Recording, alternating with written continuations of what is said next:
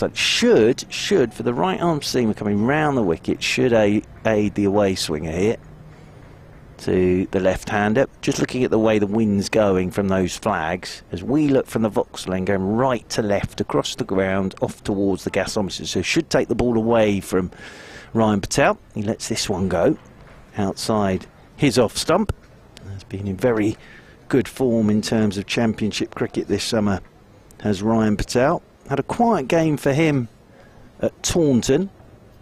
A duck in the first innings and 28 in the second. Surrey on the chase in that second innings, of course. Will Jacks played extremely well in both innings for Surrey, and of course Rory Burns 100 in the first innings at Taunton. But Kent coming off the back of their first win of the summer against Gloucestershire. As round the wicket comes Milnes, forward goes the sweated Patel and plays this one solidly straight back up the pitch. And Tom Laws as well, making his championship debut in this one for Surrey, 19 years of age, Cranley boy, so good luck to him. Of course Ollie Pope was at Cranley School as well. And for Kent, Toby Petman on loan from Nottinghamshire makes a Kent debut. As round the wicket comes Milnes, and Patel's had a fiddle at this one that does go away outside his off stump. Nicely bowled by Milnes. And then Ryan Patel just rehearses pulling the bat inside the line, and taken by Robinson away to his left. I'm hoping that Matt Cole might have been on air for, possibly in first class cricket, the earliest ever all-run four. Third ball of the game, Matt Cole. You don't get many of those. I had quite a lot to say in that first update as well. I probably need to get in touch with Zaltzman, but he's probably busy at the moment. As round the wicket once again is Milnes. This is tucked by Patel into the leg side. They'll pick up a single, and Ryan Patel is off the mark, and Surrey moving on to 9 without loss. But yes, I don't know what, and I love things like this, the earliest all-run four. Oh, the earliest all-run four in first class. Well, third ball of the game. Yeah, okay. Third ball of the game. That must be up there, surely, mustn't it, for an all-run four? Well, we've already brought you at Beckenham that record score without a century. Are we going to be stars once again of world cricket? Well, your commentary there when Worrell hit that single for the record will go down in the annals of archive of BBC history. Well, you were so gracious in allowing me to do it. I thought that was, that was. And the world record is greeted here to stunned silence at Beckenham. One of the great moments in cricket. So Rory Burns, that was Zaltzman, got us onto that, wasn't it? Yeah. Rory Burns taking his guard. And Compton stood with his hands on his hips. 12 more he needs for the 1,000 in this game. But Ben Compton. Yeah, he's not going to be first, I don't think, is he? He might not be for first over the line. As Milnes comes in over the wicket, and Burns is forward and pushing a good length ball up towards mid-on. And there's no run. End of the second over of the day here on BBC Radio London, BBC Radio Kent. Kent sticking Surrey in. Surrey in 9 without loss. We've had an all-run 4, third ball of the day. And Burns has 8 and Patel's on 1. Yeah, I didn't even get to the 1,000 runs in my update because it had gone for, a good 5 minutes, and I think I'm allowed 40 seconds, so I thought I'd probably have a stay by welcome. But yes, not going to be the first, I think, by all means, Ben Compton to get to 1,000 runs this summer. Shan Masood is 9, or was 9 off, and is opening the batting for Derbyshire. Against Sussex, who ironically have Tom Haynes opening for them, who is not far away either. I'm not quite sure how many runs, but Masood has first crack at it. You did make a very good point, which I'll come to after this first delivery of the third over from Duffy. Was that my rant, my early rant about certain games? It's actually a very, very good point that you made. It's a rarity, so thank you if you're going to repeat it. Here's Duffy then, bowling to Patel. Beautiful shot, that one, all timing, back up the ground. Matt Milnes is herring after it, but I'm not sure he's going to, yes, he is going to cut it off, I beg your pardon, before they come back for 3 though. So 3 runs to Ryan Patel, just lent on that one up through long off. Well done to Nathan at the back of the box. Just had a message saying the audio's coming out loud and clear now on the live stream, so that's all good news, all good news. Duffy here looking to get that ball to swing back in. If you look at the breeze coming right to left over his shoulder, so he's going to look to swing that back in. Problem is that was over pitched from Duffy, and you could see he was annoyed with himself because that's twice now he's been driven straight up the ground. So now to Burns, bowls wide there, angled to gully and stopped really smartly by Daniel Bell-Drummond all the way along the ground. I think we'll give him the benefit of the doubt there because it was so much along the ground that as a guide from Rory Burns, what you do notice the bowler had gone very wide there again. Jacob Duffy's just not finding his radar to start. 12 for none. And it's a good bit of work that from Bell-Drummond, because that would have whistled away down to the boundary rope for 4. One of those, very little fanfare, just stopped it with his right hand as Duffy bowls. That's better. Looked like that came back at him just a little bit. Going fourth stump line through to the wicketkeeper Ollie Robinson. We did have questions. Obviously Sam Billings isn't with Kent because he's keeping for Ben Folkes at Headingley. He's up there at Headingley whether it be now. Jordan Cox or Ollie Robinson. But Cox is further up the batting order. I suppose that makes sense as well for Robinson to keep. Both of them very, very good with the gloves, obviously. Duffy now bowling to Burns. Leaves it outside the off stump and straight through to Robinson. No run. Yes, so your point was a good one, because there was... I think they were officially called the First Class County 11, weren't they? I think they were, but that wasn't a first-class game. No. So those runs that Ben Compton made, of course he made 100, didn't he, in the second dig against New Zealand? Unfortunately, they don't count towards the total, otherwise he would have gone past it by now.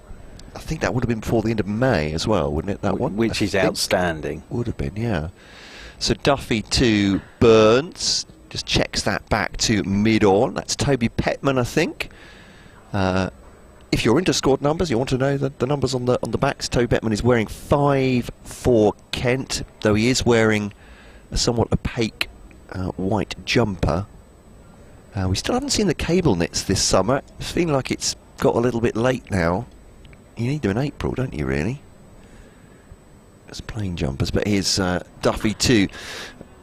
Burns again as just a push up through mid-off. It's a full-length delivery, perhaps going too full. It's allowed Burns to come back for a comfortable 2. No great alarms or surprises, to paraphrase Radiohead, as it's Glastonbury season. 10 for Burns, 4 for Patel, 14 for none. My first mention of Radiohead. It's 12 minutes past 11. Well done. Who had that in the sweep? Yes, well done, Mr. Didn't know we were going there, to be honest. No, but not a lot's happened as yet for Kent. It's early days, 3 overs gone, but they'll be hoping with a bit of cloud cover and the breeze and it being warm, and there looks to be a little bit of the grass on top, but the pitches here have been outstanding this season from Lee Fortis.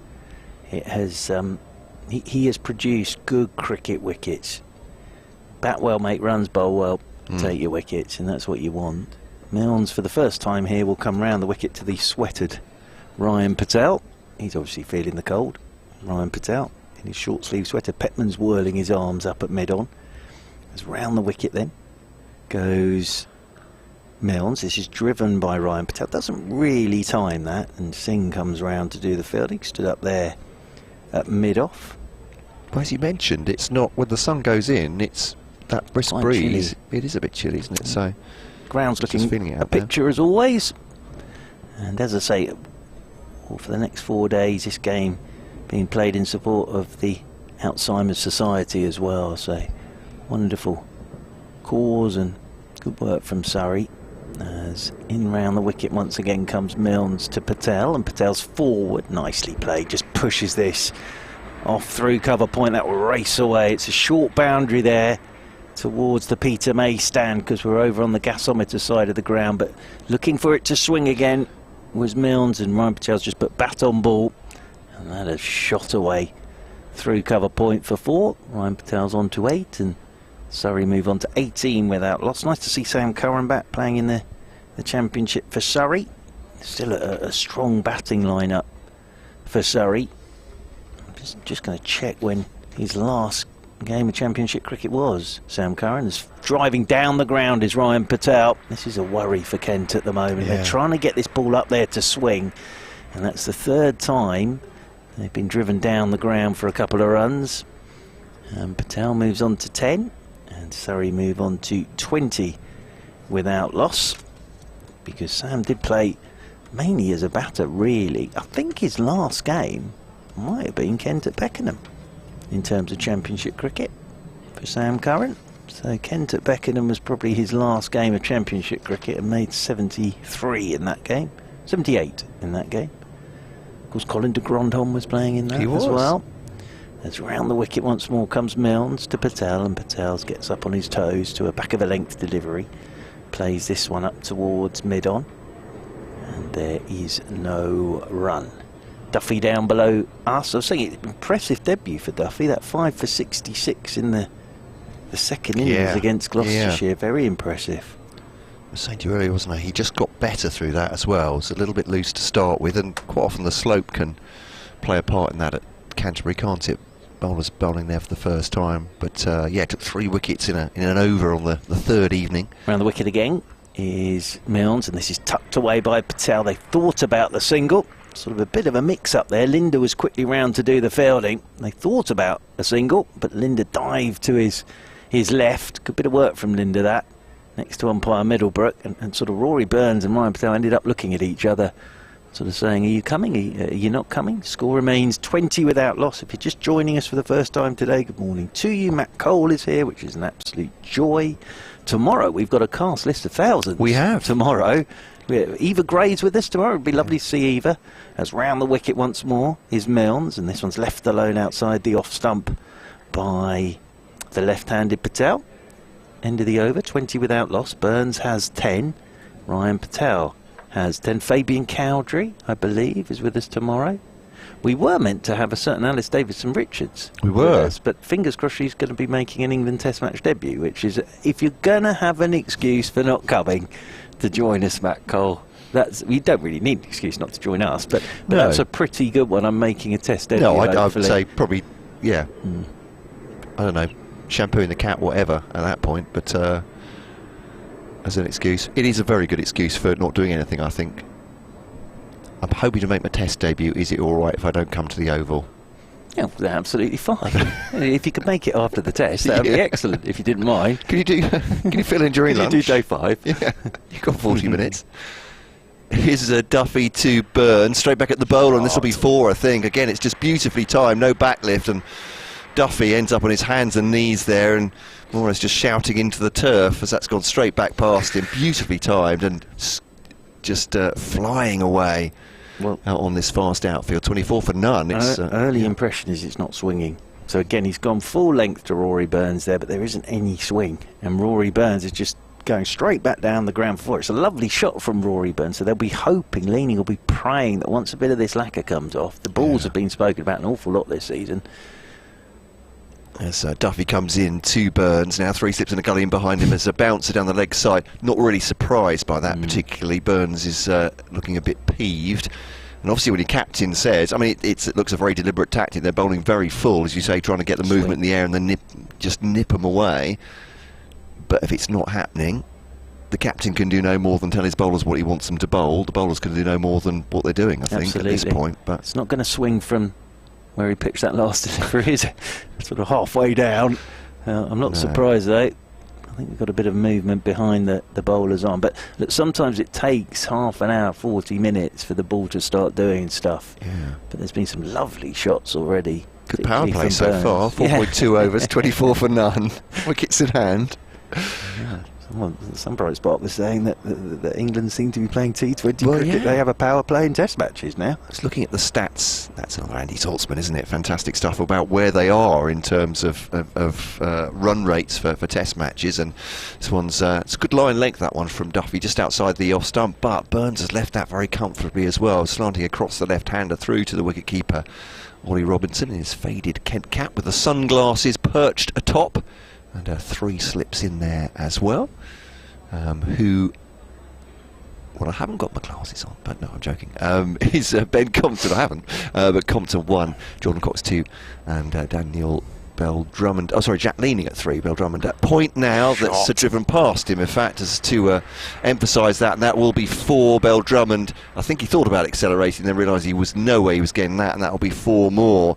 So deflected away through the offside, and the runs are coming aplenty, 28 for none, and we did wonder that it looked like a bold move from Jack Leaning, but as you say, a bit of luck comes off the ball. You don't know what's going to happen in the next few overs, but great start from Surrey so far, 28 for none. 2 things, not swinging, and also Rory Burns' footwork and alignment's looking terrific here. Early in his innings, to be driving like he is, he's obviously feeling confident at the moment. He's off the back of 100, of course, at Taunton. Duffy bowls to Burns through to the wicketkeeper, keeps a little bit low. The 1,000 runs has been reached by Shan Masood. He's 10 not out now, so he's the first to 1,000 runs. Well done to him. In first-class cricket this season. Why is Ben Compton leaving the ground? No, Compton's had an extraordinary summer, hasn't he? And it is ironic that he got 100 against New Zealand, but it doesn't count. There is a certain irony there. Yes. As Duffy bowls, I think he bowled in that match actually, Jacob Duffy, but through to the wicketkeeper. Decent line again, but again it looks like a comfortable leave on length, bit of bounce.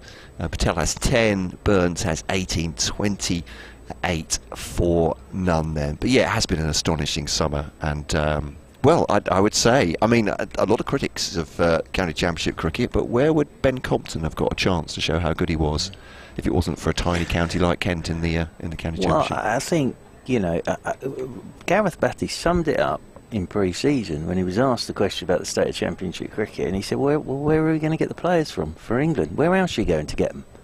And it's an absolutely brilliant point. And also, as he said, there are some very, very good players out there playing championship cricket, which was sort of the proofs in the pudding when you look at some of the games this season and who's been taking wickets and who's been scoring runs. And Compton's been outstanding. You know, that really is one of those names that you wouldn't have mentioned at the start of the season. As Milnes is round the wicket to Ryan Patel, who checks this one up towards mid-on, and he won't get a run. Even in the game at Beckenham, when you look at the scores for Kent in that game at Beckenham, he made runs in both innings. Yeah. Kent all out for 230 and were 114 for 1 when the rain came on the last day. And of course well, it was a sign of things to come, but he took that fearful blow from Jamie Overton, where his helmet came off and actually hit the stumps, which wasn't out. As round the wicket comes Milnes, and shout for LBW. Is that pitched outside leg stump? It must have done, because umpire Burns is going down as well, just from that signal from umpire Burns. But as I say, unfortunately we can't see the stream, but it looked as if it didn't look quite right there, with Ryan Patel sort of playing around that front pad a touch and hitting the inside of his knee. But people still settling into their seats, and if you were in the middle of the MAR Galadari stand, you'd be getting a new seat, because they're putting some new seats in that middle tier. As in round the wicket once again is Milne's shot again from Ryan Patel. Hasn't swung, and Ryan Patel's just leant on that, drives it out towards the cover boundary rope, and Joe Denley slides. Looking forward to watching Mr. Denley bat. I really am. I was delighted, because when I was at Canterbury for the T20 game, I heard a few rumblings afterwards, because Mr. Denley that evening, 48 I think it was, and then next game went out and smashed 100, and I was like, yeah, absolutely, yeah. What's that form, temporary, class, permanent? Is that he's very much proved that. Yeah. Well, I think if anybody deserves a little bit of leeway, it's Mr. Denley, isn't it? As in round the wicket once again comes Milnes, and forward goes Patel. That's a better length from Milnes, just gets Ryan Patel slightly on the walk there as he plays that one out into the offside. Denley gets round to do the fielding, and there's no run. Also, before I forget, he's one of, I think, 3 players in the Frank Woolley stand's history who's cleared that massive stand at Canterbury. He cleared that on the T20 against Sussex on Friday night. Actually, before that game at Canterbury, I was saying when we were on air, the lovely thing is you can sit in the commentary box and watch them all have a net. As round the wicket comes Milnes, and this is tucked away, just straightened up on Ryan Patel. He's just tucking this into the wild expanse of the leg side, because it's a long way out there. And Petman goes to do the fielding, and then orders himself a cab to get back, because he's a long way away there. He's young Mr. Petman, and he throws the ball back in. Patel moves on to 15, and Surrey move on to 33 without loss. Yes, but I got the great joy of sitting, and your commentary box is right above the net, so you get a really good look. And I watched Joe Denley having a bit of a warm-up with Matt Walker and Ryan Tenderskata, and didn't have pads on or anything, but he was just drilling balls back. It was lovely, it really was. I was mesmerised. That would be a nice holiday for me, if I could just do that. As in over the wicket then comes Milnes to Burns, and Burns just pulls the bat inside the line of one that's a little wide outside the off stump, And that's taken by Robinson. End of the over, 33 without loss then, Surrey. So a quick start from Surrey this morning after Kent won the toss and stuck him in. Burns has 18 and Ryan Patel's on 15. Well, when I come up with the amazing business idea that nets me, you know, millions and millions of pounds, which is imminent. I'll retire very shortly after that, and I've agreed with my other half that I'm just going to get one of the flats in Freeman House at Canterbury. Lovely. And just sit me on the balcony, leave me out there. Watch a bit of cricket. And yeah, I should be happy during the winter as well, frankly. Toby Petman is going to come on and bowl. I'm aware that my witching hour is very shortly, but I might take you through the first few balls, if that's all right, of Toby Petman on his debut before I go and do my update. Because here he is, 6'7" of him. He's got a fantastic backstory, has Toby Petman. He is a classics scholar, Yep. a double first at Oxford, Yep. was, well, I don't know if it's moments away, but had a job lined up in 2020 to become a data analyst. Got a phone call from one Peter Moores at Nottinghamshire saying, do you want to give this county cricket a go? I'm And there's looking much more to his backstory. Paul Edwards, who is here today, fantastic article on him in the Cricketer. But here he is anyway, making his debut for Kent. Yes, looking forward to watching this young man have a bowl. He made his debut for Derbyshire earlier in the season. He's on loan from Nottinghamshire. So here he comes. Number 5 on his back, stiff breeze blowing his shirt around. He bowls to Ryan Patel now, and just on the leg stump, but a push into the onside. And George Linder throws it back to Ollie Robinson. Yeah, my first sort of live look at young Mr. Petman. Of course, Tunbridge schoolboy, and also he was in. I didn't mention that. But yeah. He was in a first 11 with Zach Crawley, Yeah, Max reasonable. O'Riordan, Marcus O'Riordan, sorry, and Ben Earls. Ben Earl, who's Yeah. played for England. England, of course, yeah, absolutely. Yeah. As Petman bowls to Ryan Patel, straight back at him. Decent line already from Petman. There's no run, but he was very much a late bloomer. And Paul Edwards pointed out in his article that he's one of those that the old MCCU picked up. Is that he wasn't. I think I'm right in saying that he was a batsman first and foremost during his school career. Well, actually, the interesting thing is, I did a thing with him last year, funnily enough, and he was saying that actually of all the names in the first 11 at Tunbridge, it wasn't probably the name up there, to be fair, that was going to go on and play first-class cricket. It's a real late bloomer, but bowls now to Patel. Oh, it's a lovely delivery. Absolutely lovely. Is that gone between bat and pad? Certainly shaping to get closer to the off stump of the left-hander. That's the delivery of the morning. 33 for none. I'm going to have to leap off, Mark, halfway through his over, but I was very keen to see the first few balls from Toby Petman on his Kent debut. Yep, so Mr. Matt Cole's off for another update. You've definitely done your 10,000 steps by the end of the day, Matt Cole. So he's off to the Test match special box as Petman comes over the wicket to Ryan Patel. Short ball, Patel's in behind this. He's a tall lad, Toby Petman. Nice high action. That game for Derbyshire and making his Kent debut. But yeah, that Tunbridge 11 that he was in, Tunbridge School down in Kent. Ben Earl, who obviously Premiership Player of the Year this year for Saracens. Marcus O'Riordan. And a certain Zach Crawley. It's a pretty good four ball, that. As over the wicket once again. Here's Petman, full of length, turned by Patel through the leg side. Again, it doesn't really swing. And it's ended up as a leg stump half volley. And that's nicely played by Ryan Patel. It's a good quick start, this, from Ryan Patel and Rory Burns. 37 without loss. Turn of wrist by Patel. Absolutely whistled off to the mid-wicket boundary rope for 4 runs. Again, just looking for that ball to swing a touch, but not a lot there. And if anything, it's going to swing back into the left-hander for Petman, who's in over the wicket to him, and he drives. This will be 4 more. This is over-pitched outside the off stump by Ryan Patel, and Leaning will be a bit concerned here because there has been nothing so far for the Kent bowlers. Lovely shot from Ryan Patel. He's on to 23, and Surrey in the sunshine move on to 41 without loss. But yeah, Jack Leaning wins the toss and decides to bowl first. He's hoping for something, and at the moment absolutely nothing has happened for the Kent Seamers, so he will be a little concerned in there at third slip at the moment, will Mr. Leaning. Now I think Duffy's switching ends, so is he? No, sorry, Matt Milnes is going to continue. Duffy, I thought, was taking his cap off at mid-on, but he's actually putting it on. And Petman down below us at fine leg, wearing number 5, as Matt Cole was telling you. Daniel Bell-Drummond's just checking where he should be. Rory Burns, the captain, the man on strike on 18. 41 without loss, Surrey, here on BBC Radio Kent, BBC Radio London, on this opening day. As Milnes over the wicket, he comes to Burns. He's letting this one go. Now that did come back, so that's the first one that is shaped at all for Milnes.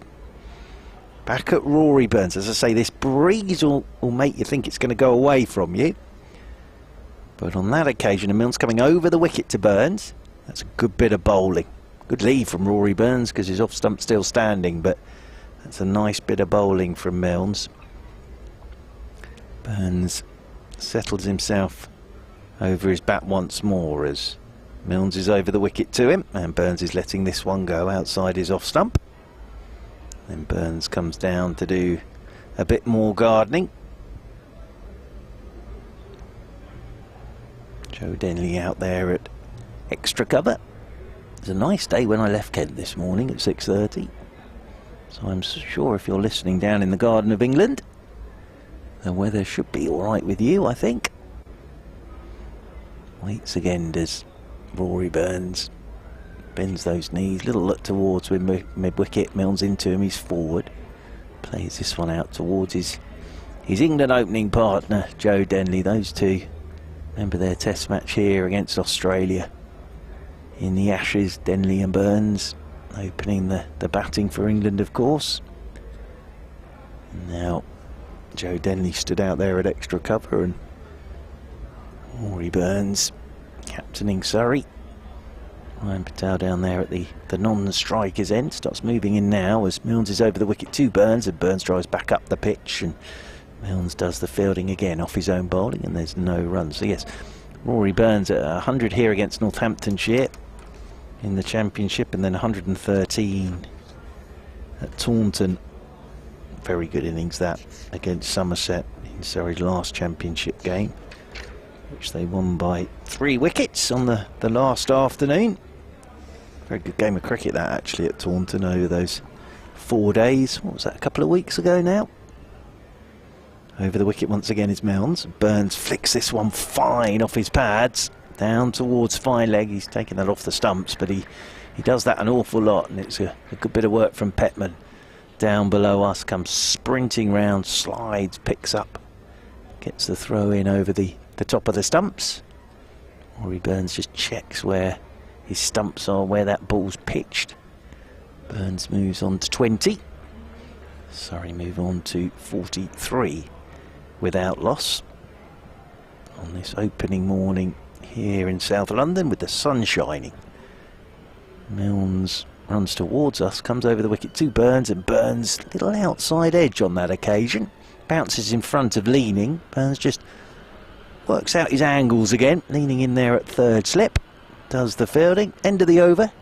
43 without loss then Surrey. Elsewhere, Essex 11 for 2 against Hampshire. Northamptonshire 27 for 2 against Warwickshire.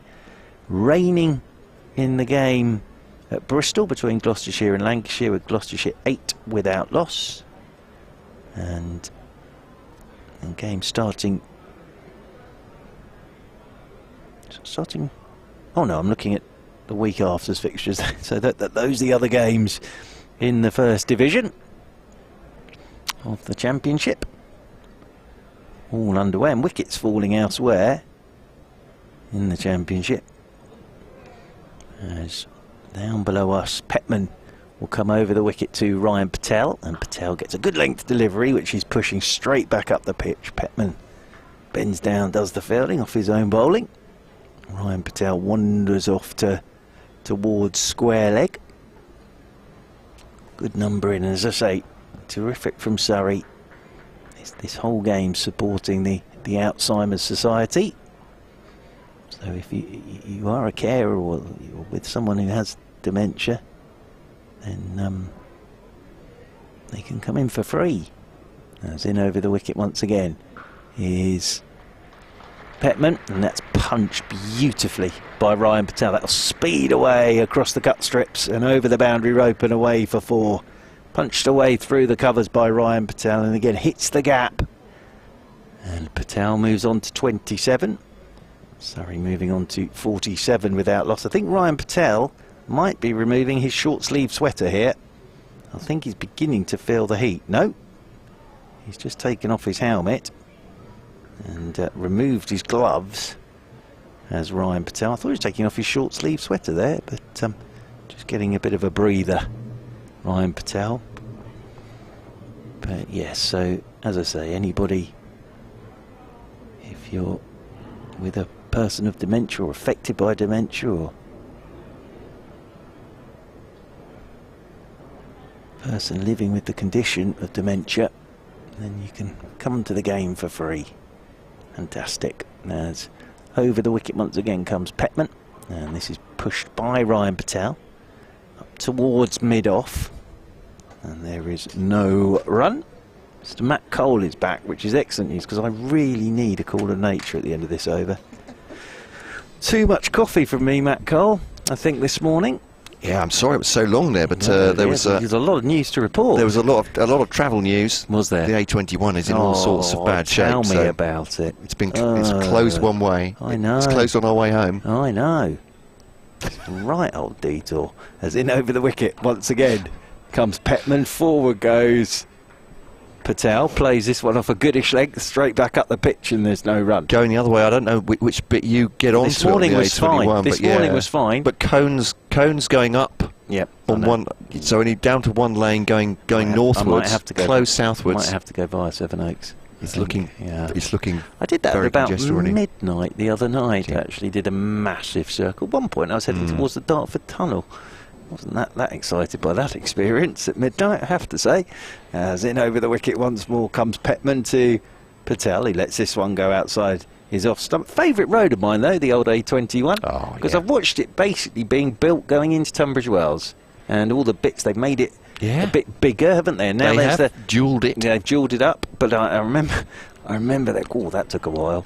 That took a while. I think the planning battles took a while, didn't it? Well, I think I'm old enough to remember the planning battles and then it actually going ahead. They kept saying. It's a lovely bit of road. Then a decade passed, another decade passed. Lovely bit of road.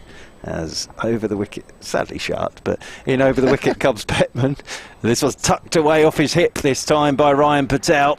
And he'll get a couple here. Oh, is it over the... Oh, dear. Yeah, I'm afraid that Mr. Singh made a bit of a Horlicks of that one, trying to get round to it. So that'll be 4, and that'll be the 50 up for Surrey. So this is a worry for Leaning at the moment.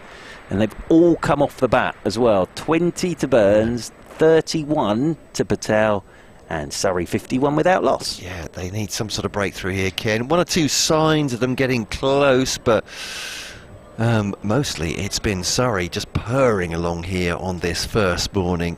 Thank you, Mark. It's we're on BBC Radio London and BBC Radio Kent via the BBC Sport website and app, around the ground here at the Oval, and via the live stream as well. Welcome wherever you are listening. While Judge is away, I can give the Kent email address, kentcricket@gmail.com. Do get in touch with us if you want to write us a longer missive, but of course at Back and Across for Mark, or at BBC Kent Sport on Twitter. Feel very free to get in touch on this Sunday. We hope you are well. So, it's going to be Milnes continuing from the far end, his 5th over to Burns, just to push into the offside, and there's no run. Judge's missed almost no cricket there. He's done very well. Thank you very much indeed. Bernie Bell Drummond Fields. Experience. Yeah. 25 years of experience there. I was still laughing at your... It's a lovely bit of road. It is now. It's a lovely piece of road. But it's closed. But it's closed. Yeah. But no, it's a good way into Tunbridge Wells now. Good way into Tunbridge Wells. You stop off at the old cinema on the way, can't you? Now, that big old new... Oh, the new cinema. Yes. Yeah. Sorry, yes. Milnes to to Burns. Comes a little bit back at the Surrey opener, but after it's left him really through to wicket-keeper Do a bit Robinson. of shopping. Do a bit of shopping. Yeah. Whilst going to the cinema and have a nice meal. I hope everyone's enjoying this quite Tunbridge Wells centric chat. All I'm saying is, if you're ever going that way up the old A21, when it's open, it's absolutely tremendous. Absolutely right. When it's open. Yes. Yeah. Tonight it won't be, but that's by the by. That is by the by. In times in the future, if you ever think of it, listeners out there, here's Milnes to Burns, cuts that away, and well, it's gone for 4 runs, and given a little bit of width and a little bit of short length as well, and easy enough for Burns to well, not scoop exactly, but controlled through the offside, and it's 4 more runs. It's 55 for none, and runs are flowing like the A21 it isn't. I think Mr. Cook and Mr. Walker will be a bit concerned here. That was very short and very wide from Milnes, and the problem for leaning at the moment is there are runs coming both sides of the wicket. Yeah, he will be a little concerned in there at third slip. So there have been 1 or 2 that have beaten the bat, but only 1 or 2, and compared to what's on the board already, obviously, it's Milnes bowls to Burns, pushing forward into the offside, and there is no run. And as you saw at Beckenham, Surrey's sort of way of going about championship cricket this season with the bat has been they've been absolutely ruthless. Now, if it keeps going like this, you know, it's playing very well, this picture at the moment, isn't it? And the sun's out. Leaning will be praying something happens, because at the moment nothing has. Just looking at the over count, it's only 9 overs, yeah. They're going at 5.5 here. 55 for none as Milnes bowls to Burns, moves into position early and up towards mid-off. Again, that's a rather scruffy attempt at fielding from Jazz Singh, who fumbled one over the boundary a couple of overs ago. I mean, he's a teenager making his way in cricket, but it doesn't, again, all looks a little bit scrappy, a little bit flustered from Kent after winning the toss and bowling first. And coincidentally, we heard that Kent were bowling first before we heard the result of the toss, and both rather assumed that Surrey had won it. But here's Milnes to Burns outside the off stump, just leaves it, shoulders, arms, end of the over. 55 for none. Burns has 24, Patel has 31. And so they've had an easy morning because they played some lovely shots, but at the moment it's not working for Kent, and thinking caps on for standing captain Jack Leaning, and the brains trust perhaps at slip, thinking about what they can do here. Petman will continue on his debut for Kent. Yes, indeed. Down below, he's going to come round the wicket now. Here's Toby Petman. A few more spectators coming in. I was saying about obviously this game in support of the Alzheimer's Society. I've got a sheet in front of us that Jamie, who's here from the Alzheimer's Society, gave us, and this, just to give you an idea, dementia is the UK's biggest killer, and there are currently 900,000 people living with dementia, which is enough to fill this ground 33 times, which sort of is a frightening statistic. As round the wicket then comes Petman, and this is a short ball. This will be tucked away for 4 by Ryan Patel, coming round the wicket, and Patel's just moved across his stumps and just helps that one down to the fine leg boundary rope for 4. Ryan Patel's on to 35, and Surrey moving on to 59 without loss. But the problem for Leaning at the moment, he's got absolutely no control from either end, and he's already had to lose a slip. Got 2 slips and a gully, and Petman just there, coming round the wicket, and all that Ryan Patel's done is the left hand just used the angle, helped it down to the fine leg boundary rope as Petman is in once more, and that's wide outside the off stump, and Ryan Patel has absolutely nothing to do with that one. With the greatest respect to Toby Petman and Jazz Singh here, having won the toss, elected to bowl, Jack Leaning would have been relying very heavily on the experience of the New Zealander international Jacob Duffy and Matt Milnes as well, but Duffy's already been effectively thumped out of the attack. 3 overs and out of the attack, so that is a problem for Jack Leaning, as Ryan Patel waits again, always using his feet now to Petman, and just helps this one down into the leg side. They'll pick up a single. Let's take a couple of England-esque couple of paces down the pitch Not the best of throws either from C. He seems having He's had an interesting sort of 5 minutes I was going down to say there, interesting would be the word in terms of, yeah. He's cleared the wicket. Well, it didn't get close to Ollie Robinson, I think. It went almost half track. 60 without loss.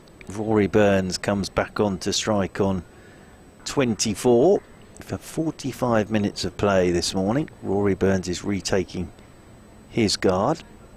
Sam Billings, he'll be out there now, won't he? Absolutely, yeah. Well, I mean, I've been very presumptuous, which you should never do in journalism, should you? No, said to don't listeners, ever do that. he'll be wicket keeping for England. I'd imagine he is.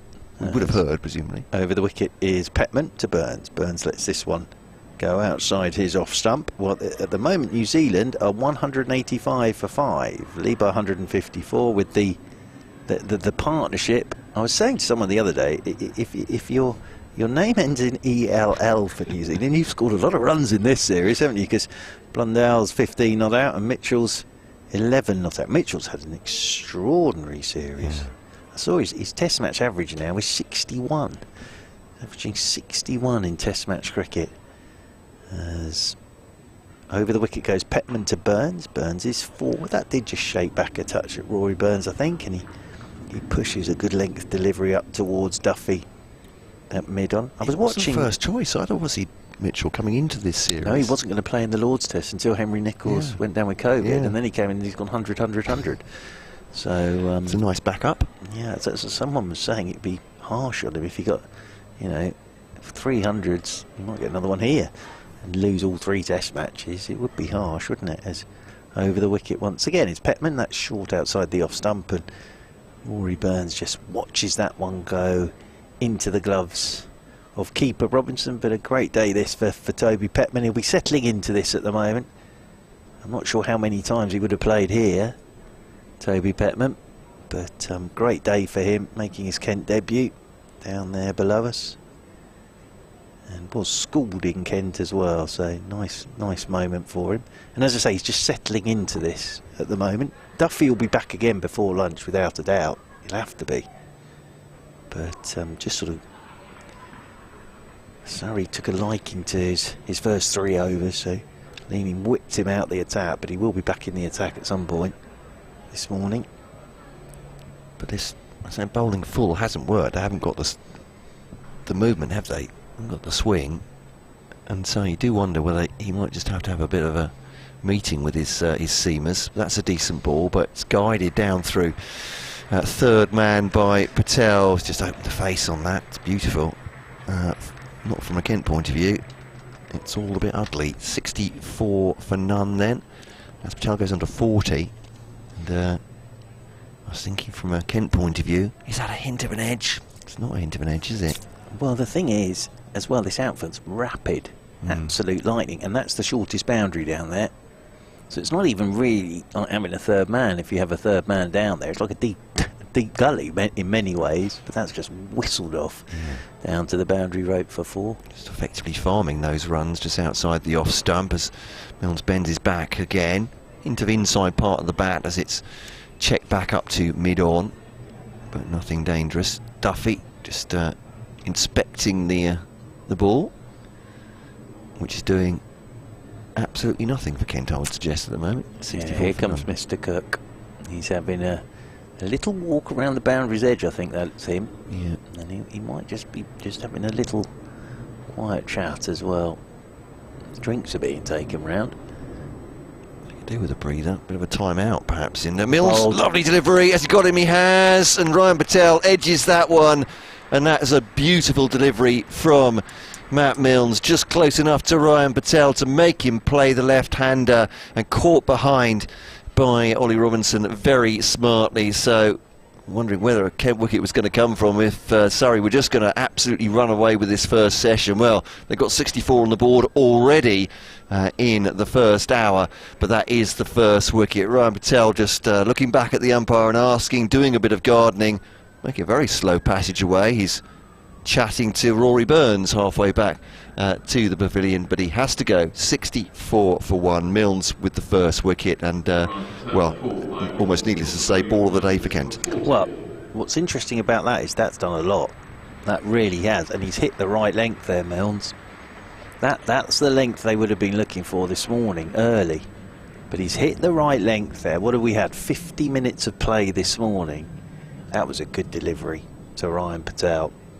And Ryan Patel sort of ended up walking back towards the bowler. And I think he was just sort of indicating there to Rory Burns what that did, offer a goodish length to him.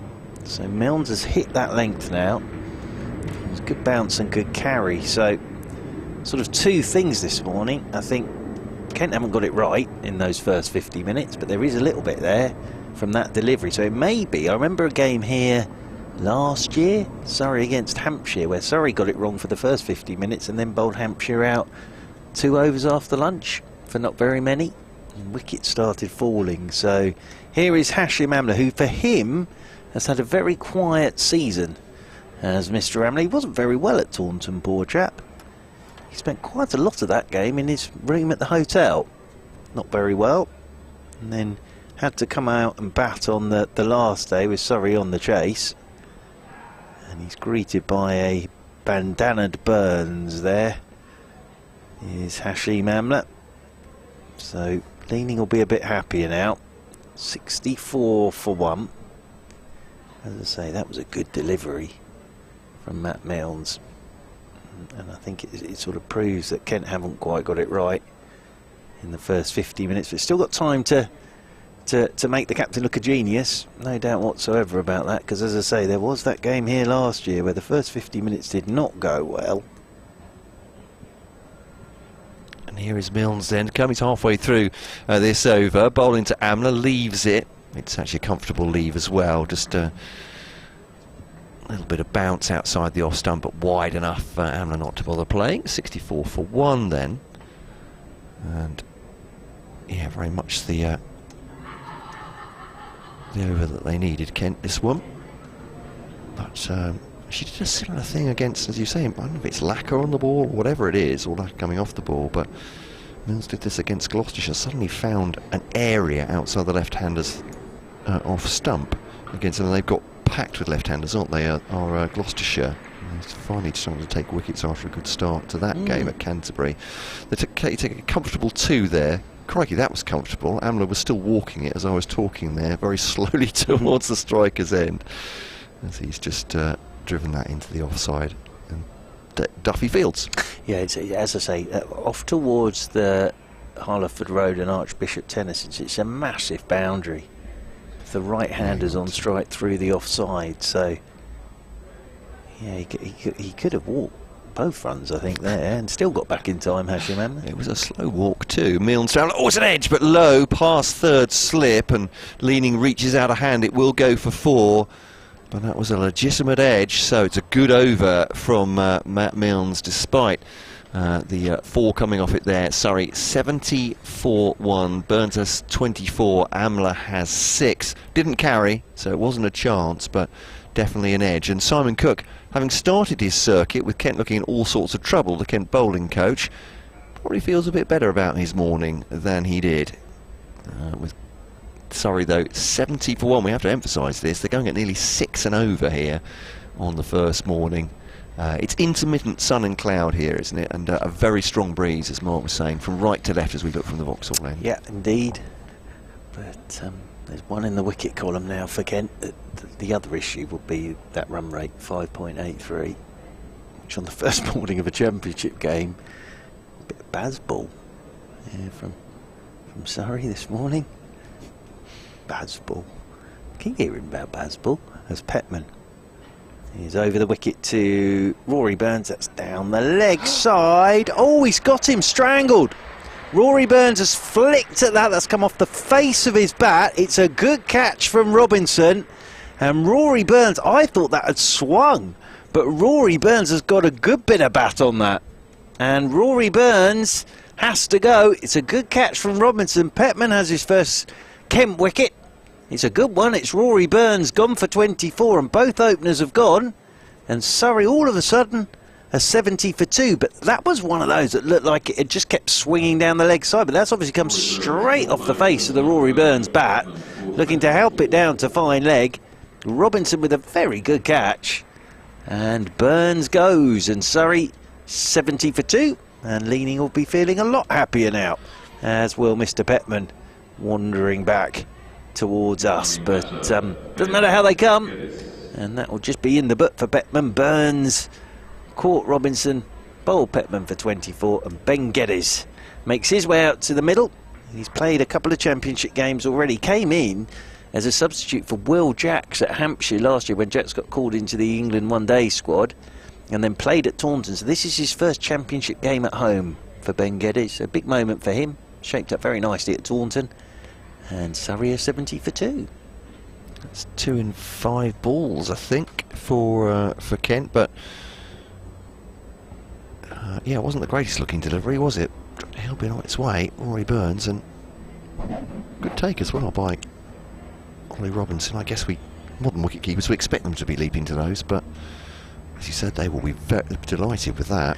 Absolutely. A bit of a present, I think. That. Well, he got a lot of bat on it because of the way it went down the leg side. As I say, I thought it was just swinging down the leg side. So 4 slips in there for the right-handed Geddes. It's all go this morning. Petman with his first delivery to Geddes, and Geddes gets a Yorker, well bowled, and Geddes plays it nicely, just drops the bat on it, plays it straight back up the pitch, and Petman does the fielding off his own bowling. George Linder is going through his warm-up routine, as is Duffy, so you might well see Duffy replacing Milnes at some point from the pavilion end, because he didn't quite get it right from the Vauxhall enders. In over the wicket comes Petman. Forward goes the right-handed Ben Geddes. Plays this one nicely up towards Milnes at mid-on, and there's no run. Milnes has bowled 6, hasn't he? And only bowled a couple of overs in the second innings of the Gloucestershire game. Had a bit of a side niggle, I think. Then played T20, but she was rested for one of the T20s because of that. So, well, in a roundabout way, is what I'm trying to get to, is that they may not want to overburden Matt Milnes despite him taking a wicket in the last over. In comes Petman to Geddes. Geddes drives. And amazing what that wicket's done for Petman. Straight away, Yeah, hitting a much better length now. Well, the first delivery wasn't the greatest one, was it, which he got the wicket with, and then suddenly, as you say, it's that confidence that it's given him has settled him in. So, as I say, it's in the book. Test player by this evening, that would have nipped away, found the edge. Robinson diving full length to his left, absolutely unplayable delivery over a cold one tonight for Petman. As in over the wicket once again he comes, and this is tucked away by Geddes off his hip into the leg side. He's got nice action, Petman. He's a tall lad, and Geddes is off the mark. He moves on to 171 for 2. I was watching Matt Potts last night, and I was thinking, who does he remind me of? And if you watch his action and you put Mohammed Shami of India next to it, it's identical. Absolutely identical. And that he's a hell of a bowler, is Potts, he really is. But then Shami's not the worst. As in over the wicket once more is Petman to Hashim Amla. No ball from Petman, just onto the legs of Amla as well, so that'll be nudged away by Hashim Amla for a single, and that'll actually be 3 more to the total, and Surrey move on to 74 for 2. just seen, obviously, the battle at the top of the table here, that Hampshire have Essex 17 for 3 at Chelmsford, with Essex choosing to bat. That's not looking great this month. Are you off again? I am, yes. Off to the Test match special box. As in over the wicket comes Petman to Geddes, and Geddes is forward and a little inside edge, I think, onto his front pad, and that runs away into the offside. 74 for 2. Geddes has 1. Amla has 7. And yeah, are we getting a change now? Is Duffy coming into the attack from the pavilion end, or is he going to give Milnes one more? He just picked up the wicket of Ryan Patel, of course. So this is the chat between leaning Milnes and Duffy, and I think Milnes will get one more, having picked up that wicket of Ryan Patel in his last over. So Patel and Burns looked in no trouble at all, and then Milnes produced a really good one to get rid of Ryan Patel for 40, and then Rory Burns caught down the leg side of Petman for 24. Sorry, 74 for 2. 3 slips in the gully for Milnes. who's coming over the wicket to the right-handed Amla, and Amla lets this one pass. Outside his off stump. Robinson takes that one moving away to his right-hand side. But as I say, in the middle tier of the MAR Galadari stand, they're putting in some new seats. So, two gentlemen going up and down the steps and popping in some new seats there in the MAR Galadari stand. Over the wicket once more comes Milnes, and this is left alone again by Hashim Amla. Just nipping back a touch, that one from Matt Milnes. Robinson takes it to his left and then starts a long conversation there with Messrs Cox and Compton in that slip cordon. Leaning at third slip, and then Bell Drummond at a fifth slip really. Joe Denley out at cover point. Duffy's up at mid-off as over the wicket comes Milnes, and this is pushed by Amla off the back foot out into the offside. Bell Drummond gets round to his right to do the fielding, and there is no run. But yeah, I watched Potts last night, and as I say, that action is really like chamois, and it's uncanny actually when you see it. But he's a very fine bowler, Matthew Potts. Amla waits once again. In over the wicket comes Milnes to him, and Amla punches off the back foot. Doesn't really time this, and that rolls out towards cover point, and there is no run as Joe Denley moves away to his right hand side. There we go, there's a gentleman popping what looks like the back of a seat in, and now he's having a watch of the cricket. So I suppose if you are putting seats in and you like your cricket, it's a bit of a distraction, isn't it? Having Hashim Amla having a bat as Milnes over the wicket he comes, and Amla all beaten. That's a lovely length of line from Milnes, and Hashim Amla just groping at that a touch. So much better this from Milnes. I think Kent just got it wrong in those first 50 minutes this morning. Some very good batting from Ryan Patel and Rory Burns, who didn't miss out. But now those two are back in the dressing room, and can have an opportunity here to make their captain look very smart. Stood in there at third slip is Jack Leaning, as over the wicket once again comes Milnes. Right arm over, lovely shot from Hashim Amla. That's good batting from Amla. He's just been beaten on the outside, but he's still getting himself into the ball that's slightly over pitched, and down the ground it goes for 3. Hashim Amla will move into double figures. He's on to 10. He'll keep the strike. End of the over. 77 for 2 then Surrey. And we've had the first hour of play this morning. That might be the last over for Matt Milnes. I think probably Duffy will come on and have a bowl next over from the pavilion end, if that chat was to be believed, away there in the distance, because there was a bit of a conference between Messrs Leaning, Duffy and Milnes before Milnes started that previous over. Petman to bowl to Hashim Amla. Petman's over the wicket to the right-handed Amla. Amla's letting this one go outside his off stump. Taken by Robinson away to his right. Still a few more spectators making their way in. It's a good crowd. The whole ground's open, so the crowd is spread out around the ground. But it's a good crowd. Nice day for watching cricket today. Sun's out. A bit cooler than yesterday, I think. But a nice day to watch some cricket as Petman right arm over the wicket. He comes to Amla. That's a beauty from Toby Petman. That is a cracking delivery. Good length. Just came in and then went away from Hashim Amla. He just played the line of that, did Hashim Amla. That's a lovely bit of bowling from Petman. He'll try now and hit that spot the next 4 balls of this over to Hashim Amla. Shines the ball up down below us once more. Amla waits with that bat raised as Petman over the wicket to him. And Amla driving down the ground, and he'll just get a single this time. One more to the total. Milnes has done well there. Got down quickly after bowling 7 overs. He got down very quickly to that. Stood up at mid-on. Now pick up a single, and Amla moves on to 11. Surrey moving on to 78 for 2. Ben Geddes waits over his bat once more. On 1, Ben Geddes.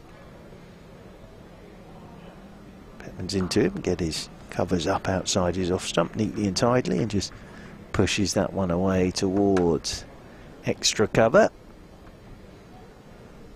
There is no run.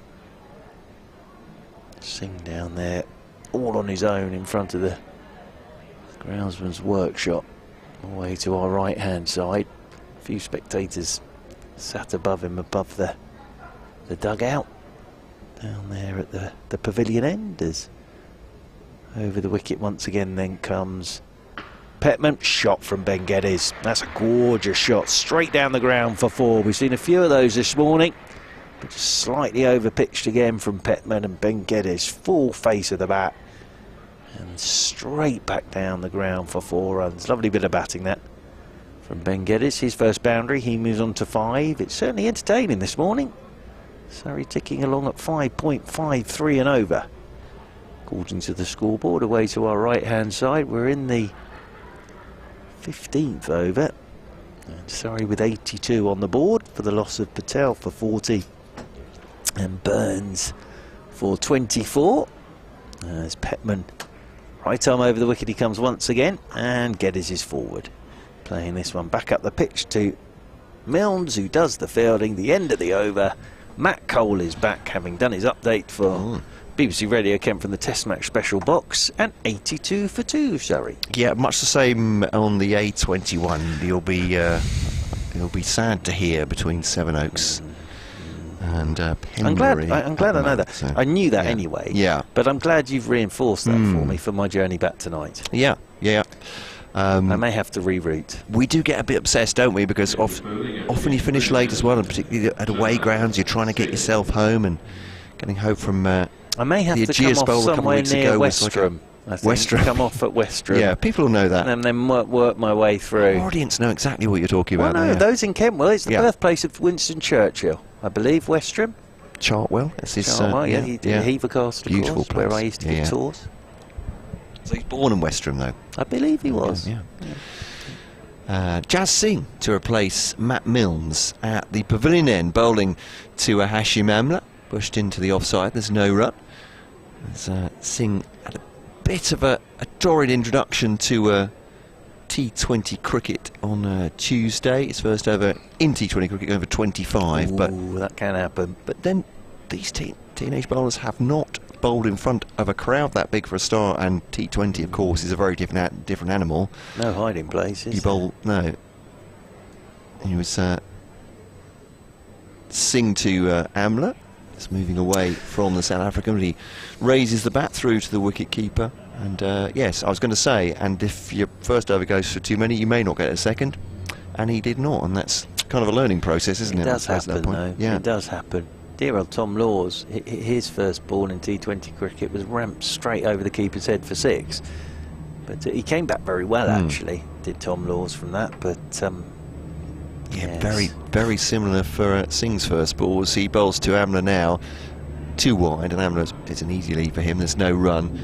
82 for 2 was a no ball on height smash for 6 by Ian Cobain. Nerves. So yeah, absolutely. Yeah, it's my first sighting of young Mr. Singh, so looking forward to watching him have a bowl. Looks a tall lad, strong looking fella, and starting with good line and good length to Hashim Amla. Over the wicket he comes. Now lovely sunshine here. Amla worked down the leg side. Does that come off bat? I think the umpire is ready to signal leg by, so he's just straight down the leg side, flicks the pad, and that's 4 runs, 86 for 2. Historically, well, in not even recent history, it's getting towards history now. Kent have just not been producing seam bowlers, homegrown. They're So the late great Alan Eggleston, of yes, course, wonderful bowler. Wonderful, wonderful bowler. I think I'm right in saying is Kent's last international seam bowler. Martin Saggers. I'm completely wrong, aren't I? No. But he wasn't. He didn't come. Saggers played for England as well. He didn't come through. Didn't come through the Kent ranks. The academy, but and McCaig, of course, as well. Ball pushed into the offside. McCaig definitely didn't. No, sorry, that's a single. No, I was saying that. He's one of my favourite stories ever. Wonderful we pick bowler. Up that accent from Folkestone, that's for sure. Great bloke as well. Wonderful bowler. But it's sort of that whole thing of him sort of coming from Australia and then suddenly being unleashed for England and Kent, wasn't he? But no, wonderful bloke, wonderful bowler, Martin McCaig. So here's Jazz Singh, 87 for 2. Geddes will face him, and this is just gets caught up bat and pad. There's an appeal from mid-off, never that convincing, is it, when it starts at mid-off? But good delivery anyway to finish from Jazz Singh. Gets applause from Toby Petman, who's taken his first wicket for Kent on his debut, 87 for 2. Sorry, we haven't started early in case you're just joining us. We are at an hour and 10 minutes into this game, and yes, it is 87 for 2. So far, Ryan Patel gone, caught Robinson, bowled Milnes for 40. Great delivery, that one. Burns strangled by Ollie Robinson down the leg side of Petman for 24, within 5 balls of each other. Otherwise, it does feel like the Kent bowlers are getting more now than they were to start with, but Surrey scoring a lot of runs. My Churchill stats were wrong. He lived in Westerham. He wasn't born Churchill in stats. Westerham. He was born at Blenheim Palace. Thank you to Russell for letting me know that. As in over the wicket then comes Petman, forward goes Amla, plays this one back up the pitch, but he definitely lived in Westerham. Did Winston Churchill, and then lived at Hever Castle. So I said Chartwell, didn't I? You did, yes, indeed, and Chartwell. Where it is, yeah, yes, indeed. Which is Westerham, yeah. Yeah, and hashtag just saying. Indeed, and also Hever Castle. He lived at Hever Castle for a while. Well, I thought he was born, you see, at Chartwell, but no, born at Blenheim Palace. Crikey. There you are, you see. It's not a bad start to life, is it, I suppose? So I've learnt something today, which is good news. As in over the wicket once again comes Petman, forward goes Amla. Plays this off a good length into the leg side, and there's no run. Well, if you are ever from London or anywhere in the world going down the M25 and you think about the A21, but if you do turn off to Westerham, it's a lovely place, Westerham, gorgeous green and really nice place, Westerham, and then Chartwell's well worth a visit. Absolutely, the houses, yeah, and Hever Castle's well worth a visit as well. I've mentioned this a few times, but I used to help Henry VIII on a Saturday. As in over the wicket comes Petman, and forward goes Amla, looking to turn this one into the leg side. Doesn't really get hold of that at all, and it potters up towards mid-on, because one of my many jobs during university days was working at Hever Castle, and one of my many jobs at Hever Castle on a Saturday was helping Henry VIII to jousting. Yes. And the man who played Henry VIII took his part. Well, I think it was method acting from him. Right. Yes, because normally I sort of guided him to jousting. As in over the wicket once again comes Petman, forward goes Amla, plays this one out towards extra cover, and there's Darren all by the time upon arrival. Yeah. Then by the time he was out there at 1. Right. Yes, he needed a helping hand, but he did it very well, I have to say. And I enjoyed the old hawking. Falconry. Yeah. Oh, I loved a bit of that. I think, did we talk about that? We did talk we about that. About falconry at Beckenham. It shows how many. I got on one of those falconry experiences. Fantastic. Yeah. Game. Over welcome, the wicket. No repeats on the BBC. Is Petman, that hits the pads of Amla. He's looking to work leg side. Gets no run there as Robinson is quickly round to do the fielding. I love a bit of falconry, me. Yeah, absolutely. I'm always amazed when, I think I mentioned this at Beckenham, when the old eagle shoots off and then stand with your leather glove on, and it just lands on top of the leather glove. Just a bit of that at Hove with the seagulls the other night. They were lively. With the chips. They were lively. Yeah. As over the wicket once again is Petman to Amla. Good over this. Amla in behind a back of a length delivery. Petman settled into this now. He's picked up that wicket of Rory Burns, and all a bit calmer now for Kent, with 45 minutes to go till lunch, and Surrey 87 for 2. Incredible beast, seagulls. I know people who friends of mine that live at the coast that are less keen for practical reasons. And they're terrifying things. But amazing. And a herring gull is such a size of bird, isn't it? Incredible beast. But yeah, anyway, there we are. I think that's as far as I go with gulls. 12:15 here on the commentary. Singh bowls to Geddes. Little cut out towards point, fielded by George Linder, who had been warming up, as Churchy was pointing out, but perhaps just to keep himself limber in the field. 88 for 2 as that single comes up. Jazz Singh goes back towards the pavilion, 19 on his back. These are big moments, isn't it? It's easy just to think again, players as just robots or whatever, but for Jazz Singh, he's a teenager. He's playing in front of a good-sized crowd for a 4-day game, in front of the Oval Pavilion as he comes now down to bowl to Hashim Amla. I mean, the ball turned to the onside. I'm a bit in awe of the whole thing just thinking about it for him, but he bowls a good length delivery, turned to the onside, no run. Yeah, no, and he started okay here, as Jazz Singh, but it must be, you know, at this ground as well. First appearance here, and you've got Hashim Amla looking at you at the other end. But he started nicely here as Jazz Singh. I think that the misfields were probably a bit of nerves as well for him. Wouldn't be at all surprised. Singh to Amla then, 2 slips and a gully in for him, getting tucked into the onside. He's exactly playing across the front pad, but from the off stump, just trying to turn that past Daniel Bell-Drummond at mid-wicket. There's no run as Bell-Drummond fields. 88 for 2. So the run rate's, it's crawling now. It's only just over 5 and over. Geddes has 6, Amla has 12, but there has been a slowdown, hasn't there, since these two came together. It just seems like the Kent bowlers are finding something in this pitch, particularly Milnes, who is off now, but seeing it's a full-length delivery, maybe taken on the full as well by Amla, and guided out towards mid-wicket. The mid-on runs around, I think that is Milnes. And they take a very comfortable single. And I like the way Hashim Amla, he knows that's going for 1, he knows he's not going to come back for 2, and he's just walking. Yeah, so well, as I say, he's had quite a quiet season for Hashim Amla this season. 150 so far in the season for Hashim Amla. Singh bowls now to Geddes, leaves it outside the off stump. A little bit of shape, but again, I think that's coming after it's left the batsman. So it's a proper leave from Geddes, who's his Division 1 stats. So just the 1 game, is that right? At Taunton. Yeah, 2 innings.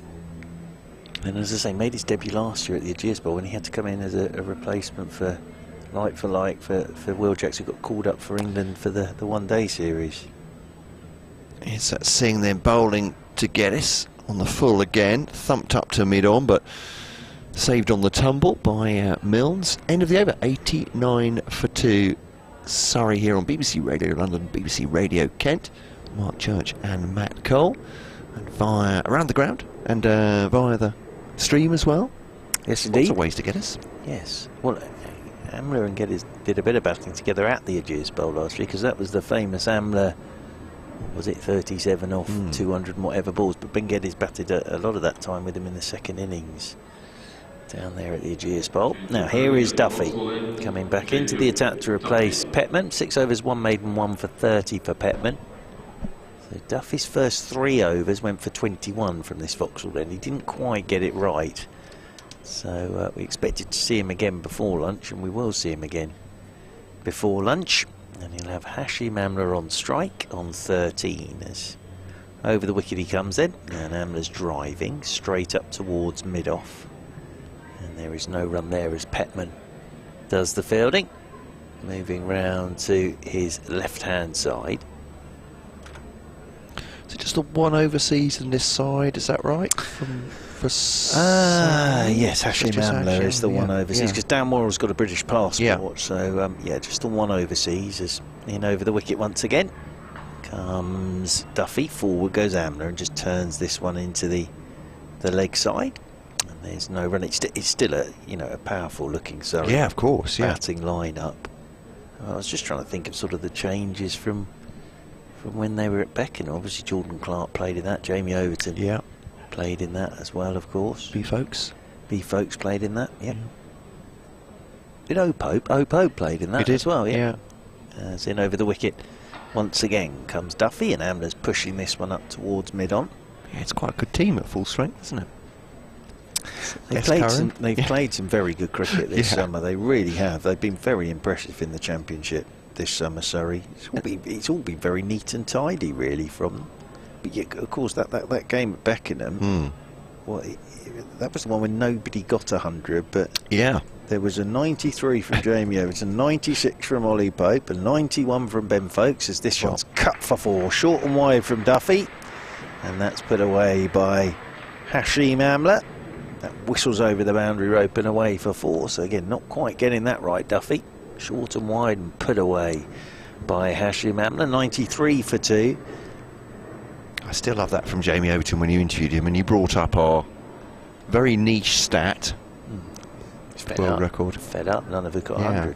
Which did actually make a lot of sense when we calmed down, didn't it? No, absolutely. As in over the wicket once again comes Duffy. This is tucked away by Amla up towards mid-on. And again, there's no run. I'll have to leave you again at the end of this over. I don't know what's going on. It's my age, I think. And thinking about that, of course, I thought about that yesterday when Jamie Overton got to 97. Yes. Sorry, I was talking about the... Yes. No, not about that. Oh, I was moving on. I know you think, yes. No, I wasn't thinking about Good. The 97 from Jamie yes. Overton. Yes. Oh, it was heartbreaking. But then he'd have taken that on Wednesday. If you'd offered him 97 on Wednesday, I think he'd have said yes, please. As in over the wicket comes Duffy again. Forward goes Amla, plays this one up towards mid-on. There is no run. End of the over. 93 for 2, Surrey. Mark, thank you. Yeah, think of that now as Overton 97, taking wickets as well. Looking pretty fearsome for England against New Zealand, who are moving on. Feels almost inexorably with Blundell and Mitchell together at the crease. Ladies, we have 214 for 5. As we've been saying, if you're just joining us, haven't heard the news, Sam Billings, the Kent captain, replacing Ben Folkes for a COVID substitution in that game. Just seeing, just pulling out in his delivery stride there, young Kent seamer. And I think umpire Burns at the other end just miming that he caught his toe, seeing as he was about to deliver, maybe just catching his spikes in the turf as he approaches the stumps. Actually, Amla leaning on his bat. Geddes is facing, and down the leg side he goes for an elaborate pull there, swivels 180, doesn't get anything on it. Robinson eagerly grabs the ball down the leg side, no run. Yeah, Geddes will feel he's missed out a couple of times now, because in the previous over from Singh, there was a full toss which he hit straight up towards mid-on, and that one he'll feel he's missed out a little bit, so he just mustn't get frustrated here, Ben Geddes. So Singh, Geddes just pushes the ball into the offside. It's a late start there from Joe Denley. The fielder Linda was coming in slowly from the offside. They'll take a single anyway. Sorry, 2, beg your pardon. No, it is a single. Back where you were. I'm distracted. Buy your bets, everybody. By Andrew's tweet from Japan. Andrew, great to hear from you. He's done a... I think they call them, I don't know why they call them up-sums on television rather than sum-ups, but there we go. He's done a bit of an up-sum of the first hour and a bit of commentary. Andrew, thank you very much. He's saying to Amla, I think it looks good, but we'll dive in a second. Just glances that down to backward square. Duffy fields a single take at 95 for 2. He says, loving the classic commentary. I hope, well, he may be being sarcastic, you never know, do you? No, you can't tell. He says, Seagulls church on Henry VIII to spice up the cricket. Yeah, we've got through all that in the first... It's a long day. Didn't mention our A21 chat. No. Well, I suppose maybe from Japan that feels slightly less relevant. He'll be all right. You never know. Japan. He's back in Kent. His, you think it won't go that far. Seem to get it. He has profited from that one. That one going on a leg stump. Again, it's a swivel from him. He pulls it low, and he does get 4 this time. And it goes like an absolute rocket, hitting the advertising hoardings. 99 for 2. Then Surrey here at the Oval. Clouds blowing across. I don't think. Weather forecast this morning.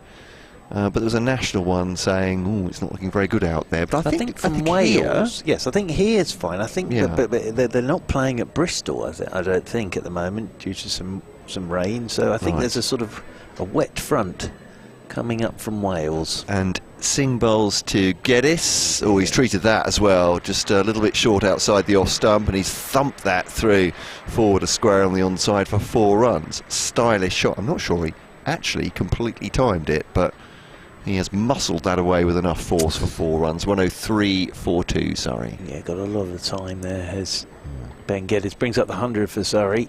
But he's tried out the pitch halfway down now twice. Singh, and there isn't a huge amount of pace and bounce to it, so lots of time for Geddes to pull that one away for 4. He's not super quick, is he, Singh, either? So yeah, did just sit up for him there. It's a bit of length ball, but there's a wide open space for him to tuck that into mid wicket for an easy single. 104 for 2. Geddes moves on to 16. Amla has 18 here. Lily's with us as well on Twitter. Hi Mark and Matt, listening to you. Hello, Lily. See how Surrey are playing as my county Yorkshire playing them in the next championship. But she's doing some scouting. Lily, absolute cricket badger. Yeah, playing them in the next championship game at Scarborough. You're going up to Scarborough. Yes, See indeed. you there, says Lily. Off up to Scarborough. Yes, no, absolutely. Well, as you know, and Lily probably knows this as well, that's where my dad's family come from, Scarborough, so special place in the heart. Duffy resuming.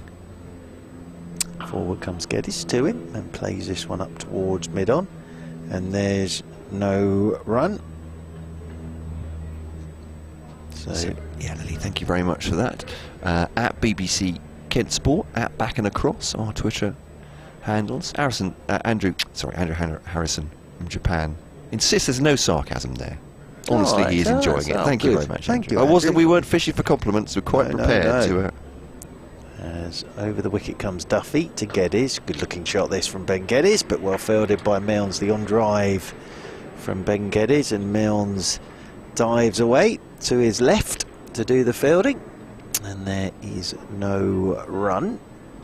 We've got half an hour until lunch. I think Richard Thompson's going to pop up at the start of the lunch break, and I'm going to have a 10-minute chat with him during the lunch break, with it being in support of the Alzheimer's Society. This game as short ball, and ducking underneath it is Ben Geddes, and Richard, board ambassador for the Alzheimer's Society. It's something that, well, it affects.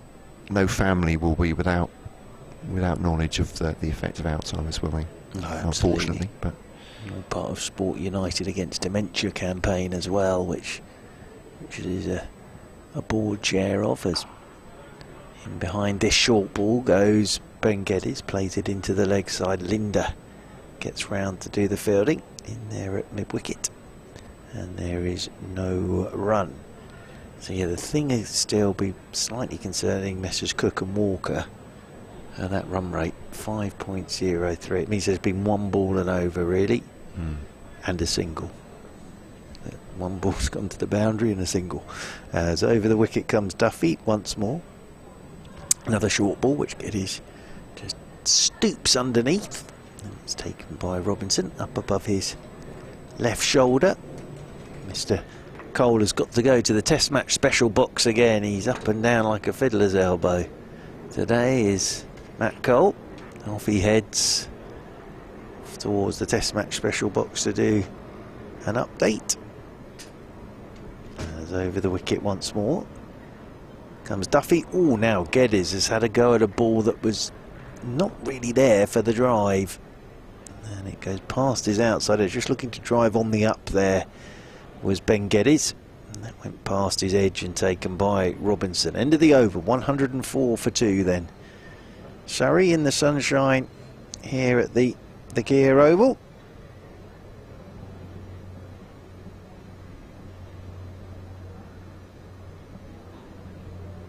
As there's a chat out there in the middle between Amla and Geddes. Amla 18, Geddes 16. Singh from the pavilion end comes in over the wicket to Amla, who cuts out towards the sweeper on the cover boundary rope. We'll get a single. Linda's out there doing the fielding. One more to the total. Amla moves on to 19. Geddes comes back onto strike on 16. The 2 to go this morning. Well, they got off to a rocketing start. Surrey 64 on the board when Ryan Patel got a good one from Milnes. Outside edge and caught behind for 40, and then caught down the leg side was Rory Burns. Brilliant from the diving Robinson to take the catches. This one's left alone outside the off stump by Geddes. Taken by Robinson away to his right. Just sorting out Mr. Thompson to join us. I think he's going to come up about 25 past 1, so we can have a chat with Richard Thompson then, as this one's left alone outside the off stump once again by Ben Geddes, climbing into the gloves of Robinson. Of course, Sam Billings keeping for England at the moment, up there at Headingley, having got the call into the England squad for Ben Folkes, who's unfortunately got COVID, poor chap, so send Ben Folkes all our best. So a quick look at the test score, see how whether Mitchell and Blundell are doing it again, as driving his Geddes. Good looking shot this, straight at Joe Denley at extra cover. But he timed that beautifully. Yep, they are, because Mitchell's 21 and Blundell's 38. And 224 for 5. So 224 for 5 are New Zealand.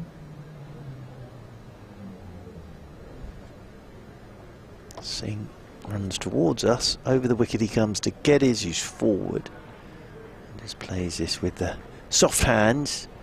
That runs away behind him. Bounces into the gully region. Leaning comes round to do the fielding. Sort of, I say gully, leaning's more at a 5th slip really. So there's a first slip, a second slip, and then a 5th slip.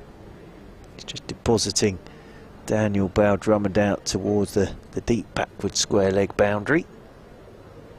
Geddes waits once more as Singh's into him, and Geddes just drops the hands here, as that's a little short outside the off stump from Singh.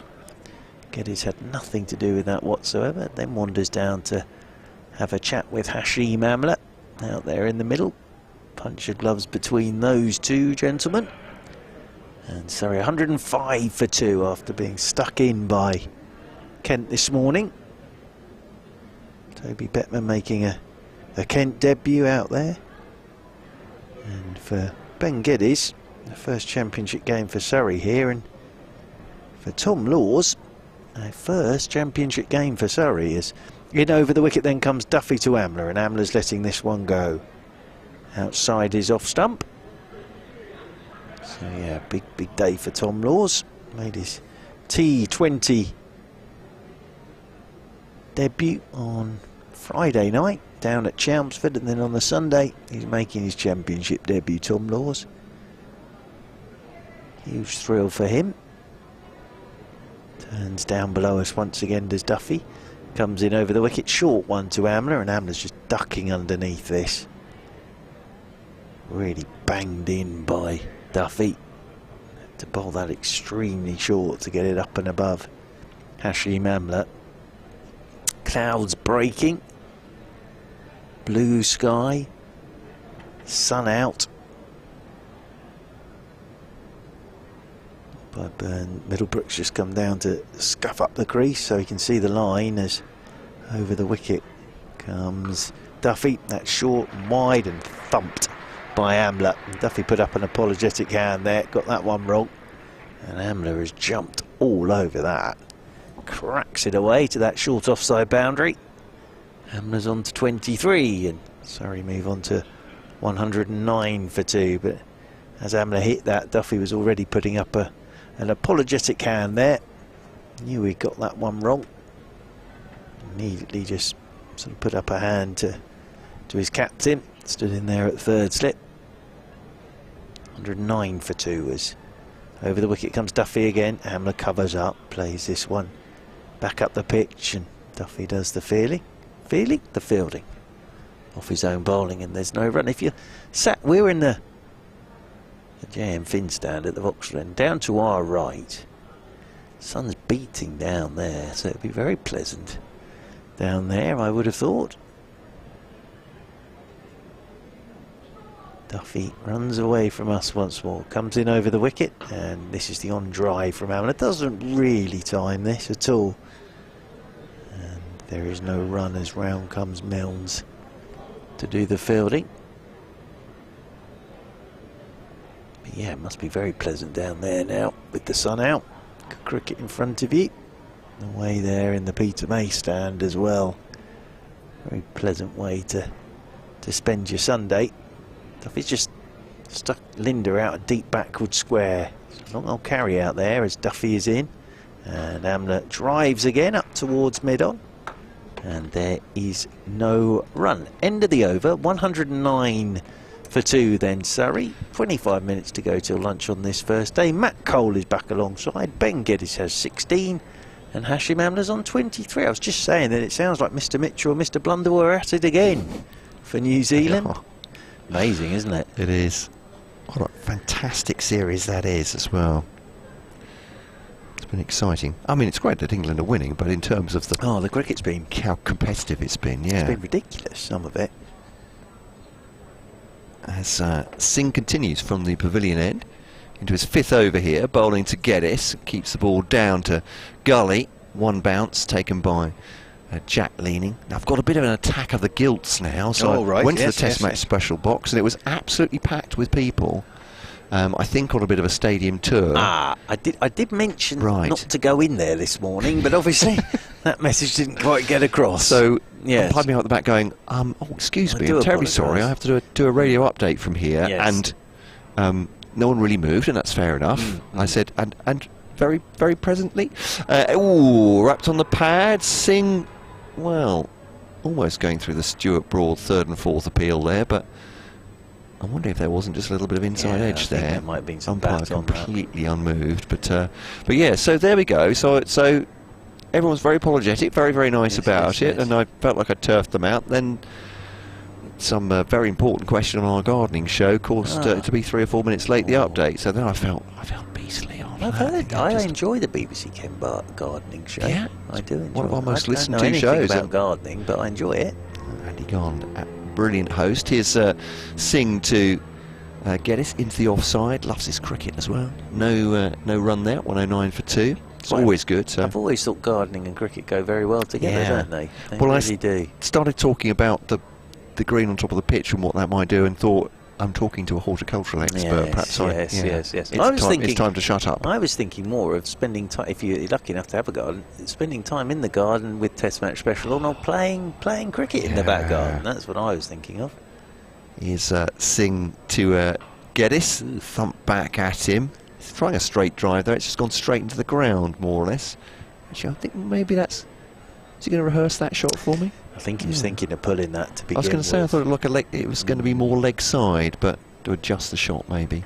109 for 2.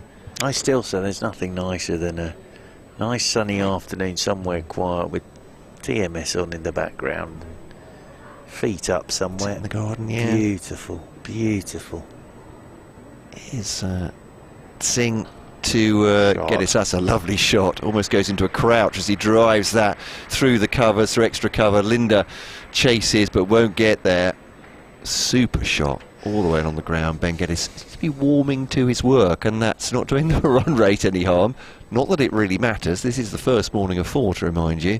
113 for 2. Geddes on to 20. Amla has 23. Well, I don't know. Surrey might keep going at 5 and over, and if they batted all day and they kept going at this rate, they'd be on 480 by the end of the day's play. So that'd be all right. Here's Singh then to Geddes. Has to defend that one's a decent ball from Singh on off stump. Just a little jump back from Geddes. Plays it up to mid on, and there is no run. 113 for 2. Surrey. Yep, and this partnership now worth 43. So 43 the partnership worth between Messrs Amla and Geddes. Just to say that Rich Thompson's coming up at 25 past 1. So I'll do 15 minutes with him up to the start of play again. Very nice indeed. Talking about the support of the Alzheimer's Society, this game. Surrey County Cricket Club. As waiting is Hashim Amla over his bat as Duffy comes in over the wicket to Amla, who's forward and plays this one solidly back up the pitch, and there's no run. I did actually listen to a little bit of Test Match Special with my mum's water feature the other day, and very nice it was too.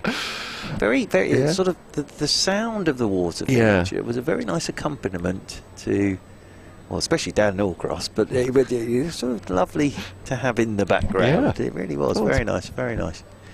3 slips in there as Duffy over the wicket he comes, goes wide of the crease again, and this is just tucked on the angle by Amla.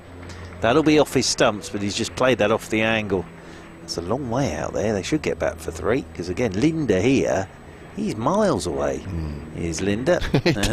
They'll pick up 3. And Hashim Amla, 19,000 first-class runs for Hashim Amla with those 3. So, well batted, Mr. Amla. And he'll get a very warm round of applause here at the Kia Oval. So well done to Hashim Amla. Milestone for him. As over the wicket once again goes Duffy, and Geddes covers up, pushes this one out into the offside, and there's no run. Well, he's an extraordinary player. Hashim Amla just loves batting. I remember sort of chatting to him after that. Well, I bored everybody with this, but it was the greatest day of my life. 3rd greatest day, his 37 not out. But he just said he just loves batting. And that absolutely is the case. As this is punched off the back foot by Ben Geddes out there towards extra cover. So yeah, 19,000 first-class runs for Hashim Amla. Averages 48.8 in first-class cricket. And the other thing, of course, is his highest first-class score. The small matter of the 311 not out here for the South African 11 against England a few years ago now, that is. As Duffy's in once again to Geddes, he ducks a short ball. It's taken by Robinson down low to his left-hand side, but just loves batting, loves the art of batting. Fantastic. So will he carry on next year for Surrey? Do you know what the...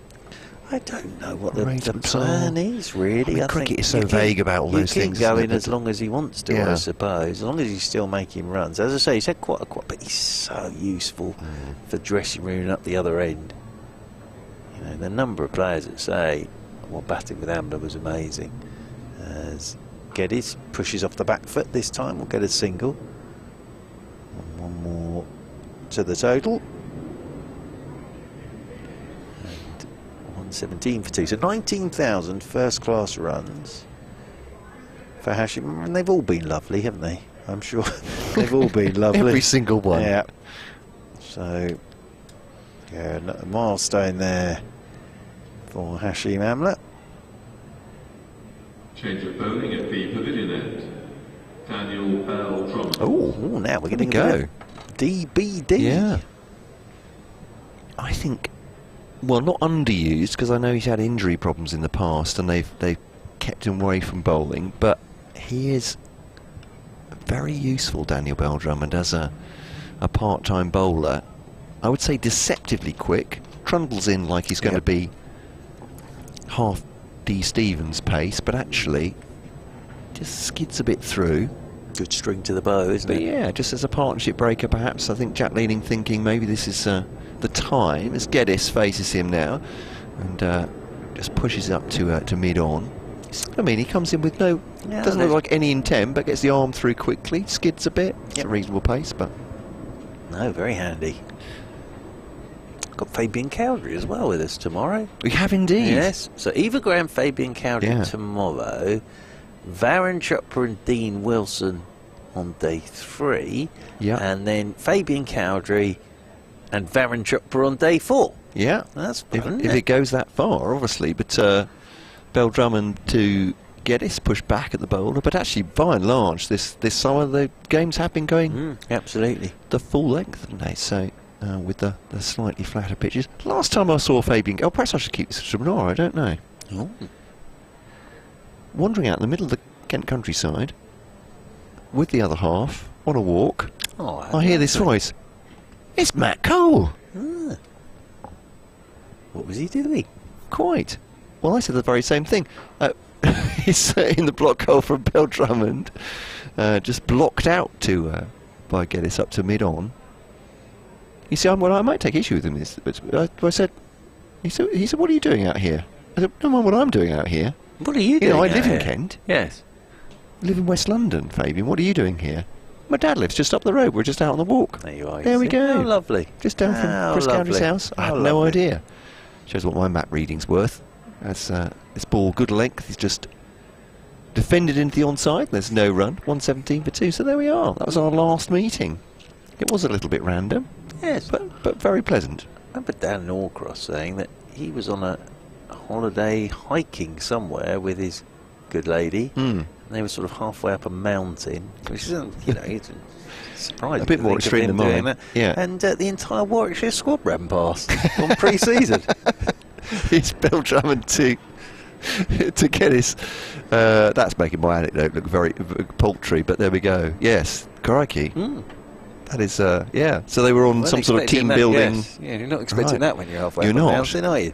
Dom Sibley turning up. This is so yes. Yomping up a... Yes, yomping up a mountain. So Crikey. Was that in this country? I believe so, Yeah, somewhere right. in this country, yeah. So in the Beacons or in the... Here's the... Bill Drummond to Geddes. Decent over to start. Straight back at him. No run. 117 for 2. Studiously defended that by Bing. As it's Sunday, sort of, which famous cricketers have you bumped into? Well, absolutely. Up mountains. Actually, some emails have flooded in. Oh, excellent. So I should get to those, shall I? Yes, Shall I? excellent. Yes. It's like points No, of I'm not view. going to read them out. I'm It's just going to like keep them to myself. Points of view. Are they personal ones that have been sent to you there? Well, I'm hoping not. Yes. Oh, whoa, says Mike. Oh, He says, you may recall at the start of the season, I confidently, okay, perhaps not jestingly, predicted the treble for Kent, relegation in the county championship, out of both cups at the earliest opportunity. We've certainly achieved one leg with the debacle of the T20 defence. Crikey, yeah, happy Sunday, Mike. I'll continue in a minute. Duffy is in to Amla, who's driving outside the off stump. That goes to Denley at extra cover, and there's no run. He says, could you nip round to the dressing room and tell them I was joking? He says, but beating our dearly beloved, beloved, honest neighbours would do a good deal towards easing Kent fans' current pain. How about a bit of Invicta, unvanquished over the next few days, lads? Pretty pleased. That from Mike. There we go. Yeah, the T20 was, yeah, it's not been great. This is short and wide, and that's uppercut by Amla down to the third man boundary rope, and it's a no ball, and it's away for 4. So Duffy really hasn't got it right this morning, has he? And Amla moves on to 30 and 123 for 2 now. Lovely message from Lily, but I think we've actually saying very much the same as her tweet. But great to hear from you, Lily. Thank you very much. John from Valdal in Norway. Great to hear from you too, John. On kentcricket@gmail.com. A question for Mr. Church after this ball from Duffy. As Duffy's in, short ball, and in behind it goes. Amla plays this one straight back up the pitch, and there's no run. Oh, sorry. Regards to Mr. Church, Oh, it says. But thank actually, you. I'd rather you answer this, Mark, because you know far more about these sort of things. Quick question: does Sam Billings win his second cap today? Yes. Or do subs not get one? I think you do, because it's a light-for-light replacement. I think you do, yeah. So I think it'll be 2 caps. I think so. It's a good question, as this was down the leg side from Duffy, and Amla looks to flick away at that, doesn't get anything on it, and that's taken by Robinson away to his left-hand side. I think you do. Feels logical, Yeah, because you you've got would a do. score in, Well, you're in actually, a test match. well, the thing is, you are making a contribution Yeah, to the game. yeah. So, yes, absolutely. It'd be a bit harsh on him if he gets 100 and he doesn't get a cap for it. I suppose so. So, yeah, I would have thought you do. As in over the wicket again goes Duffy, and Amla's forward, and playing this one down into the leg side, and there's no run. Would make sense, wouldn't it? Yeah, no, I think absolutely. So I suppose substitutes in football get caps, don't they? yes, if they you yeah, that's right. Yes, come they on do. for England at Yeah, it's a bit different to in the 12th 90th man, minute. obviously. Yes, 12th yeah. manning. So you're actually taking part in the game. So yes, I should think that's a second. Well, it is a second Test cap for Sam Billings. As in over the wicket once again goes Duffy, and this is tucked away by Amla. Duffy just straying onto the pads of Amla, and that's tucked away for a couple. Out there to Singh, who's a long way back down there at long on. They'll pick up another couple of runs, and Amla. I think Amla will move on to 32 now. They did pick up 2 there, so 1 behind on the old scoreboard. Yeah, he may not get to bat for a bit, Billings, because Mitchell and Blundell are Amazing, doing their thing isn't it? again. Over the wicket once again, and this one's left alone. Outside the off stump by Amla. End of the over. Well, I can't think of another pair over the years who in a sort of 3 Test series have been the only 2 that have really got together, and when they have got together they've scored huge amounts of runs. Amazing, really. Yeah, I think Annie Zoltan was doing some stats on that. I'm sure he was. Cook and Root, I think. I'm trying to remember which series he said it was. Cook and Strauss probably on that Ashes series. Yeah. When England won out in Australia. Was They it probably... Or was it Cook and Root? It could have been Cook and Strauss. But to sort of come in when they have in that middle Yes, order as well and do yeah. it the way they have is absolutely extraordinary. They obviously enjoy batting together. Yeah. I'm hoping they're Old friendly. Chestnut. They probably hate each other. Yes. 124 for 2 is Bell Drummond bowling to Geddes. And it's just... Well, it's excited the wicketkeeper in the slips. It's a straight one from Bell Drummond, but as Geddes has defended it too. Well, they're giving a lot of respect to Daniel Bell Drummond here, which suggests at this point that he's probably bowling quite well and a maiden to start. Oh, he's hit a good line and a good length here as Daniel Bell Drummond.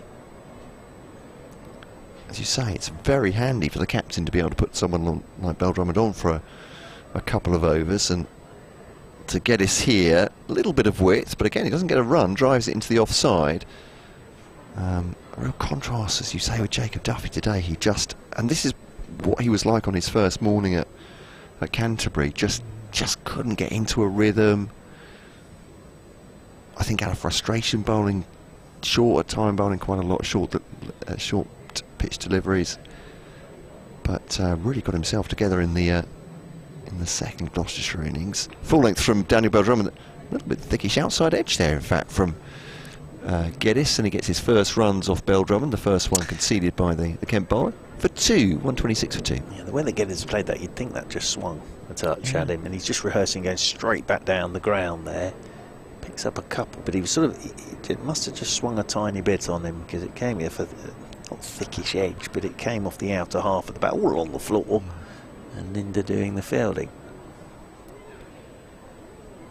Bell Drummond now bowling to Geddes, just straightens him up a little bit, up towards mid-on. It's good bowling again from Bell Drummond, 127 for 2. Yeah, 57 this partnership worth now between Geddes and Amla. Yeah, Linda's going to have our customary over a spin before lunch, I think. He's going through his warm-up down below us. Slightly less imaginative than bringing Daniel Bell Drummond on, you might suggest. Yes. He's bringing the spinner on for 1 over before lunch.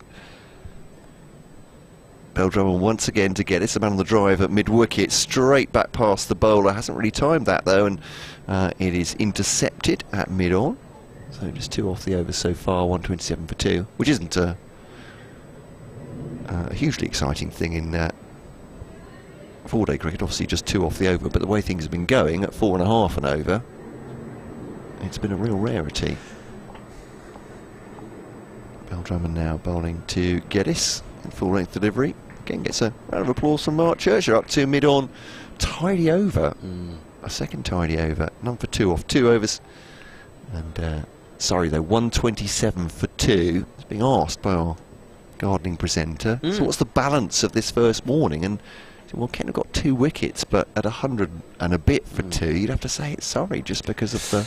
Yes, I think in a gardening parlance, if you'd sprinkle some seeds down and water them this morning, then they've grown the plant quite quickly this morning. Surrey ticking along at 4.54, and what Kent wouldn't be looking to do after lunch is get the old secateurs out and cut back that plant.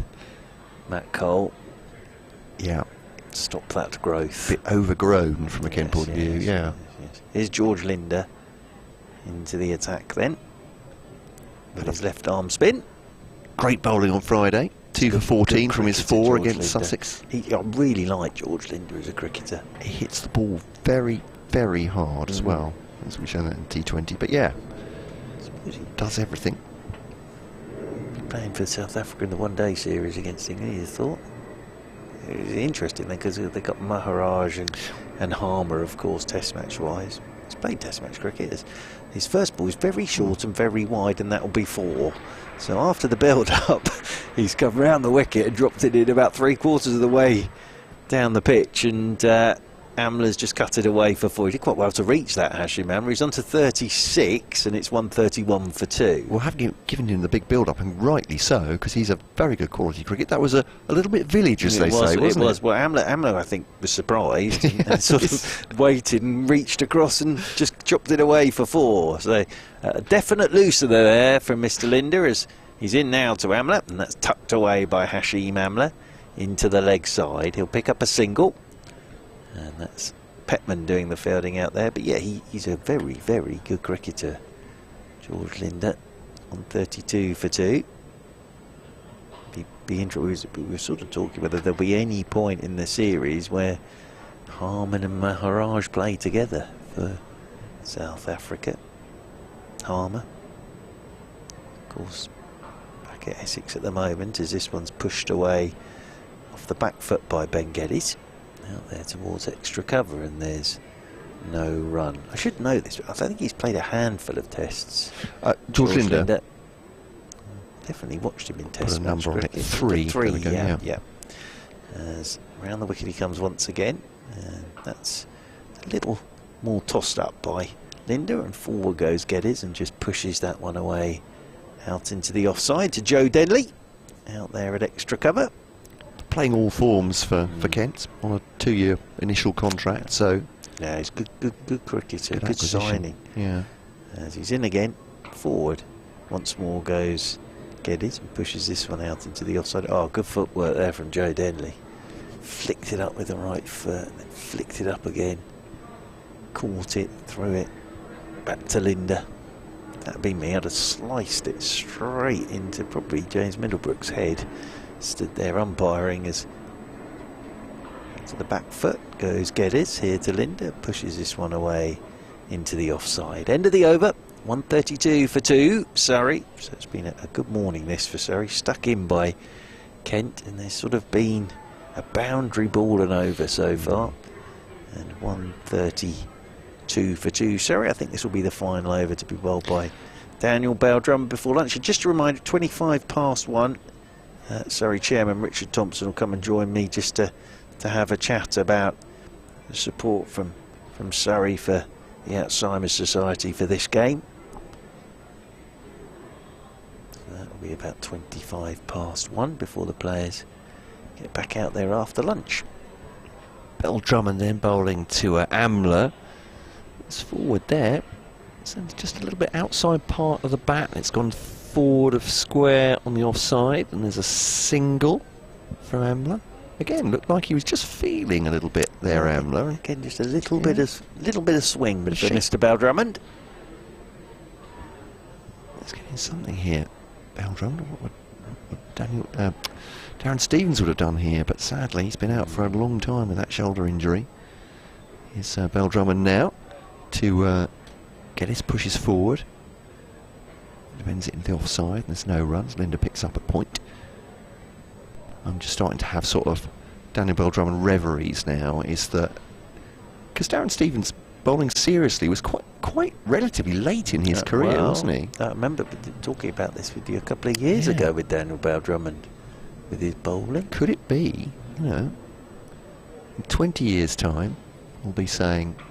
Well, just one point with that. Darren Stevens will still be playing, won't he? Well, yeah, I was going to say, what an incredible, what an incredible boon that'll be for Kent to have two batting Stevens, all around us. D. Stevens will still be going. They'll bring back the Duke ball with the more prominent seam, and D. Stevens and D. Bell-Drummond will be opening bowling for Kent, and will probably be unplayable for at least the first 3 months of the season. 133 for 2 as Bell-Drummond Just can't get that one away again.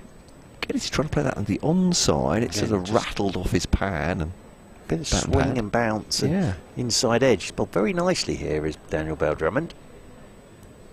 This is fascinating because he just hasn't bowled that much in his career, Bell-Drummond. It's 1 o'clock, Mr. Cole. Oh, it is indeed. Yes, I'm just thinking of your update. You're very kind. I don't want you to miss it. Yeah. I don't want the listeners of Kent to miss your update, Mr. Cole.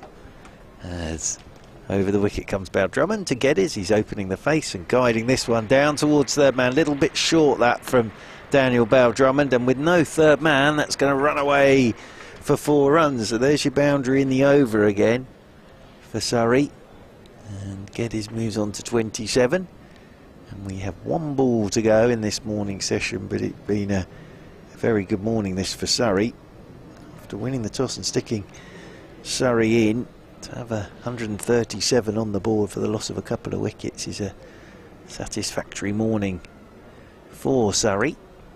As Daniel Bell-Drummond is in over the wicket. Short one, ducking underneath it is Geddes, and into the gloves it goes of Robinson, and that is lunch here on this first day. So lunch, and Surrey are 137 for 2, with Ben Geddes 27 not out, and Hashim Amla playing very nicely out there in the middle as well. And there is the announcement that there will be 40 minutes for the lunch interval, and Amla 38 not out. The 2 to go. Patel caught by Robinson off Milnes for 40. Burns caught by Robinson off Petman for 24. We'll be back with you. Well, I'll be back with you in 25 minutes time with Richard Thompson, and then of course ball by ball commentary on BBC Radio Kent and BBC Radio London from 1:40. But at lunch on this opening day, and Surrey are 137 for 2.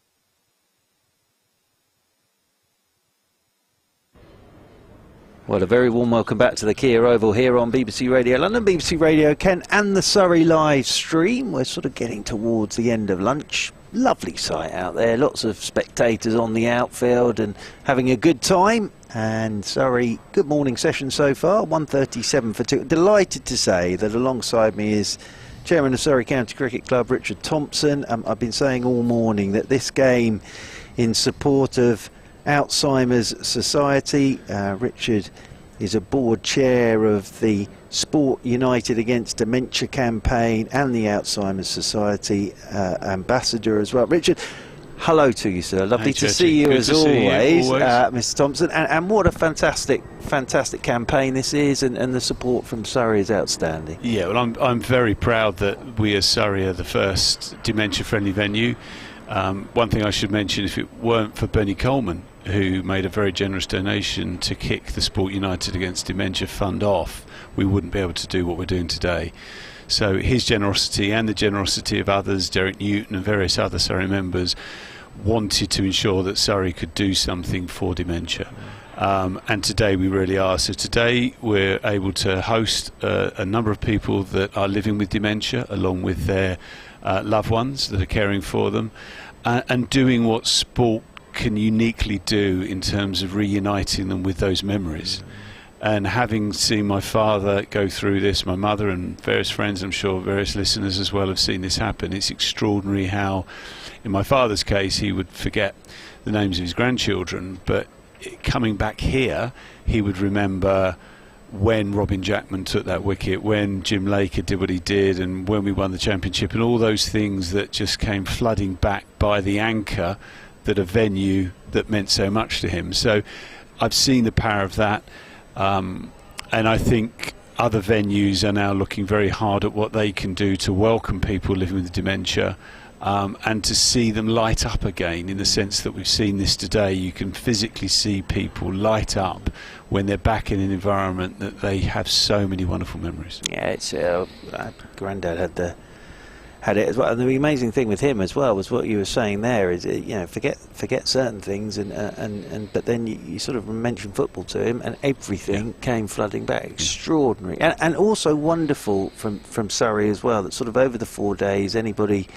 caring for someone with dementia or someone who has dementia can come in to the ground and as you say, get the atmosphere and have a day at the cricket, which is absolutely wonderful. No, and it's priceless. It's also priceless for people who are caring for their loved ones that are living with dementia, and it gives them a day out, it gives them some time, and in an environment that's safe, that someone suffering from dementia can become overwhelmed very quickly, and there are other needs that they need to be aware of. We're lucky as a big ground, we can accommodate them, and it's something that I can't imagine in 5 years' time many venues not being without, in the way that you're all very familiar in any ground or stadium where there's wheelchair access and there's an area for people with a disability.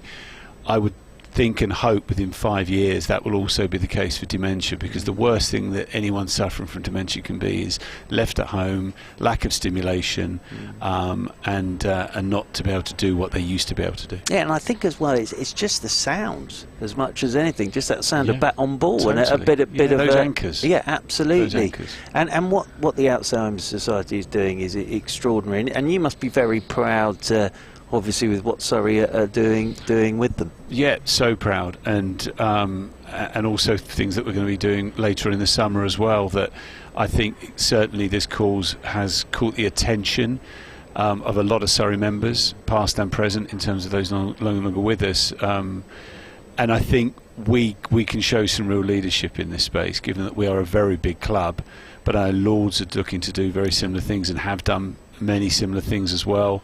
And it's really understanding that, using the term suffering or living are two very different things. People live with dementia for a long time, and it's so important that they can go back and do the things they want to do in a safe, caring environment, which is what we've created here, and we hope others will do the same. And so anybody who's seeing this or listening to this at the moment and is near enough to get down here, then then come down, because this is for the next 4 days, isn't it? Yeah, it's all part of the forget-me-not appeal. You'll see the forget-me-nots being worn, so anyone wearing those, that means that's a steward that's been trained in knowing how to help them and how to help those people come to the area that we've allocated for people that live with dementia. And yeah, I mean, there's nothing not to love about red ball cricket at the weekend. It's a very I'm trying to think how many are here, but a good few thousand are in the ground today, which is great. So it's one of those things that we're going to learn a lot from today, and I'm sure we'll apply some of those learnings to ensuring that we can do more days like this, and effectively next season there should be an area specifically allocated for those people living with dementia that can come for every match. Yeah, absolutely. Well, wonderful what you're doing as always, Mr. Thompson, and the club as well. And a good morning for Surrey with the bat this morning. Great morning for Surrey with the bat. Yeah, I mean, great to see young Ben Geddes, product of St John's School. I know they're very proud of him, the first pro that's come out of St John's, but Ben's been in the system for a long time. I'm sure learning a lot from Amla at the other end.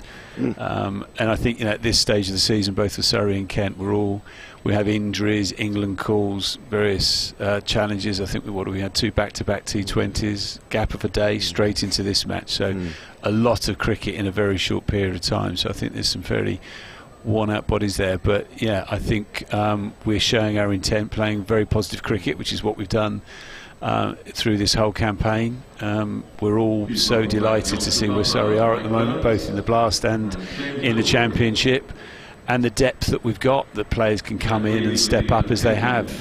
But yeah, we've got a lot to be excited by at the moment, and we just hope that we can be in this position at the end of the season. Lovely to see you as always. Thanks, Thank you Jesse. so much. I know how busy Pleasure. you are, Thank you very but much. wonderful what Surrey are doing as always. And you're Lovely the to best, see Jesse. Richard. Cheers. Thank you very much indeed. So always a joy to see Mr. Thompson and Surrey doing some wonderful work with the Alzheimer's Society over, well, it sounds like the long term, which is fantastic. Players are back out there in the middle. 137 for 2. Ben Geddes is on 27. Hashim Amla on 38, and those 2 wickets to go this morning. Ryan Patel caught behind off the bowling of Milnes for 40, and Rory Burns caught down the leg side off Petman for 24. But Surrey will be pleased with where they find themselves this morning. Here comes Matt Cole. He's been doing his bits and pieces during the lunch break, and I'm sure that Kent have had a bit of a natter about all of this, because I sort of doing my maths at lunchtime again, and I'm sort of just double checking my maths on that, and if Surrey continue at the rate they're going, they'd be on about 460 by stumps tonight. So Kent have got to rein this back after the lunch break. It's going to be young Mr. Petman to get us started. Down below us from the Vauxhall end. Lovely of Richard Thompson to pop in there. Yeah, just listening to that. Wonderful what they're doing here, and Richard Thompson, who leads this club. He's outstanding leader of this club, is Richard Thompson, and yeah, very, very, very good what's being done here with the Alzheimer's Society. So, and as he said, it's living with dementia. That's the key thing. It's living with dementia. So 2 slips and a gully. They've got the sweeper on the cover row, extra cover mid on. There's a mid wicket, and there is the long leg. First ball after lunch then, and Petman is in over the wicket to Amla, and Amla's tucking the first ball off his pads down towards long leg. They'll get a single. Amla moves on to 39. Went to 19,000 first class runs this morning, did H. Amla. And as I tweeted, unfortunately, I was quite pleased with the construction of my tweet. Yeah. Because I put 19,000 first-class runs, and they've all been lovely. Yeah. The only thing I forgot to say was Hashim and Amla in the tweet. Right. So they could have been for anybody, as Geddes waits for Petman, as Petman's over the wicket to him, and Geddes lets this one go outside his off stump. But as I say, I'm sure that Kent have sat down over there, chicken and vegetables, and sort of said at lunchtime, we've got to rein this in, fellas, otherwise by the close of play tonight this one could be beyond us. And they saw what Surrey did at Beckenham with that 690 odd, so that they will definitely have had a bit of a chat during the lunch break, as Petman comes in over the wicket to Geddes, and Geddes lets that one go outside his off stump. Little bit of swing there for Petman outside the off stump. How was your luncheon, Mr. It was Cole? very nice. Excellent. Yes. Very good, very good. Sort of Greek style with some lamb skewers today. Ooh. Very, very nice indeed. Lovely. Bit of yoghurt. bit of feta, a bit of kale salad as well. Yeah, very nice. So, yeah, Very nice. it's very fashionable kale, isn't it? Yeah. Because I think it's very good for you. It isn't is. So it's, yeah. I thought it was a fish. Right. Yes. As in over the wicket once more comes Petman, and solidly forward goes Geddes, plays this one back up the pitch, and there's no run. You know, I don't think it is. No, it's definitely not, no. but I did for a few years think kale was a fish. 138 for 2. If you're just joining us again after lunch, and we have Richard Thompson with us, which was lovely, and a single after lunch in this first over, as Ben Geddes settles over his bat once more, as Petman's over the wicket to him. Geddes is forward. This is better. Straight away after lunch. Straight on a line and straight on a length. And Geddes pushes that one up towards mid-on, because I'd be fascinated to look. In fact, I'm going to, and I probably should have done this during the lunch break, but just the amount of boundaries.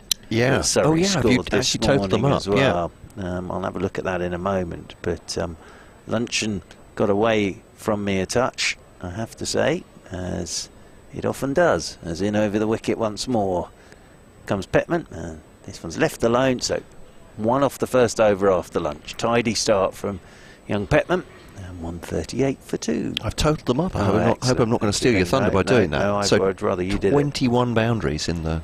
You see, there you go. 21, Okay, yeah. 88 in the first morning. No, 84. 84. Thank you.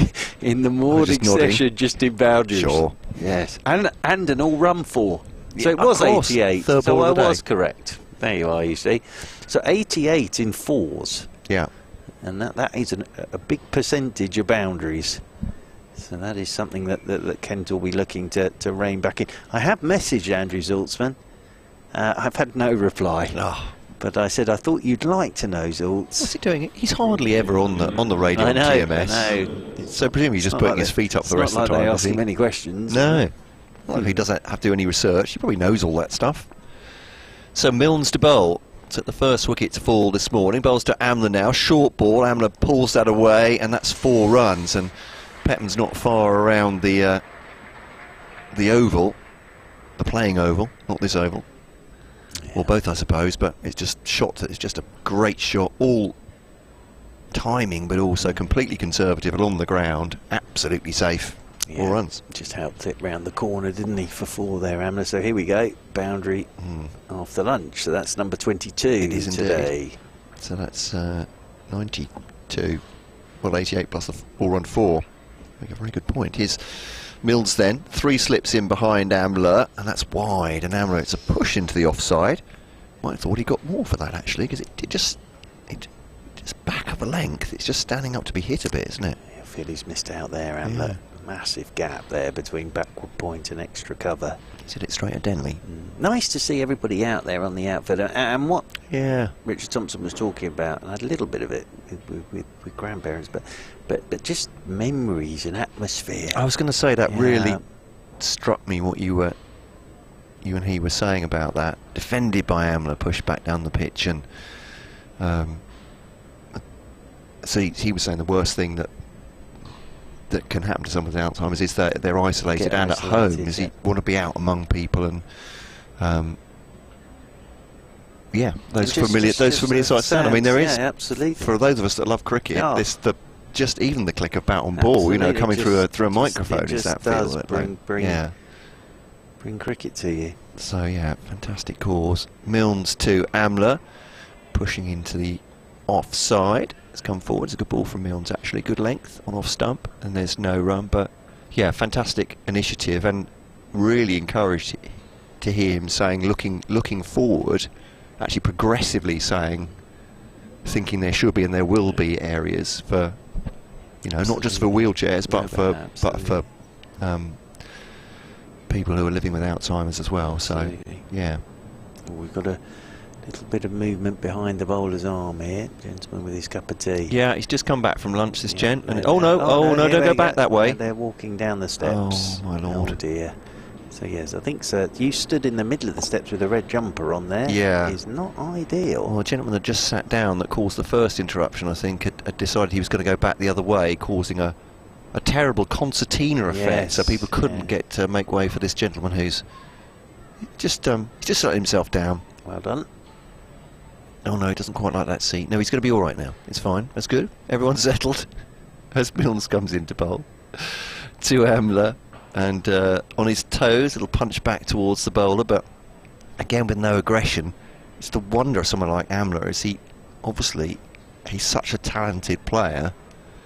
He's not looking to hurry anything here. It just feels like, I don't need to push that. I don't need to take any risks with it. I'm just looking at Milnes, picking the bad ball. He's had a quiet summer. He really has, Hashim Amla. This is his second highest score of the summer.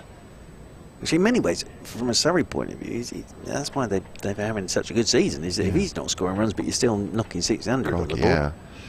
And just the shape of the offside, the outside of the bat there, but as he pushes forward, goes out towards point. Bit of movement again, Mark. Are you signaling there? I think a little bit of swing and the length is good from Milnes. The ball he got Ryan Patel with was a good length, and Ryan Patel getting an outside edge on it. So definitely a little bit of shape, as they say in the modern parlance. A little bit of shape there for Milnes. It's going to be Petman to continue down below us from the Vauxhall end. Geddes on strike on 27. Tom Laws, of course, making his championship debut in this game for Surrey as well, as Petman is over the wicket to Geddes, who just pushes off the back foot into the offside, and they will pick up a single, and that's one more to the total. And as Richard Thompson said, he mentioned the fact that, Geddes is getting to bat with Amla again here, which is, a huge thing. A number of players over the years that have said, batting with Amla was special, and also just having him there to have a natter with as well. As he waits over his bat, 2 slips and a gully, as over the wicket comes Petman, and Amla turning this one into the leg side. We'll get a couple here, I would have thought. Nope, just a single. Sings quickly up. Oh no, misfield. And he had a couple of those this morning, young Mr. Singh, but that enables Amla to get back for 2. One of the things I did spend a little bit of time doing during the lunch break was drooling over a Kumar Sangakkara masterclass. Oh my lord. Sangha. Of course he's still naughty. He's still a naughty player, is Sangha. God dear. As in over the wicket once more is Petman, and driving is Amla. Doesn't really time this. Out to extra cover it goes, and there's no run. He was share the commentary box with him. I have. Kumar, of course he was here for a good number of years. Well, as I've often said when he was playing, I'd like to take one of his drives out for a romantic evening. Just so beautiful and glorious. And there he was, having a bit of a net during the lunch break with a masterclass. And the thing is, Sangha's an absolute genius. As in over the wicket once again comes Petman, and this one's left alone outside the off stump by Hashim Amla. But yes, still got it, I think it's fair to say. So that was a nice way to spend sort of a couple of minutes. My own encounter with Kumar Sangakkara was actually on the steps of the dressing room, and I think he'd just gone out to take a phone call or something like that, and it was all very quiet. I was waiting for someone to come out of the Kent dressing room, and I just said hello, and he said hello back to me, and I just got that completely starstruck fanboy thing, as I didn't know what to say. That was it. That was the conversation, just because of the... As Petman's in again, this one's left alone by Amla outside his off stump. He's an extraordinary man, Kumar Sangakkara. But yes, just what if you get a chance, go and have a little look at that masterclass. Oh, his bat still looks very big. It sort of still looks very wide. Is he does he have supernatural powers? Is that what you're suggesting? Yeah, just absolute genius. Yeah. As forward comes Amla, plays this one solidly, back up the pitch. Good over that from Petman, and 3 off it. It's a bit quieter after lunch now. 145 for 2, Geddes 28, and Amla has 45. I was watching one of those masterclasses. I mean, I love those things, I have to say, and educating myself about cricket as much as anything. Well, more than anything really, but saw one with. I was thinking about the reverse sweep, and I was thinking, we talk a lot about it, but I don't know enormous amounts of. No one taught us that when I was at school playing cricket. So I watched a Joe Root masterclass on the reverse sweep, which was absolutely fascinating. But him talking about foot positioning and timing, and the way that Joss Butler plays his reverse differently. His Milnes, it's a bit of an edge there, low. Well, Milnes doesn't like that, you could tell. As a shout to himself, very angry indeed. That's not gone to hand, but it didn't carry to Jack Leaning. It's gone low. He'd get his credit there. Hands soft enough to keep it low, but it's squirted through again. It's not the first one that's happened to Milnes either. He is nothing if not expressive, Matt Milnes. He's prepared to tell you how he feels about that. I think actually Geddes was just sort of following through himself and thinking about a run. He probably got that full in the ear. Now Leaning's looking at the ball now. He has gone to the boundary 23 times now, so we get this every game. They've been discussing it on the test match as well.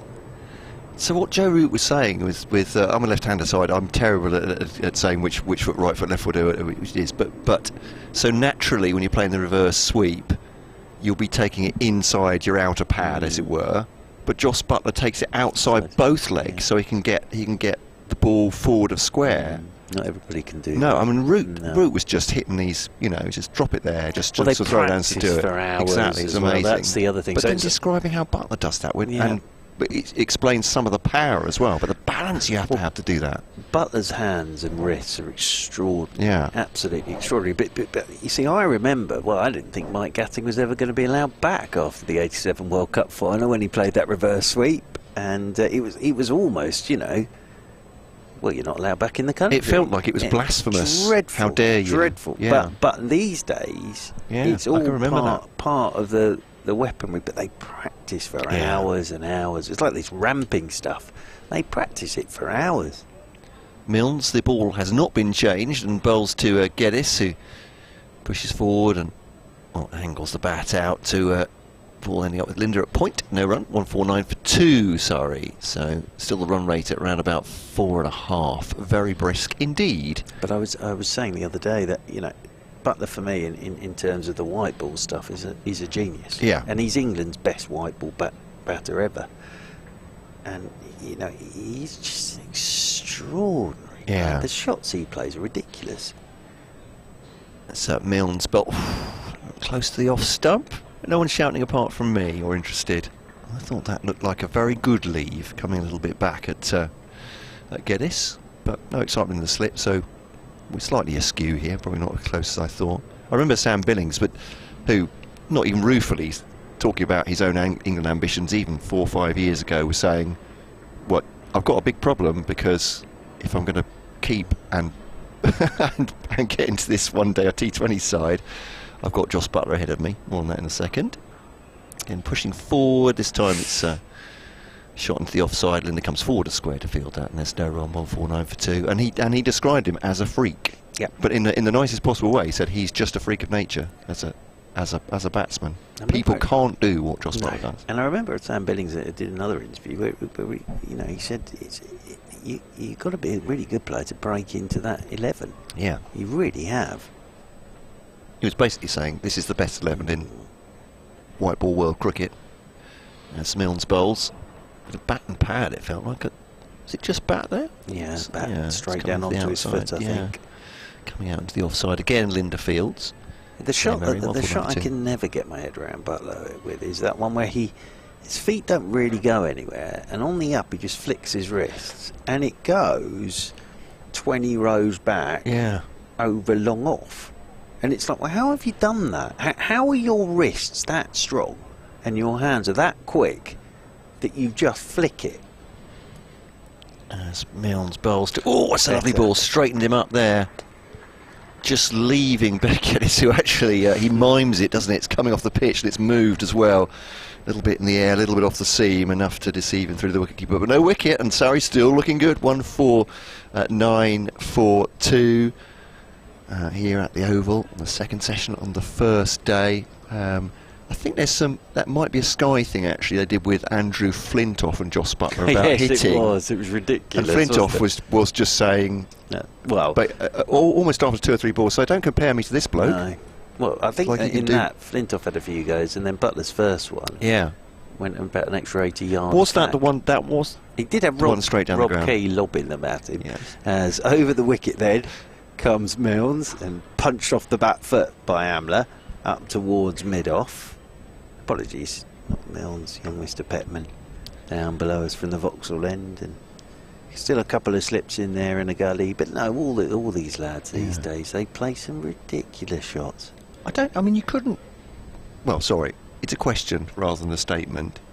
Surely you can't teach that, what Butler does. No. That shot, for instance, because it goes against all the. Yeah, it's just natural Yeah, ability. if you can do it. Yeah. In comes Petman again, and this is tucked away by Amla out towards deep backwards square. And it's also having the time to do it, because Halish Cranston, the Surrey captain, and South East Stars, of course, 150 up for Surrey with that single. Halish has got a contract, and the proof is absolutely in the pudding by the way she's batted this season. She's suddenly playing ramp shots, and she hit one of the biggest sixes I've seen at Guildford. Thankfully the fence got in the way, otherwise it would still be going into the petrol station now, but that's because she's had time to practice her skills. As in over the wicket again comes Petman, nicely bowled, forward goes Geddes and plays this one back up the pitch. But yes, if you ever get the opportunity to watch some of these players range hitting, it's ridiculous, it's absolutely terrifying. And we're seeing it coming more and more into sort of test match and first class. Well, proof's in the pudding, really, isn't it? With I've used that phrase twice now in the last 2 minutes. I'm now thinking of pudding. Yes. Petman Very suggestible. over the wicket he comes to Geddes, and Geddes is forward once more and plays this one back up the pitch. Mr. Cole's got to go. He's got to get to the TMS box. That banana's been there a while, away to our right hand side. Nobody's claimed it as yet. 150 for 2, Surrey. After lunch here on BBC Radio Kent, BBC Radio London, the BBC Sport website and BBC Sport app. And 46. Geddes 32. Partnership's worth 80. Petman strides in once again. Right arm over the wicket he goes, and forward once more goes Geddes, and it just indicates that has just nipped a little bit on him as he pushes away out there towards extra cover. Joe Denley doing the fielding out there at extra cover. Put a good number in today, and it was lovely to see everybody out there on the outfield during the lunch break. It really was, as Petman strides in once more, comes in over the wicket to Geddes. The on drive from Geddes nicely played, but doesn't get past Milnes, who does the fielding. Good over from Petman. Run rate's beginning to come down a touch now. Still above 4 and over. 150 for 2 then. Surrey. There's a bit of a discussion out there between Amla and Geddes. But as I say, very good partnership between these two developing at the moment, which will be a bit of a concern for Kent, as Amla on 46. That Milnes is coming in over the wicket to him from the pavilion end, and Amla's forward, covers up off a goodish length, plays that one up towards mid-on. A few of the Surrey players are having a little lap of the outfield at the moment. It's nice they can do that, because the boundary rope's in a touch, so they can have a little wander around the outfield with the sun shining. Compton in there at first slip, Cox at second, the captain leaning at third, as over the wicket comes Milnes, and Amla, lovely shot, just works this one into the leg side, and Singh does well, gets across to do the fielding, otherwise that would have been away for 4. Just a roll of the wrist from Hashim. Amla picks up one more. Amla's on to 47, 151 for 2. Back onto strike comes Ben Geddes on 32. Got a start here as Ben Geddes. Wasn't time to bat. Nice afternoon in In over the wicket once again comes Milne's turn. Geddes is forward and pushes to backward point. They'll take the single. Oh, there was a mix up there. If Linda hits, Hashim Amla wasn't even in the picture. Wasn't even in the picture. That's a huge opportunity for Kent to get rid of Amla, because there was stop, start, and Amla are giving it up. And George Linder had that hit, Amla would have just turned around and walked off. As it is, Geddes gets a single. He moves on to 33. Could be a big moment, that, as Milnes is in over the wicket to Amla, and Amla's turning this one down towards long leg. Petman will come in off the boundary rope to do the fielding. Pick up another single. It's good fielder, Linder, as well, but had a bit of time to take aim and fire. And as I say, Amla wasn't even in the shot, I don't think. Sort of a yes, no, no, yes. And then they're giving it up at Hashim Amla.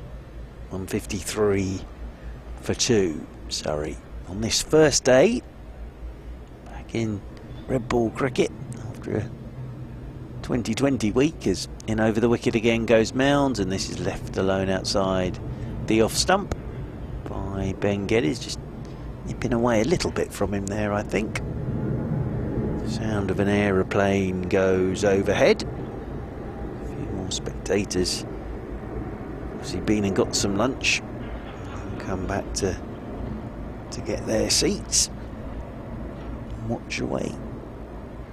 Petman's down there having a bit of a chat with some of the Kent staff, as over the wicket once again goes Milnes, and Geddes is forward and pushes away out into the offside. Linder gets round to do the fielding. End of the over. Opportunity there for Kent to get rid of Hashim Amla. Petman comes marching up to be greeted by his captain Jack Leaning. If you're just joining us for the first time today, then no Sam Billings here for Kent, because he's now keeping for England. As Amla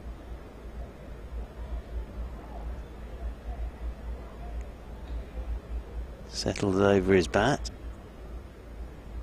Forward he comes, outside edge, this will be his 50.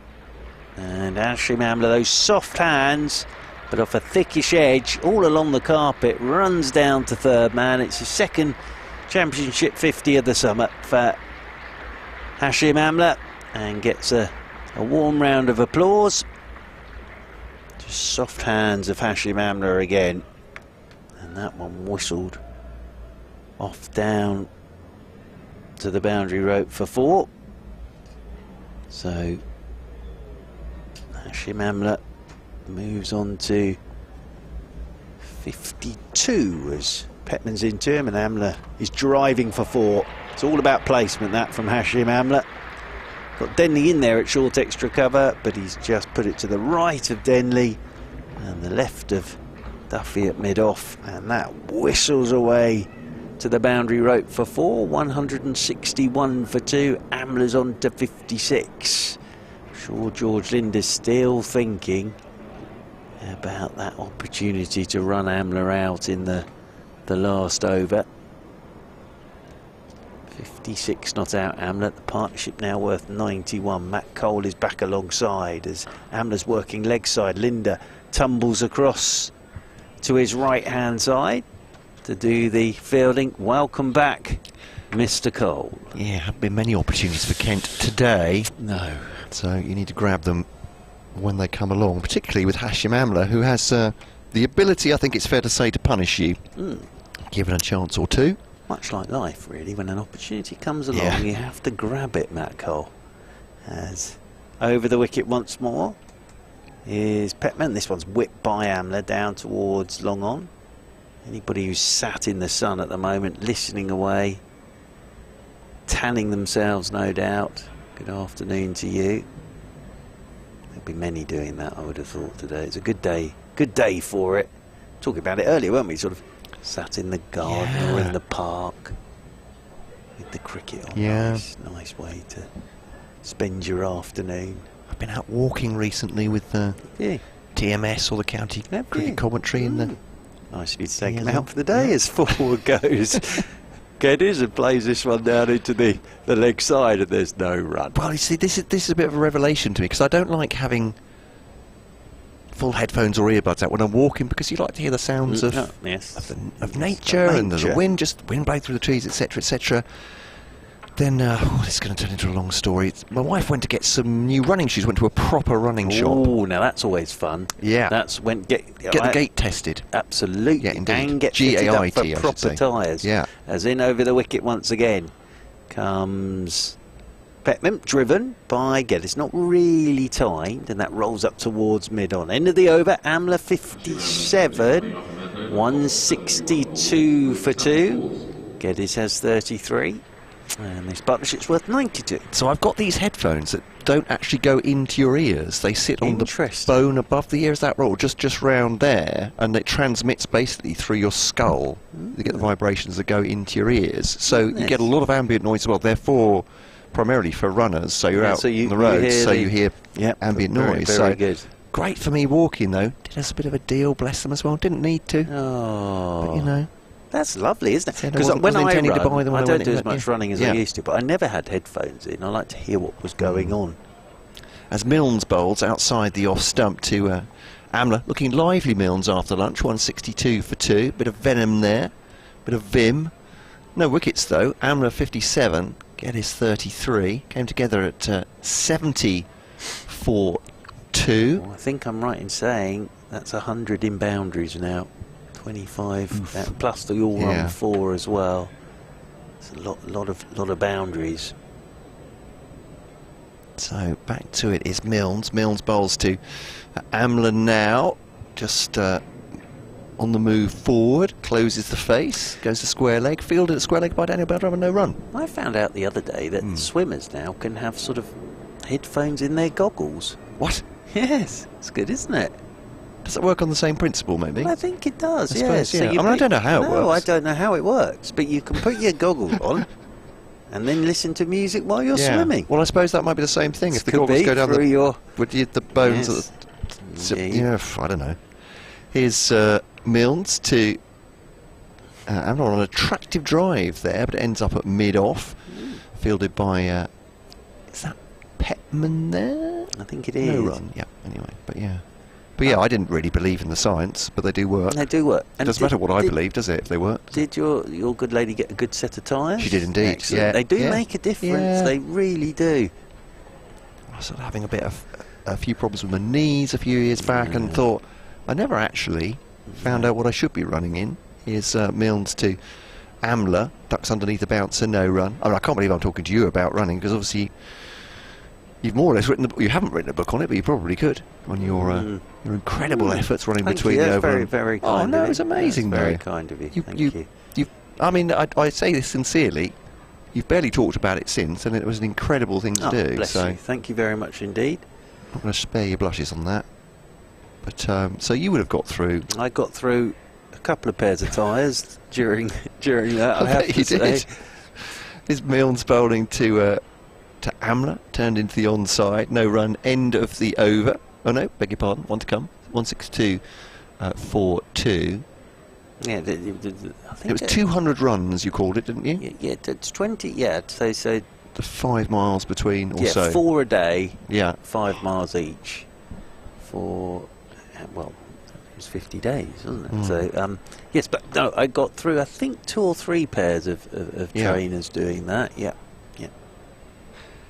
And Milnes then to Amla, 3 slips in behind him, just glances it down, takes off for a leisurely run. He's not particularly excited about taking 2. Petman fields a backward square, and that is the end of the over. 163 for 2. Amla has 58. Almost imperceptibly he has 58, which I always think is a mark of a fabulous player. Geddes has 33. I like those innings which don't really seem to have... Well, the figures don't really seem to make up. Well, how's he got 58? Yeah, he's just been sort of occupying the crease and doing what he does. 163 for 2. Good afternoon to our dear friend Nathan in Singapore, who's tuned in. So he says it sounds like it's raining in Singapore. Mind, which is never great. As in over the wicket comes Petman, and forward goes the right-handed Amla. Let's play this one off a goodish length, straight back up the pitch, and there's no run. Yes, the only thing I really remember, because actually, do you know what? I got through it, but I didn't. I sort of trained in my own way, which was running around in a circle, time after time after time for a few weeks, months, years, as Petman's over the wicket once again to Amla, and Amla's punching off the back foot out towards cover point. They'll pick up a single, and one more to the total. Amla moves on to 59. This will all to raise money for pancreatic cancer, and now set up the foundation in the old man's name. And so, sort of, the thing like is getting shin splints. Oh, right, dear. Never had them. Doesn't sound like fun. Though. There was one really. The only time I got really cross with Dad during that was sort of at about 9 o'clock one evening when I was crawling through Hyde Park, and all that beats the edge of Geddes' bat. That's nicely bowled by Petman. It's just he's got that one to probably just go in a bit and then just hold its line, and good length as well. That's a nice bit of bowling from Petman. There's been enough there to sort of say that actually if you do get it right on here, then there is enough there for the bowlers. But that was a bad day. That was with shin splints and crawling, and that was the only time I got cross. I sort of looked to the heavens and shouted, why didn't I just do a round of golf? With a few other words. As in over the wicket once more comes Petman, and this is driven by Geddes beautifully. Just over pitched by Petman. That's a lovely looking shot from Geddes. And that whistles off past the mid-off fielder and away for 4. So they're staying up above 4 and over at the moment, Surrey. 168 for 2. I knew I was in trouble that day then when basically I heard this hoot, and it was a lovely gentleman, older gentleman on his mobility scooter trying to get me to get out the way because he was going to zoom past me. And that was about 9 o'clock at night. So in over the wicket again, and Petman just goes back of a length this time. Geddes plays that one up the ground, and there's no run. But yes, I'm glad to hear that your good lady wife has got herself a proper pair. It does make a heck of a difference. So did you have your gate tested before you did the run? No. Okay. Didn't do any of that. I basically survived on peanut butter on toast as well for 50 days. As I say, I didn't really go about it quite as you should, I don't think. As Petman's in once again, and this is driven by Geddes firmly out towards Denley at extra cover, and there's no run. End of the over, 168 for 2. I mean, if one was being a little bit churlish, one would suggest that you spend a lot of time commentating and around professional sportsmen and women with nutritionists, physios. Don't get me wrong. Oh, sorry, there's another ball in this over. The Surrey, Alex Tyso. I'm sure they tried their best with you, is what I'm trying to say. Is in over the wicket once again. Comes. I'm not criticising them. Petman, and this one's pushed into the leg side, and there's no run. End of the over, 168 for 2. One of my best moments of that whole thing was, so Paul Still and Alex Tyso, the two physios here, are both unbelievable men in their own right, but they were very helpful to me at certain moments. And one of the big moments of my life was when I was allowed to put on Mornay Morkel's ice pants for an evening to help me get my legs ready for the next time. And they were these big pair of trousers you put on that pumped ice water. They sort of inflated, and you could lie there and they just pumped ice water. Oh, it's marvellous. Sounds like it should be a song title from the little known but absolutely fabulous band Half Man Half Biscuit. Here's Milnes to Amla. Yorker length, actually, is a very good ball from Milnes. He just pauses a while after taking that return along the ground from Amla and has a look at the batsman, who's completely unmoved, obviously, but I would think. But yeah, I can imagine them singing that Morning Walker's Ice Pants. It's got a nice. I used to love that. One of the time, I used to love getting back after 20 miles, a bit tired, and then I'd sling on me ice pants and turn the machine over, and they'd inflate. Amazing. And then, Oh, it's the inflatable ones. Okay, so wonderful. here's Milnes to Amla. He's pulled that away. Diving stop by Daniel Bell-Drummond, backward a square. Good stop, actually. Kept them to 2, but that is the 100 partnership, 170 for 2. Ben Geddes has 37. Hashim Amla has 59. He's on to 60 now, 171 for 2, in fact. This is a fabulous partnership. A century, and although it's slowed a little bit, the run rate's still over 4 and over. This could build into a, well, it already looks like it's getting away from Kent at this point. They need to probably get wickets in quick succession here to get themselves back into this day. Otherwise, it really could. This first innings total get away with them. Sprawling George Linder tries to stop that going past him at backward point. He gets a hand to it, but they come through for a comfortable single, 172 for 2. Well, the worry for Kent as well is that, you know, Surrey bat a long way down. Yeah. And as they saw at Beckenham, Surrey this season have been absolutely ruthless with the bat. So these two will look to continue this. You know, they'll think to themselves, right, we've just started this job now. Let's really continue the way we are. So there's Milnes then bowling to Amla. Just glances that down. Milne head and hands, but you might have played it a little bit late, Amla, but absolutely under control. Down to fine leg, single. Bowler saw something that he liked. So yes, it was an extraordinary experience. But what I, you know, that thank you to Paul Steele and Alex. So this was years ago now. Oh, I have to say, in no way was I criticising them, Mark. More, well, they knowing a little bit more your personality, maybe you might not have reached out. I didn't want to reach out to them, and B, they're busy well, men. That's all I'm saying. They had pros to look up. Well, they didn't actually, because it was the middle of October, but. Milnes to Geddes, full length delivery, goes on the drive, but a bit toe end there. Right, looks at the toe end of the bat, no run. But there was one horrible morning where I had to admit I'm in a bit of pain here, everybody. And they constructed me this very clever thing that I could put on my ankle, and it sort of helped get me through. And then, you know, I ran off my shin splints. Crikey. So by the time I finished, I was sort of going along the same pace as I'd started. It's extraordinary, really. But Mornay's ice pants were, I really wanted Mornay's ice pants. I wanted to keep them, you know. And if I'm not running, it's a nice way to spend the evening with those on. Here's Milnes now to Geddes. Geddes, ooh, that leaps up towards his thigh pad. That's a good ball from Milnes, actually. He's done him for pace a little bit. Come off the thigh pad and deflected down towards backward point, but hasn't got him a wicket. A strangled cry from Matt Milnes, who's almost metaphorically got steam coming out of his ears at the moment. 173 for 2, though. Surrey absolutely bossing it. So, yeah, the first time I heard about the inflatable, I don't want to call them pressure pants, I don't know. You have to be very careful when you're describing what they those, were. but They're inflatable iced trousers. So I heard Stephen Finn talking about them, and that the ice baths now are a bit of a thing of the past. Is it alternating baths now, cold to hot, is a thing. Right. And as you say, the inflatables as well. So yeah. Well, of course, on the BBC science. there was that sort of celebrity programme with the Iceman, wasn't there? Where I got to see Alfie Bow and a weatherman jumping into pools of ice, as in over the wicket.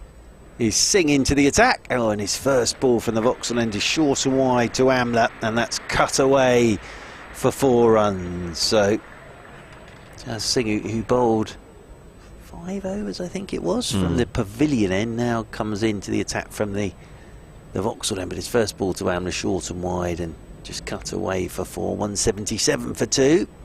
Yes, and Tamsin Elswaite sat in an ice bath. Yeah, I saw a couple of clips from that and thought it probably wasn't for me, I think. No. As Singh, over the wicket he comes once again, and this is punched off the back foot by Amla. It's out towards extra cover, and there's no run. Don't get me wrong, I'm a huge Alfie Bow fan. Him and Michael Ball together are something, well, was written in the stars. But watching him jumping into a sort of a hole in an ice. Yeah. Anyway, but yes, ice bath. I think you're right. Hot and cold is the way they do it these days. For recovery purposes. Yes, but the old inflatable trousers are rather good fun.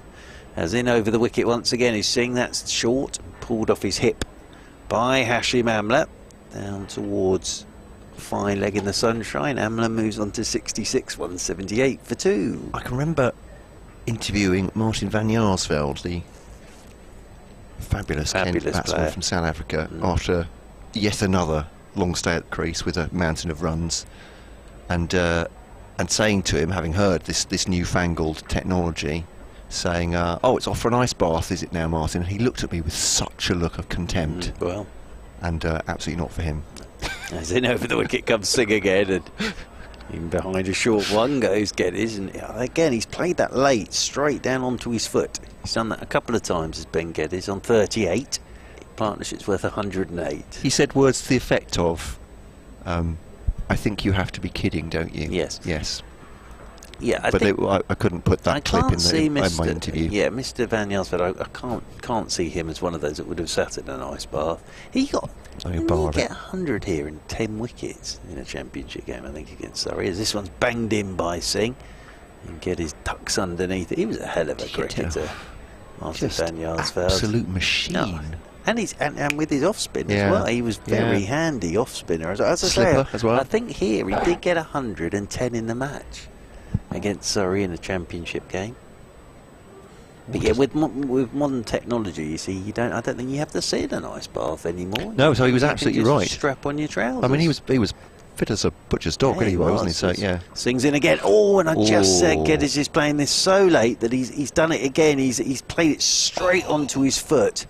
Oh, and that's hurt Ben Geddes. He's okay, but funny enough, we said a couple of balls before, he's playing this late down into the turf, and he's played that late straight onto his foot, and he's hopping around the place as if he has just got out of an ice bath, or in it. End of the over, 178 for 2.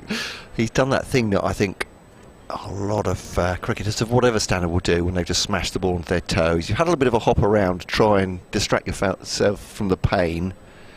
And then it's just gradually settling in now, isn't it? He's realised that, so he's got a proper limp now. Poor chap, but that did not look nice. No, it didn't. And as I say, he was hopping around there. Have you ever done an ice bath? God, dear. It really does. For the first sort of couple of seconds, it genuinely takes your breath away. Here's Milnes then bowling to Amla. 3 slips in. Ooh, that's just squirted off the bottom of his bat. They'll take a single, actually. It's a quick run single by Amla. Shy at the stumps from Milnes. That might have been close, as Amla trying to get to the non-striker's end. But, yeah, it's just because the ball's gone nowhere, has it, really? It's just squirted out on the offside. I'm not sure how Amla knew exactly where it was, but Geddes has committed himself to the single from the non-striker's end, and Amla had some hustle on there. Well, I think Amla's done exactly what Geddes just did. I think he's inside edged that straight into his ankle. Oh, so he was looking at Geddes, then he wanted a single, and then as he got going, he couldn't really run. So I think if that had hit, that would have been out, because it was taking Hashim Amla a while there, because he was in pain, and he's still stretching his right leg now.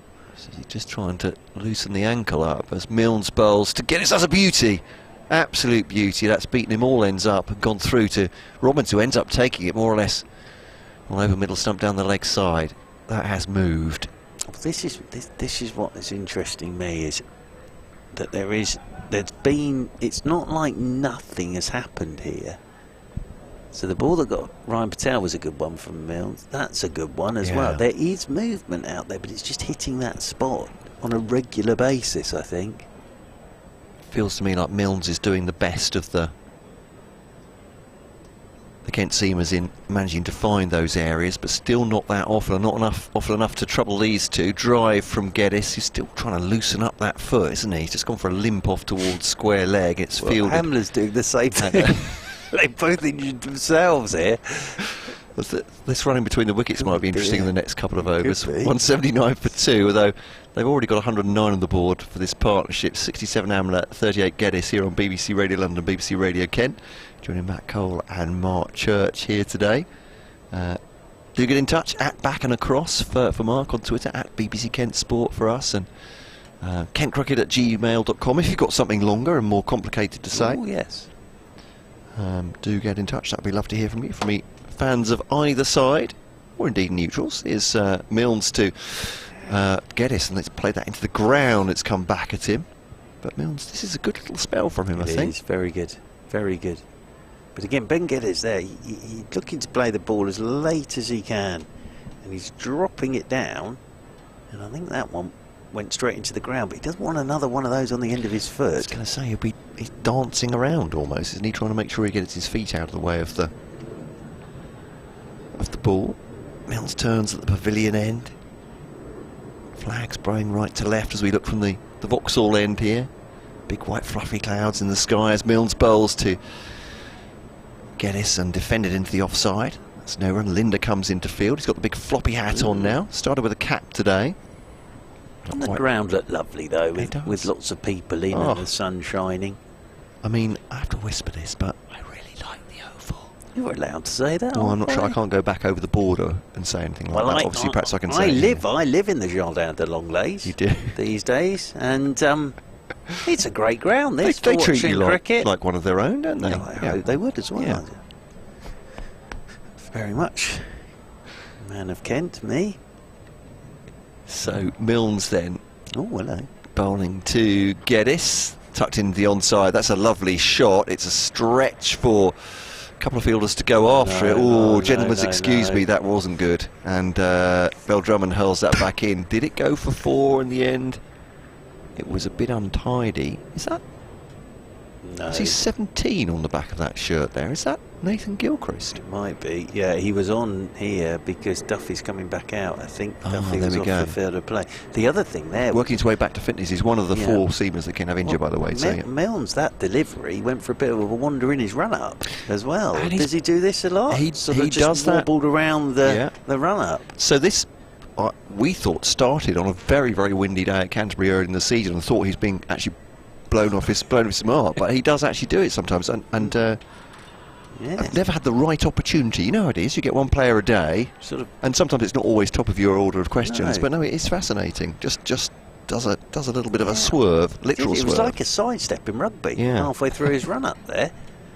Singh is in over the wicket from the Vauxhall end to Hashim Amla, who's punching. Now he's going to only get the single now off that shorter, wider delivery because Bell Drummond is out there sweeping, and Amla will move on to... Are you off again? Yeah, just before I go... Amla's on to 68. I'm going to emphasise something you said this morning. Kent's problem here is Milnes is bowling up ahead of steam from one end and is looking seriously threatening. It's the partnership they need, isn't it, to keep the pressure on here.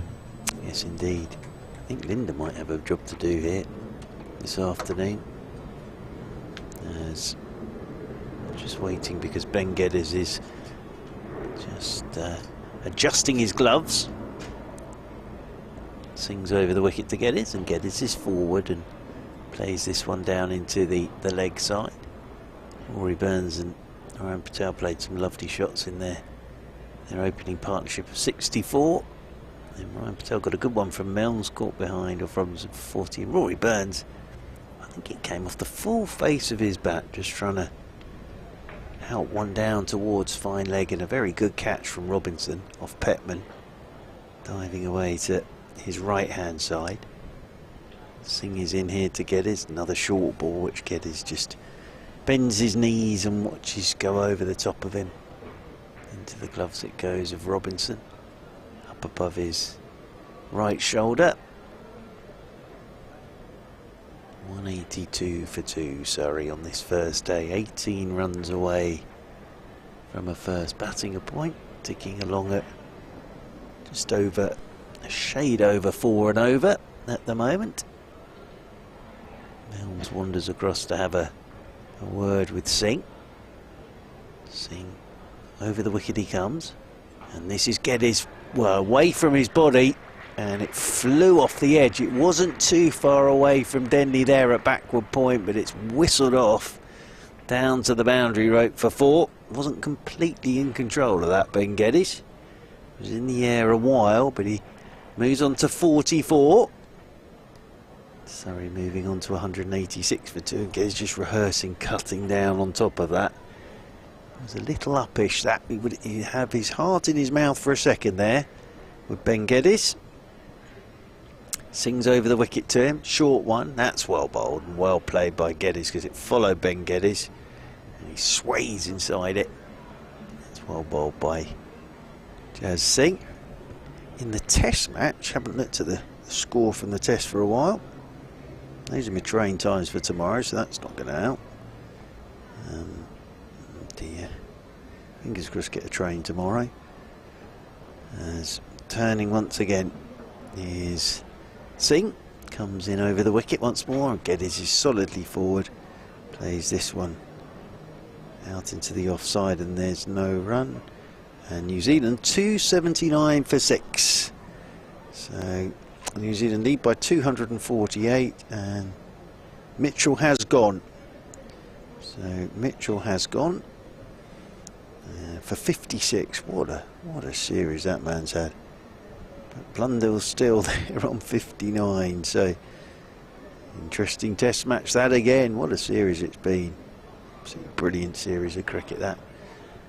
And down there in the distance, I think we're going to get Jacob Duffy into the attack for the first time from the pavilion end. He bowled 8 overs from the Vauxhall end this morning. Now coming to have a go from the pavilion end of the ground. Jacob Duffy. Hashim Amla will be on strike on 68 as Duffy's into him, and he's starting again with a short wide delivery which Amla can just chop away down to the third man boundary rope for 4. Nicely put away by Hashim Amla, who's on to 72 here is Amla. Surrey moving on to 190 for 2. And a strong breeze continues across the ground from right to left as we look from this Vauxhall end. Just 2 slips now. And a short mid-wicket catching as Duffy is in over the wicket to Amla, and that's on his pads this time. That's flicked away by Amla for 4 more. So Duffy's first delivery short and wide outside the off stump, and then he's tried to straighten up, and it's on the hip of Amla and just tucked off his hip for 4 more. So back-to-back boundaries for Hashim Amla. He's on to 76. Matt Cole is back. 194 for 2 from the Test Match Special box, Mr. Cole. Describing Hashim Amla as gliding along like a Rolls Royce today. That's lovely from you. Just stately, isn't it, progress? As Duffy's in again to, oh dear, he's on leg stump again here, and this one's tucked away by Hashim Amla out there towards Daniel Bale Drummond. And they'll pick up a single, and Amla moves on to 77, 195 for 2. I feel a bit for leaning here because it's quite tough to captain this, because Duffy's first ball short and wide cut for 4, then straightens up, tucked down to fine leg for 4, and leaning now moves for Geddes from short mid-wicket into 5th slip. So they've got 2 slips and then a split to 5th slip as Duffy's into Geddes, and Geddes nicely turned into the leg side by Ben Geddes. Look for the Yorker there, I think, Duffy. And Geddes will just get a single. He moves on to 45. Sorry, 4 runs away from a first batting point here. 196 for 2 they are, and this partnership has moved on to 126. These batsmen are too good. Well, they're too good for this attack at the moment, and what Jack Leaning needs, particularly from his overseas bowler here, is he needs someone to keep the pressure on with. As I said, with Matt Milnes at the time, now he's replaced him, but he's just not bowling well today. And that one again is just wide of the off stump. He just can't get it right. Feel for him, Duffy. He just can't get it right, and Amla's jumped all over that and driven it away through extra cover for 4, but Duffy ended up after that delivery just his hands on his knees in frustration. That's the first batting point for Surrey. 200 for 2. Surrey is the voice of the gods, echoes around the ground. Amla's highest score of the season now. He's on to 81. Hashim Amla. Duffy's in once more to him. Bouncer, that'll be out of frustration as much as anything, and just ducks underneath it, does Hashim Amla. So Surrey still up above 4 and over. 3 boundaries in that over. I make that 31 now today. 31 boundaries plus the all-run 4, and 200 for 2. Surrey. Geddes has 45 and Amla's on 81. I was saying that Daryl Mitchell is out Oh, in the Test match. well, that's a bit of a shock. But he's had a heck of a series, but out for 56. So, yep. So Mitchell has gone. Elsewhere, Knott's 149 for 2 at Trembridge against Middlesex. Sorry, I beg your pardon. It's my over now, isn't it? It I was is thinking I was coming from the other end, but I've been away and come back. So first ball from Jazz Singh is deflected into the onside. There's no run. I do apologise. Don't you worry, old chap. I'm mostly apologising to the listeners, but to you as well, of course, Mark. Essex 106 for 7 against Hampshire, who of course are second in the table. Yeah. Northamptonshire 189 for 4 against Warwickshire. Gloucestershire 69 for 1 against Lancashire. Singh bowls to Geddes, ducks underneath that one through to the wicketkeeper, no run. Derbyshire 151 for 4 against Sussex. Worcestershire 132 for 5. So there's been a few wickets around the place. That's an interesting scoreline. The game at Chelmsford, 106 for 7. Just looking at who's been taking wickets there, I think it would be the normal suspects for. Singh to Geddes. Oh, it's an inside edge past his stumps. Well, King could do with a bit of luck. Not getting it there. Down the leg side, picked up by Ollie Robinson, and a single. Geddes comes through. Perhaps he deserved a bit of luck for the way he's batted, though. 201 for 2. Amla has 81. Yeah, Abbott, Barker, Holland, Wheel, Dawson. Yeah, Brad Wheel's been taking a lot of wickets this year, hasn't he? Keith Barker's a heck of a cricketer. I was going to say about isn't he? Barker. Yeah. What a great cricketer. He's one of those kind of unsung. He's not particularly fashionable, is he? I suppose, you know what I mean. Seeing this is cut away by Amla towards backward point. He'll take the single. He's a terrific cricketer for Warwickshire as well. 202 for 2. Yeah. The move to Hampshire, professional footballer he was. He was played for Blackburn, is that right? Is it Blackburn or Bolton? Yeah, somewhere in the northwest, I think. Beginning with B.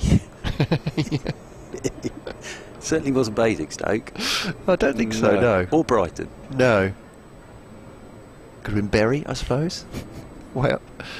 A bouncer from Singh, ducked underneath by Geddes. Those balls back of length aren't really troubling anybody, are they?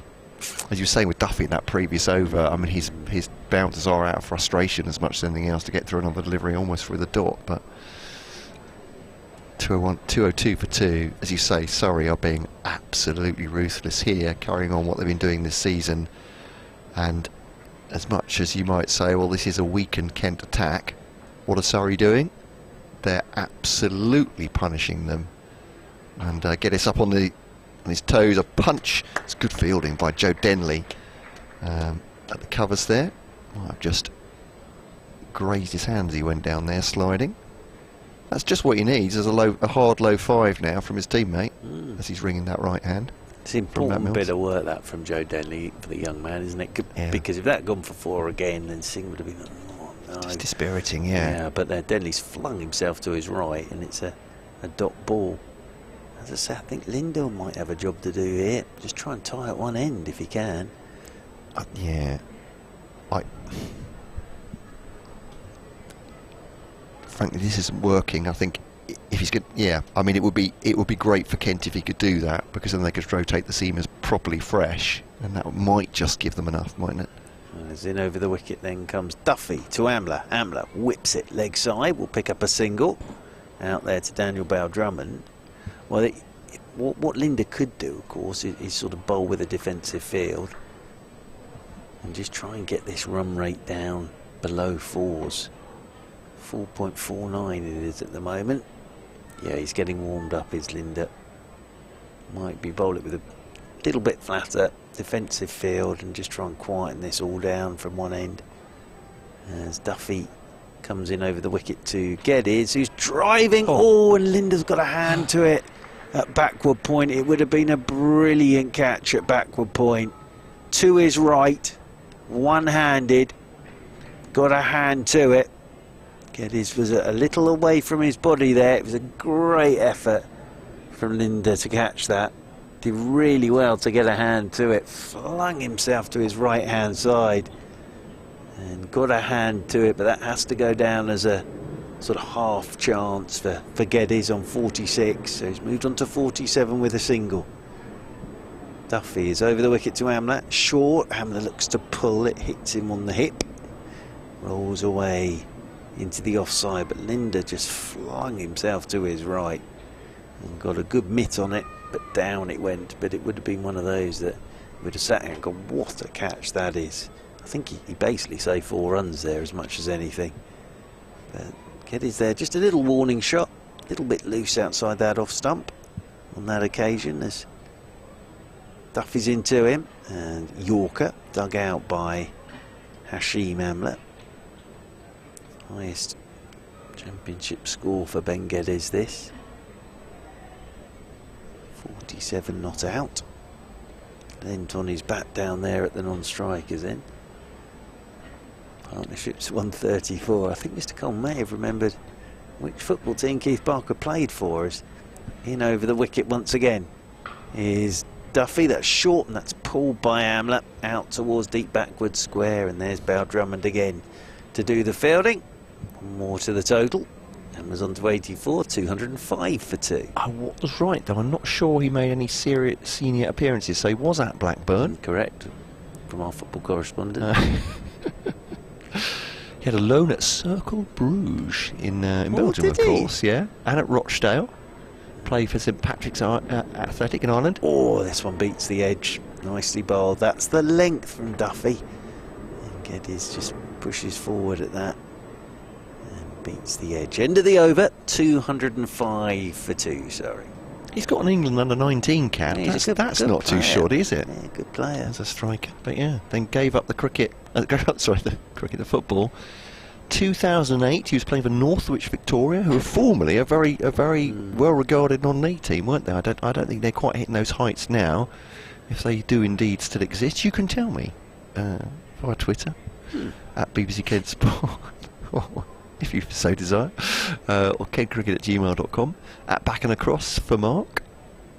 As just Singh bowls to Hashim Amla, deflected into the onside and fielded by Linder, and there's no run. I'm just looking at the time between him finishing. So he was still playing for Northwich Victoria in 2008. He started his career with Warwickshire in 2009. So I wonder when his first... Sorry, I'm going off on a bit of a tangent here. I'm just wondering how long it took him to transition between the two things. But anyway, seeing to Amla. Oh, that's a lovely looking shot. That's out for... It's just a single. It's still a lovely looking shot out to a point, fielded by Joe Denley. No ball as well. No ball, yeah. 2 added. Sorry, 1 added for the championship, isn't it? Yes, well, of course there were the days, of course, when you sort of had the professional footballer, cricketer. Yeah. Mickey Stewart played pro football for Charlton. Did he? That's extraordinary. That Dennis Compton, of course, was the really famous one, wasn't he? But, indeed so. Derek Ufton for Kent and Charlton as well. Famous for Kent, certainly. Singh to Geddes, just hurried him a little bit, but gets the bat solidly behind it. Joe Denley has just thrown that shoulder high around about 2 feet wide of Ollie Robinson. I'm not quite sure why, unless he asked for a bit of a stretcher. Keeps him on his toes. It's a great take. Nowhere near him, but quite sure what the intention was there. Unless Joe Denley is just having a bit of fun out there. But Singh to Geddes, just got away with a lovely delivery. Playing a miss by Geddes. He's gone forward to that. He's played completely down the wrong line. Did that move a little bit? I'll just get a bit of a swing. Yeah, dangerous little time this for Ben Geddes. He's played really nicely for these 47. This is where Amla comes into play as well. That calming Zen-like influence from Hashim Amla.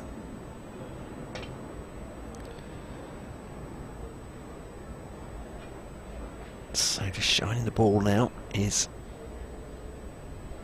Singh. Comes in, 2 slips in behind Geddes. Right behind that one, forward defence about to mid-on. And there's no run. It's the old Wimbledon starting tomorrow, isn't it? It is indeed, yeah. Big Kent hopes for Emma Raducanu, of course, who's had all sorts of problems with injuries.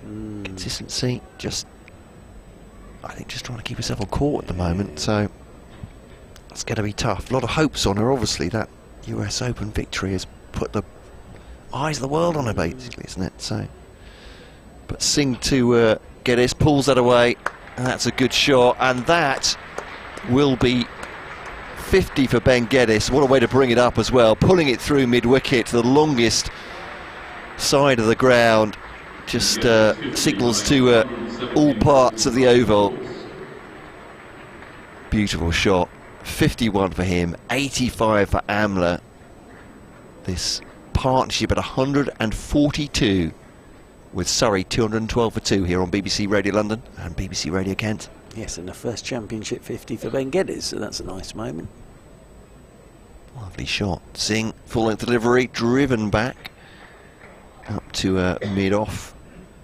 Good length from Jazz Singh. To end the over, though, is another boundary in that over. And Geddes and Amla both have half centuries now. Surrey bossing it, 212 for 2 with Matt Cole and Mark Church, of course. Mark Church, resident of the Oval. Well, I say resident of the Oval. I'm not sure live here. You don't live here, no. No. So, but yeah. Well, no. There's been occasion Worse where it's been late. Well, you felt like you have. I'm perhaps. living in One Oval Square over there. Rather nice. Nice address, isn't it? You can get me a post sent to One Oval Square, please. Very nice indeed. Now, here comes George Linder, as we expected. Now, his role here is to try and tie up one end, without a doubt. Because they are ticking along at the moment very nicely, Surrey. So Linder's job here will be just to keep this tight. This pavilion end shut up an end. We get a close catcher in there as well, I would have thought. Yep, Compton's getting the pads and the helmet. Robinson's gone to get his helmet. So yes, Wimbledon's starting tomorrow, and that one makes me feel we're in sort of midsummer when Wimbledon's on. So looking forward to a bit of that in the evenings, a bit of the old Wimbledon today at Wimbledon. Have you been Wimbledon? I have once, yes. I got a Rovers ticket once. Oh, It was a lovely experience. Yeah. I saw, now what was his name? Todd Martin. Right. Play. Yes. It's very nice because you sort of, well, as it says on the ticket, you can have a bit of a rove around. That's nice. And then we ended up on centre court late in the evening. Can't remember who we watched, but it was rather spectacular to be on centre court, I have to say. 212 for 2. Just feels. I mean, I'd love to watch it. I watched Masters tennis live. I watched McEnroe play Edberg at the Albert Hall. That was fabulous. Good. But even then, those who have given up their retired from their professional careers, incredible athletes. Yeah. So here is Linder then, coming left up round the wicket to Hashim Amla. The first one's just going down the leg side. Amla, I'm not sure what he's got on this. It's running away down towards the fine leg boundary rope, and Singh flicks it back and does pretty well there actually. Got a big arm down to get that, and they'll pick up 3 leg byes. 215 for 2, so it was off pad of Hashim Amla. Compton's going in at leg slip. It's Jordan Cox at regulation slip, I think, there. Robinson under the helmet, with the gloves, of course. As George Linder, left arm round the wicket, he comes into Ben Geddes, and Geddes is forward and pushes this one back up the pitch. There's not a huge amount of front arm from George Linder. No, notice that. It just sort of falls away, doesn't it, when he's delivering. Well, we're used to that now with Sunil Narain, of course, for Surrey in the T20. As Linder comes in once again, and it's a pretty quick little arm action he has as forward once more goes Ben Geddes. Plays this one back up the pitch, and there's no run after this. 16 to go till tea on this opening day. +1 on the over rate at the moment to Kent. 215 for 2, Surrey. Linder. Round the wicket he comes again. Geddes forward. Plays it straight back up the pitch.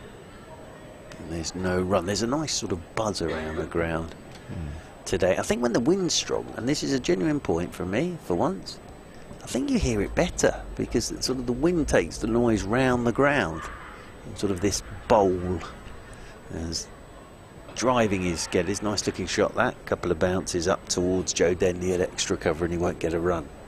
But I think it does. I think when the wind's sort of circulating a bit, it takes the noise round the oval of the ground. You see? Hear the sound of the Harleford Road a little more loudly. It's always a bit noisy as forward goes Geddes once more. Pushes this one down into the offside. The end of the over. So a tidy first over that from George Linder. Actually a maiden because there was 3 leg byes. There haven't been many of those today, maiden overs. And 215 for 2, Surrey. Yeah, that's the 4th. As if to emphasise how freely Surrey have been scoring. I think the boundary count does that. So Duffy with 1, Petman with 1, Bell Drummond with 1. Bowled 1 actually, didn't he? His little spell of 3 overs, but so Linder at one end, Duffy is changing ends then, 215 for 2. Mills was certainly hitting a spot at from the far end, wasn't he? So I don't know if they've decided that that's going to be Linder's end, the far end. Maybe operate the seamers from the Vauxhall end here. 215 for 2. With Jacob Duffy, the right armour, New Zealander, bustling in now to Amla. Bottom hand in there, flicked out towards square leg. Fielded by Linder, and there's a single. Amla on to 86. Geddes has 51, 216 for 2. Yeah, partnership's worth 146 now. Oof, crikey. Sort of, as you said, you sort of look up at the scoreboard and suddenly it's 146. Yeah, I remember them getting to 100. How did they get here? 216 for 2. Well, this is on a postcard. Duffy, full length delivery, drive from Geddes.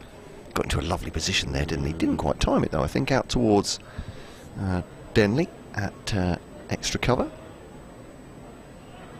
He's a handsome looking player, is Ben Geddes. Yeah. I'd say I'd be holding that pose for, say, for half an hour. Oh, my back would go. Carried off. Be locked in that position, maybe. Here's Duffy to Geddes. That's a good ball, actually. Quicker from Duffy, and on a full length, just jars the bottom of the bat against the ground. Glastonbury at the moment as well, Matt Cole. Of You've course, been having a little look, I'm sure, actually, being a man of music. Yeah, I watched a bit of Megan Thee Stallion last night, US rapper, which had so many disclaimers on from the BBC to do with language. To do with language, but it's not to everybody's taste. I'd driven up to mid-on, and there's a single, but I think I see her on that. I'm not sure she's been to another Glastonbury. I saw her on something else. It was good, but yeah, only little bits actually. Looking forward to catching up with it perhaps after the weekend and seeing something on the catch up on the red button. When's Paul McCartney on, or was he on already? He was on last night. Was he? Right. Yeah, I think. I saw some highlights this morning on the Breakfast News. Dave Grohl from the Foo Fighters played with him. It's Duffy bowls to Amla, pulls it away again, absolutely safely down to Petman at backward square for a single. Hope he did live and let die. He did. I heard a bit of that. Did he? Oh, excellent. He did. Had Bruce Springsteen on stage, but the clip that I heard was him doing Glory Days, which obviously is a Bruce Springsteen song. So right, right, very good. He did a bit of Love Me Do. Oh, good. Can't Buy Me Love. Hey Jude, of course. Well, I mean, is Duffy defended back up the pitch, and there's no run. I was joking with my son about that because he's down at Glastonbury at the moment. Oh, he's gone, is he? Yeah. Ah. So he was saying apparently Paul McCartney's going to play for 2.5, 3 hours. And I said, on the I think he's probably got the back catalogue, and if not, he can play Hey Jude for an hour, can't he? No, absolutely. So, yeah. Everybody will just sing along. But I think by and large he's probably all right for a back catalogue. Is Sir Paul 218 for 2. Yeah, what a coup that is for Glastonbury to get him. Fantastic, absolutely. And the weather's been all right as well. Yeah, I think, are they due a little bit of rain today? Because it's coming from the west, isn't it? Yes, I think, but yeah. But yeah, Very Glastonbury. good. Very good. Slipping a leg slip in there because Matt Cole is a man of music. So he's in the band. He's had one of his singles played on 6 Music. As in, round the wicket comes Linda, and this is turned away by Hashim Amla out there towards deep backward square. I would say a bit like Megan Thee Stallion. It's an acquired taste, though. There we go. It's not for everybody. Very good. Amla's moved on to 88. 219 for 2. Geddes comes back onto strike on 52. As Linda, left arm round the wicket he comes. And full toss, which Geddes will just help through the leg side for 4. That's not what Jack Leaning's looking for. Full toss and nicely put away by Ben Geddes, and that brings up the 150 partnership between these two. So 153 the partnership is worth. Surrey moving on to 223 for 2. Ben Geddes just had to make sure he got bat on ball, really. That whistled off to the boundary rope for 4. Linda's round the wicket once again to Geddes. Forward he comes.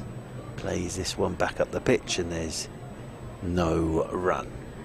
My Isabel's taking up the electric guitar now. Yeah, you were saying, yeah, it's yeah. very exciting. Yeah. She knows the Top Gun anthem. Well, what a place to start. Well, I did tell her that she had to learn it. As in round the wicket once again. Oh, it's Linda, and that's another full toss, which will be swept away by Ben Geddes for 4 more. And Linda kicks the ground in frustration. Leaning's thinking the same thing as well there. Yeah. Linda, His hand to his chin there, isn't he? Just thinking, what am I doing here? pondering. Yeah. 227 for 2. Geddes has moved on to 60. Linda ready to come in. Left arm round the wicket once again, and forward goes Ben Geddes. Plays this one back up the pitch. I'm off very There's short. no run, yes. Sorry, yes, I'm of off very course. shortly, but to say that Andrew's still with us from Japan. I Oh, think it's lovely. pretty late there, but Yes. he's been summarising the sessions. This one so far, inflatable ice pants and Yes. half man, half biscuit. Ah, There we go. Yes. If people want to know what's been happening, Yeah, as absolutely. like chapter headings. Absolutely, as Linda comes around the wicket again, and sweeping once more is Geddes. He's got this very fine, and that's away for 4 more, and Linda kicks the ground in frustration again. He's gone on the angle there as Ben Geddes, nicely played, and that whistles off to the boundary rope for 4 runs. 231 for 2. Geddes 64. Amla 88. The partnership is worth 161.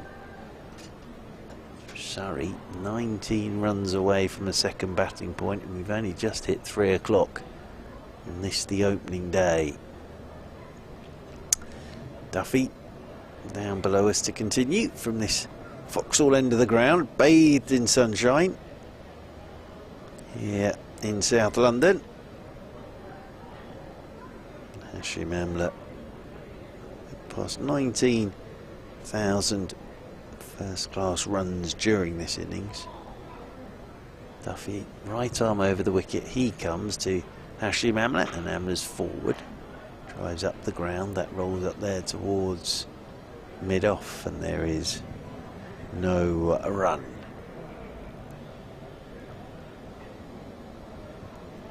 It's a nice atmosphere around the place today, Sunday afternoon, here on BBC Radio London and BBC Radio Kent. Over the wicket once again comes Duffy to Amla, who's forward, checks the drive to the right of the sweeper on the cover rope, and he'll get back for 2. That's good placement from Hashim Amla. Just pushed it to the right of Bow Drummond, coming round, sweeping on that cover rope. That takes Amla on to 90. So Hashim Amla moves on to 90. Just seeing Daryl Mitchell's scores in the Test Series: 13, 108, 190, 62 not out, 109 and 56. It's not bad, is it? Duffy's in, Amla's forward, will take a single. That's nicely run, nicely judged. Oh, is there overthrows? There is. There's overthrows as well.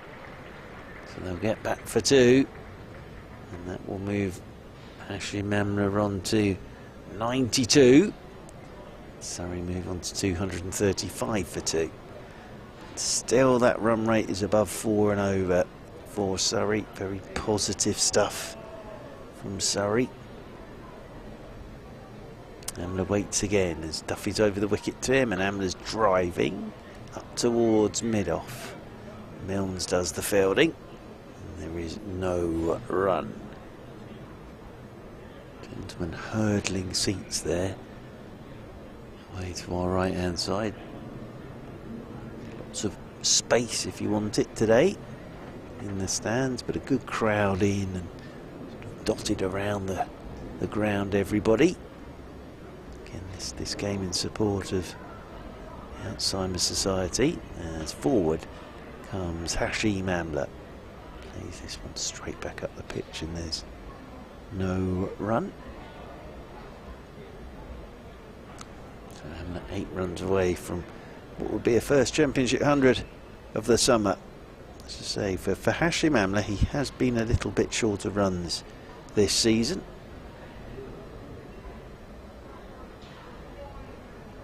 Duffy, right arm over the wicket, he comes to Amla, who's driving again. Handsome looking shot for a single out there towards Bale Drummond, sweeping up on that cover point boundary rope. They'll take the single. Amla's on to 93.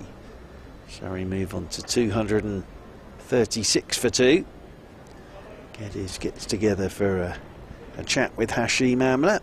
Be enjoying this, Ben Geddes. Good long bat again with Hashim Amla. They've put on 166 for 13 overs until the tea break.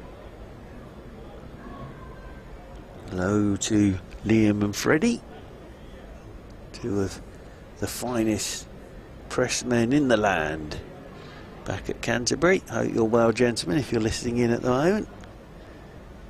As Hashim Amla waits over his batters, George Linder comes left arm round the wicket to him, and Amla drives, it just skates past his edge.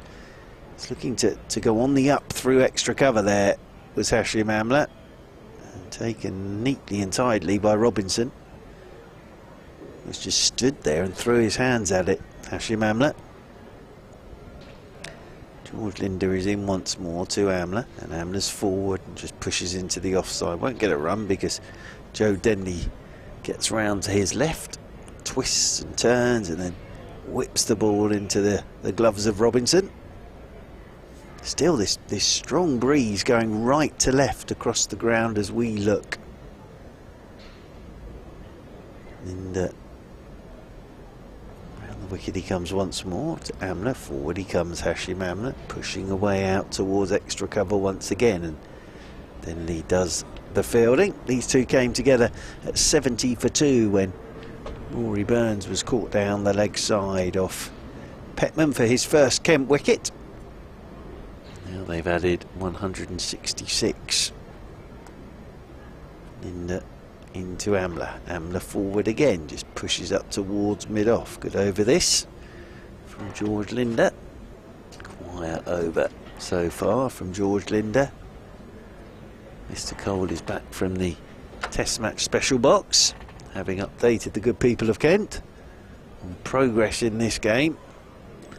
236 for 2 as round the wicket goes Linder again. Oh, and this one's a bit wide outside the off stump, and Amla's looked to open the face and guided off down towards third man. It bounced on him, beats the edge. Mr. Cole's got himself in a tangle here. Easily done. Well, you know, he's doing a very good job. Did that with me ISDN lead the other day. It's very frustrating. As round the wicket goes Linder again, and Amla this time chops a ball down towards Singh, who does the fielding in there at backward point. This is one of the great... Anybody who remembers the Krypton Factor, it's like watching an episode of that with Mr. Cole trying to deassemble his headphones. End of the over, 236 for 2 then, with Geddes has 64 and Amla's on 93. Welcome back, Matt Cole. I've no idea I've done that, to be honest.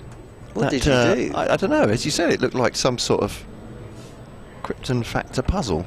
I quite like those headphones in the fact that they seem to have a sort of a little... It's almost like an inflatable dinghy. It does, doesn't it? It's a sort of Baywatch thing. Exactly, That's sort of thing yes, they carry yes, out to the... Yes. I think it's a volume limiter Is it really? for everybody's safety. Yeah, Very nice indeed. indeed so. Yes. Most people listening to my commentary would like a volume limiter. Protecting the innocent. Here's Duffy then in the sunshine at the oval. Geddes just closes down on that, pushes it into the offside. Daniel Bell Drummond fields, throws it smartly into Ollie Robinson, who's he's taken 1 or 2 wild throws today. He's certainly had him on his toes. Took a great catch for the second wicket, but for Kent fans, that was in the 13th over. We're now in the 52nd over, and what's this partnership at? 166. Yes, indeed. Is it once? So yes. Oh, doubt my maths. 160. Yeah. Here's Duffy then. Up on his toes is Geddes. On the back foot driving. They'll come through for a single.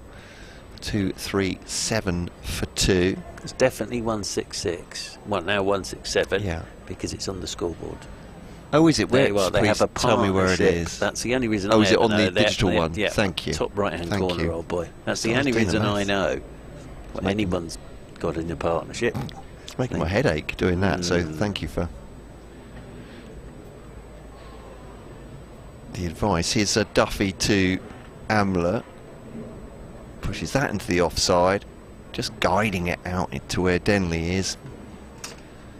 No danger, all on the ground. Takes another single, moves along to 94, 65 to get it. So I moved from one sort of motor transport to another, having said in the last update that Hashim Amla was like a Rolls Royce gliding along. I was asking for London buses in terms of wickets this time, and it's going to have to come in 2s and 3s. Well, Kent are going to be battling out this game on the first day, it looks like. Bouncer from Duffy, harmless outside the off stump. Yes, for anybody inside the ground who might be listening or coming here, scoreboard away to our right, and I think the scoreboard to our left. No, just the one to our right. And on the left, they have a partnership numbers. There's the word partnership and then the number next to it, and that is always handy for people like me who can't add up or take away. Yeah, I was looking at the other scoreboard, you see. I've chosen the 1 of 3 which doesn't have that on it. Pushed into the offside, just making things hard for myself. A defensive shot from Geddes ends up with Denley, and there's no run. 2, 3, 8 for 2. We have 3 scoreboards here, and a ticker tape type scoreboard as well up above us in the corner. There we are, the way to our right there just gives you the 2, 3, 8 for 2 and the time in 24-hour clock. That's all you need to know. The belt and braces. It's Duffy bowls. Bowls a heavy ball and defended by Geddes. End of the over, 2, 3, 8 for 2. Andrew from Japan, who is has been very neatly summarising some of our really important subjects. Absolutely. Said a bit like a sum up, isn't it? Yeah. I bet Andrew's learnt something today, though, mind you. Oh, I don't. Yeah. Well, I don't know. Well, I think he'll get to the end of the day and say, "I've learnt something today." And because I've mentioned Half Man, Half Biscuit, who are a little known combo, but I said terribly underrated and under-listened to, but they do have cricket analogies in some of their songs. They? So in I think their debut album, I can't actually say the title because it's too rude. But the first 2 words aren't "goodness me." No. But the rest of the words are "it's Fred Titmus." Oh, there we go. Lovely. As left arm round the wicket, then comes George Linder. Pushes this one into the leg side, and there's no run. Well, one of my favourite bands, the Divine Comedy, of course. Mate. But they then did the old Duckworth Lewis, and they were brilliant. That album they did was absolutely wonderful. I got to interview them as well. Which did was you a bit really? Of a treat, I have to say. And then they did a live version of Me and Mr. Me and Dad. And it's looking to whip round that front pad is Amla. Half a shout from Linda. Just looking to whip it leg side. In a VW camper van, as the song goes. Yeah. That's one of my favourites off the record. Absolutely brilliant. 2:38 for 2. As Amla on 94 here. Waits for Linda. He's round the wicket to him, and Amla's looking to whip this one leg side, and he gets a good bit of bat on that. He'll get a single. Out towards deep backward square. They're 3 for 1 more to the total. Amla's on to 95, 239 for 2, Surrey. Because you can find anything on the internet. I've looked up Half Man, Half Biscuit, cricket, The aforementioned title, Yes, which I can't read out in full, don't read that. involving Fred Titmus, but there are more mentions. I'm going to go into that in a second. As in round the wicket again goes Linda, and that's bouncing on Geddes. Just lets it go outside his off stump. Very well taken that from Robinson. Whether you like it or not, it's a threat there. I must admit that it's not a band I'd heard of, so there we go. Excited Cricket to learn analogies. more about. I'll go down the list in a minute. Yeah. As in round the wicket goes Linda again, left arm round, and Geddes drives up the ground. Again, won't get a run on this occasion. Up there towards mid-off. Oh, any band with cricketing blood in them is a band I'll like, I have to say. Once again, does Geddes play very nicely for this 65, Ben Geddes. Linda's left arm around the wicket to him. He's kicking this one away as Geddes. Outside his off stump. End of the over. 239 for 2. Geddes has 65. Amla has 95. And we've got 10 overs until tea. We do indeed. So Fred Titmus, as I said, mentioned in the partially named song about it, which is for reasons of propriety we can't mention. Van Burn Holder. There's a line about him in one of their songs. The great Van Burn Holder. Great Van Burn. They have a song called Headley Verity-esque. Oh, right. Goodness me. They cover a lot of subjects. They're very imaginative. Pretty much serial. Look them up. They mention Wantage Road, apparently. Lovely great Wantage Road. Here's Duffy bowling to Amla, and it's a bit of a punch up to wideish mid on, fielded by Jazz Singh, and there's no run. 239 for 2. Anyway, they're to my mind, humour is a very personal thing, but they make me laugh a lot. Well, so that's good. yeah, there we go. Well, you've learnt something today as well. I have indeed. Yeah. Well, every day's a school day when I'm with you, Mark. Here's Duffy. That's a lovely shot. Goodness me, cover drive, but again, almost no backlift from Hashim Amla. That's all timing. He's on to 99 out of 243 for 2. And this innings has been, well, it's been a thing of beauty, frankly, from Hashim Amla so far. It's his 13th 4. I think that's 124 balls as well. Absolutely glorious. The sun comes out as if to greet, as a prelude to Hashim Amla's 100. He sets himself now and he guides it through. Just forward a square on the offside. Again, almost no backlift. Beautiful timing. A hug with Ben Geddes because he goes to 103 from 247 for 2. His 14th 4 of this innings. Consecutive boundaries taking him to his first ton of the season for Surrey. Vintage stuff by Hashim Amla. Glorious to watch in beautiful sunshine at the Oval. What a lovely way to go to it, with two just lent on drives back to back, and that whistled off to the boundary. And yeah, lovely innings. First one of the summer, as you say. Mr. Cole for Hashim Amla. So 247 for 2. Bouncer from Jacob Duffy. I think we probably could have dialed that one in, couldn't we? From Duffy. Consecutive 4s. Shows his frustration with a harmless bouncer over Hashim Amla's head. And Surrey pouring on the pain here for Kent. That's their job. This is looking set to be a long day, perhaps even or more for Kent at this point, as Duffy bowls to Amla, sets himself, whips into the onside, bottom hand, beautiful shot. It's the longest boundary in the ground. This is an exhibition of shot playing, of shot making. And so the others, as you said, just pushes into the offside. Gentle drives, got him 4. That one, whipping the bottom hand on it through mid-wicket eventually. 4 runs, 250 up. Second batting bonus point, 251 for 2. Amla 107 now. Yeah, just straightened after being driven twice, went a bit straighter, and then just whipped him through the leg side for 4. I think Amla was delighted he got to the boundary rope, otherwise he might have had to have run 4 there. That's true.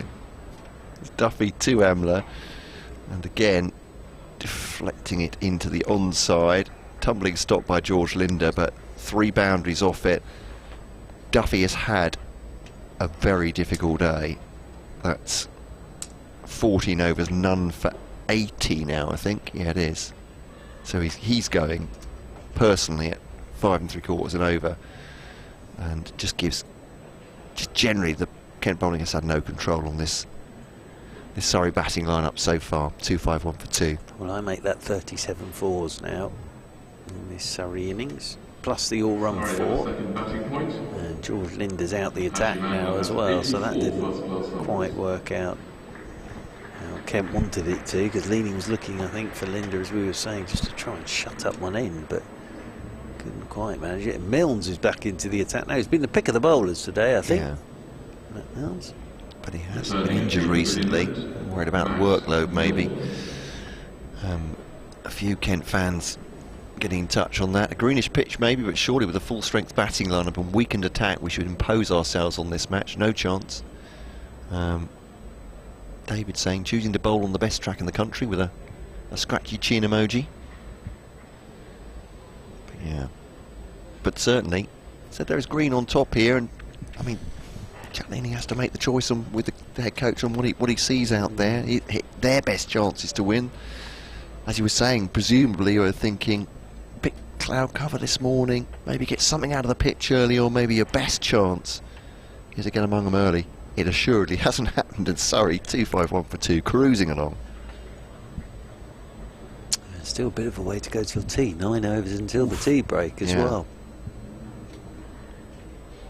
Here is Matt Milnes then from the pavilion end into Ben Geddes, and Geddes is forward and pushes this one out towards cover point, and there is no run.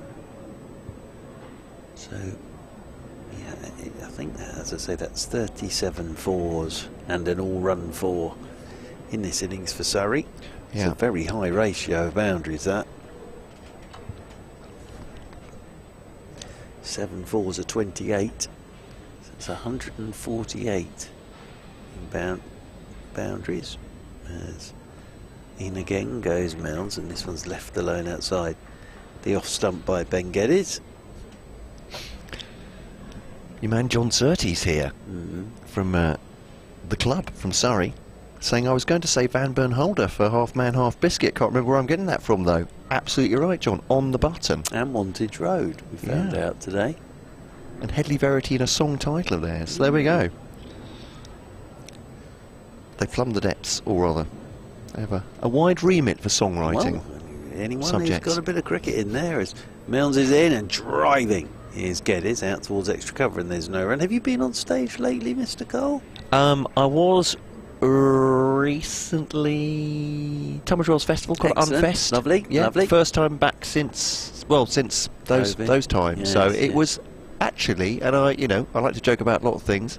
It was quite an emotional occasion. It was a very decent crowd, a lot of whom we knew, and a lot of people who were basically coming out to a show for the first time. So it was really nice. I'm getting a bit. Well done. It was one of those. I think a lot of people have had them for those first times, celebrating with their relatives and that sort of thing, or going to a gig. In comes Milnes, in behind it goes Ben Geddes, plays this one back up the pitch, and there's no run. I mean, normally I like to keep a fairly stern face on, for the shows, but it was a lovely occasion. So we've kind of broken out of that now. So we're hoping to do some more during the autumn. Excellent. I'd like to come and see hopefully some new material coming out. Lovely, well, so. Even better. If anyone from Six Music is listening, and we didn't put them off last time we were on there. My old mate Gideon Coe had you on, didn't he? He did indeed, yeah. Lovely stuff. As in over the wicket comes Milnes again. Short, pulled by Geddes, straight out to Linder. A deep backward square. He'll get a single. Ben Geddes, he moves on to 66. 252 for 2. What's the name of your band, Matt Cole, again? Well, we have 2 incarnations, which are very unimaginatively named, considering the other incarnation. So, back in the... you got me started now. But back in the 90s, our guitar band was called Joey Fat. Right. And John Peel took a bit of a shine to us, which was lovely. So we got a few plays on there. Yeah. Did a session with him, which was lovely. And but now we have an electronic thing with just the 2 of us, which is called Joey Thin. Right. Because clever. We're not very imaginative. But also the band's thin down. As forward comes Amla and turns this one into the leg side. Will pick up a single. Amla moves on to 108.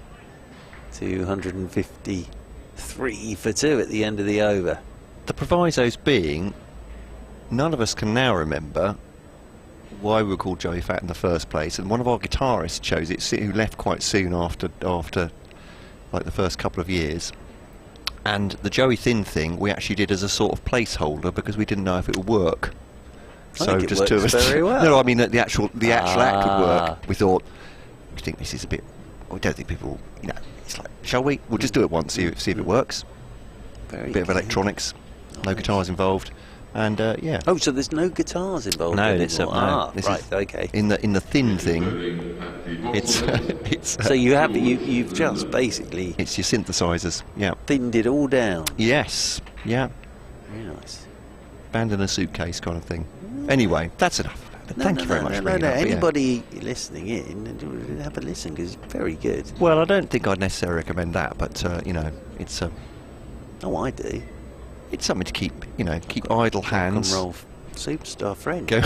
It's Linda to Amla, cut away, and there's a single.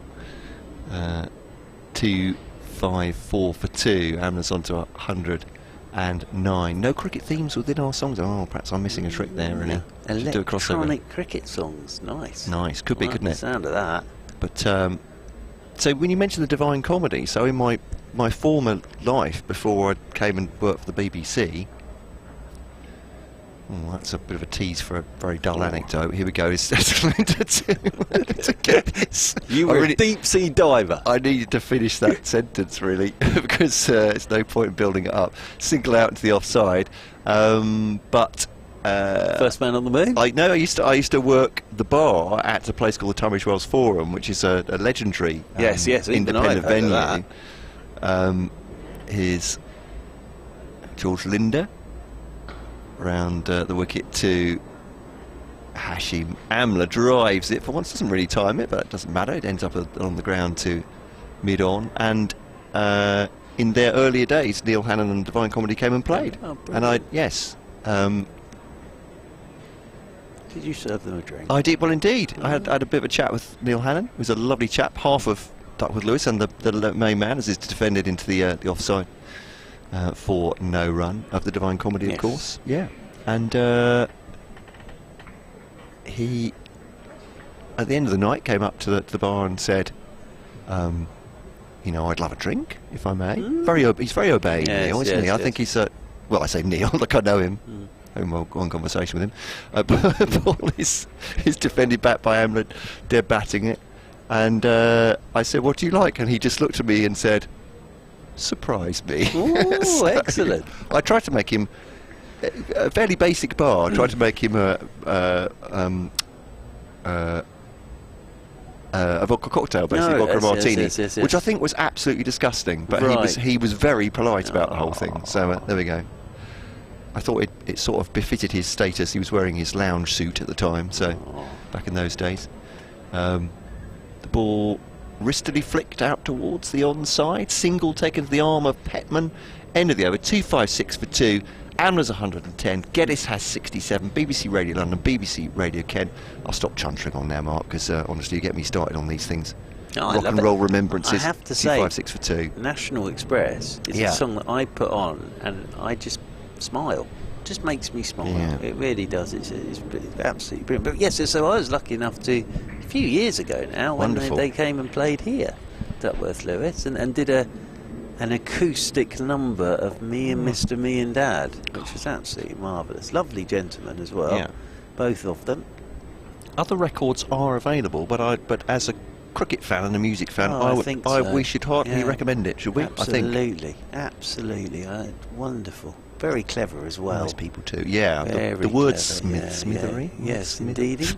The writing. Writing. Writing. Oh, is that what they call it? Yes, it's very good. It's Matt Milnes to continue down there from the Mickey Stewart Members Pavilion. From behind him, from the pavilion end, Matt Milnes is coming over the wicket to Hashim Amla, and Amla's pushing back up the pitch and Fielding done by Milnes off his own bowling, and there's no run. But we've said this a number of times, the way that cricket and music go hand in hand. Yeah, you know, yeah. Lots of, Well, Mick Jagger, of course. that's a photo of him. Massive fan. Yeah, Yeah. absolutely. Absolutely. Eric Clapton. Someone's telling me a story about Mick Jagger taking a day off a Rolling Stones tour to go and see Kent back at Dartford, so that would have been some time ago. That was right, that was during the mid-70s, Yeah, so amazing. real heyday of Rolling As Stones. this is punched by Amla off the back foot, won't get a run. It's good fielding from Denley again, diving away to his left-hand side. Yeah, he's a massive fan, isn't he? Of course, He's the Mick Jagger, yep, the yeah. late, great Graham Cowdrey as well. Yeah. We all miss so much, but he was Of a course. huge Van Morrison fan, wasn't he? Yeah. Huge Van Morrison fan. 256 for 2. Stories of him rushing off after a day's play to make declaring sure. to get to a concert. Oh, fantastic, man. Fantastic. As in over the wicket once again. Here's Milnes, gets it right up on the toes of Amla. He's looking to work that leg side. That goes straight back up the pitch. There's no run, so His nephew Fabian will be with us tomorrow. Fabian's of course, with us tomorrow, yeah. which should be lovely actually. Yeah. Eva Gray and Fabian Cowdrey with us tomorrow.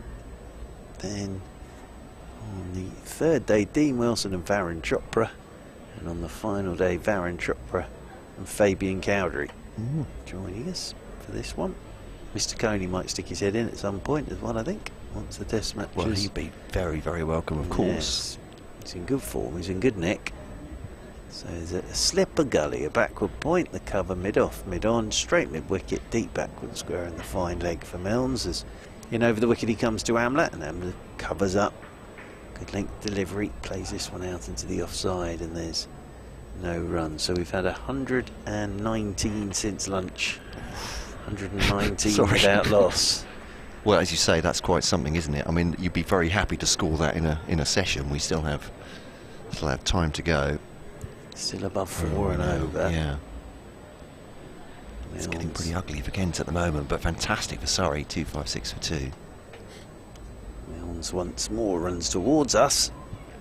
Comes in over the wicket to Amla, and Amla's forward. Good from Milnes again.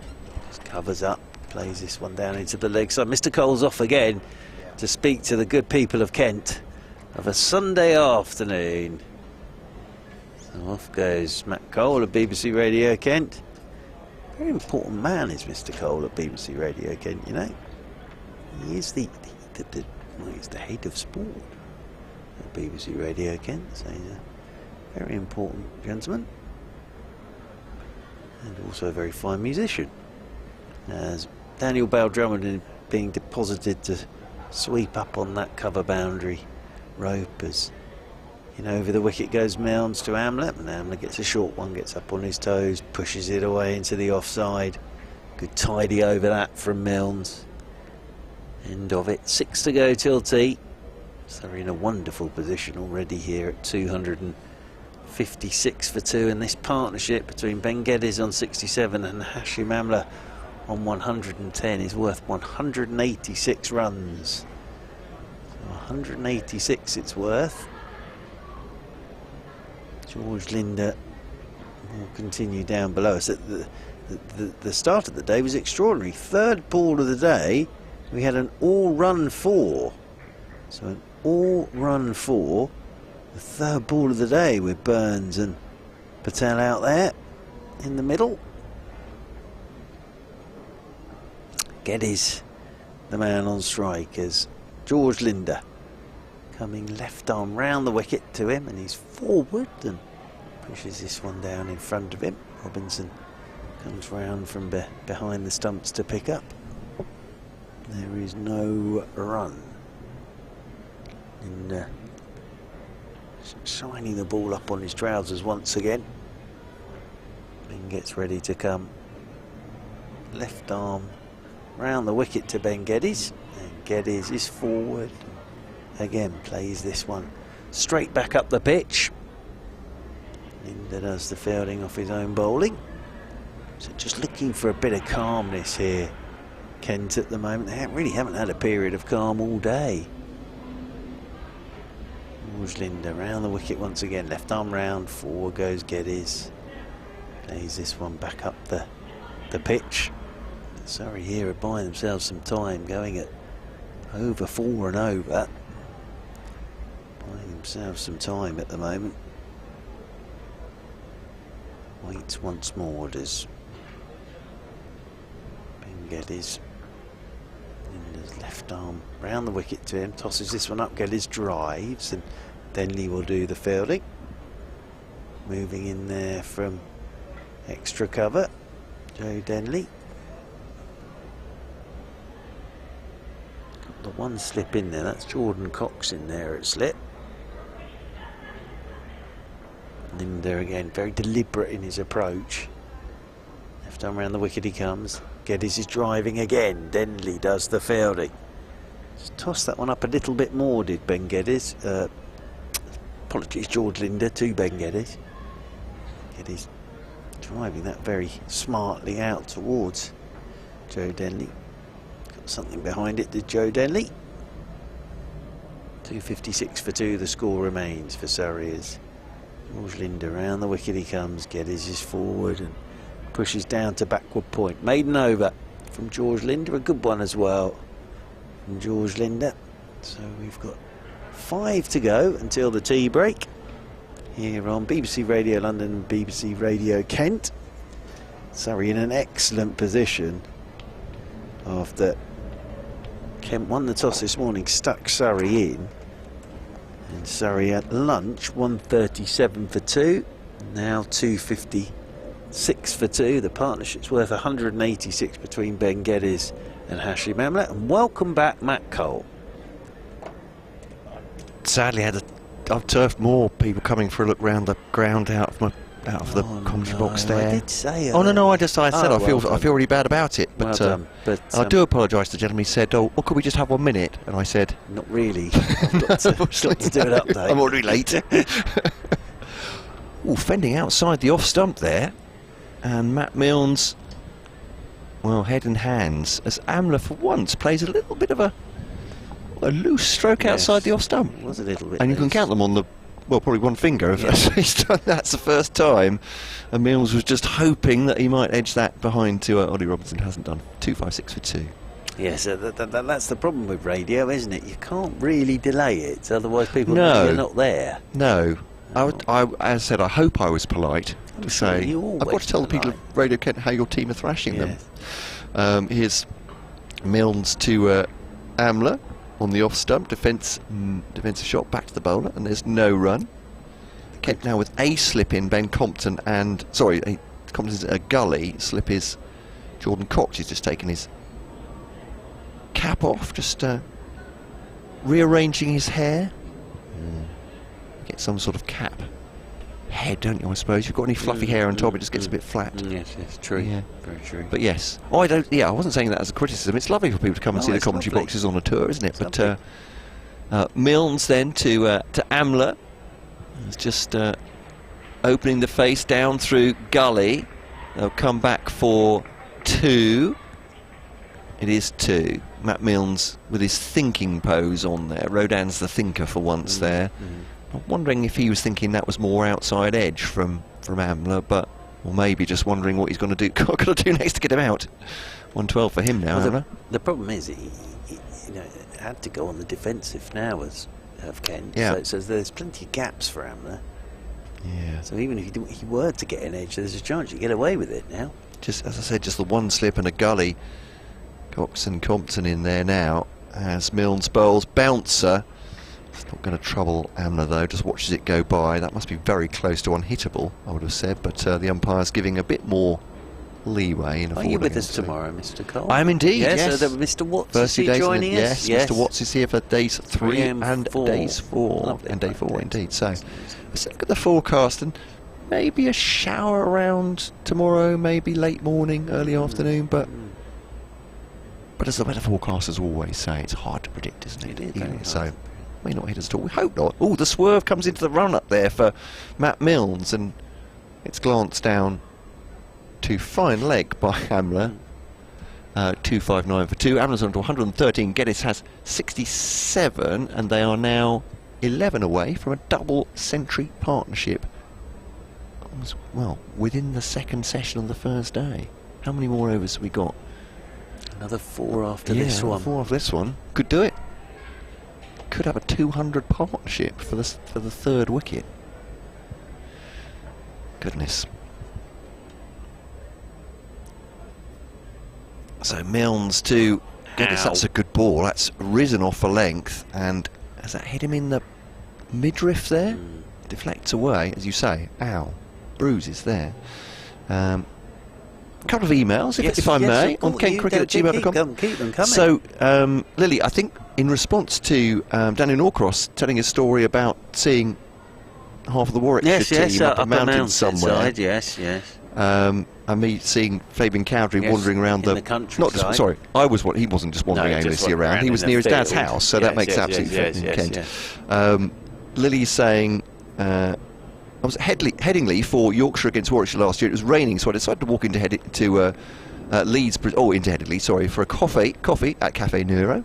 Other coffee shops are available. I saw Yorkshire players Harry Brook, Jordan Thompson, Gary Ballance and Matthew Wade. I've got their autographs and a photo with them. Harry Brook and Jordan Thompson were great. They spent 15 minutes talking to me about cricket and Yorkshire. Oh, lovely. Bless them. Nice, isn't That's it? Lily That's from Malton in nice. North Yorkshire. As in around the wicket comes George Linder to Hashim Amla, who's looking to flick leg side, hits the pad. And there's no run. Well, former Surrey legend Tim Lindley, of course, has got his coffee shop, the Coffee Pilgrim.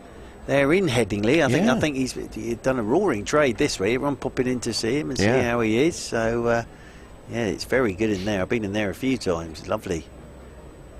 As around the wicket once again comes Linder, driven by Hashim Amla to mid-off. Quick singles taken, and Geddes is quick. Gets through for one more. That's good running from Geddes and Amla. Thumbs up between the two of them. And Amla will move on to 114, and Surrey move on to 260 for 2. Neil, listening in Surrey, has played the Tunbridge Wells Forum. There we go. He's another one.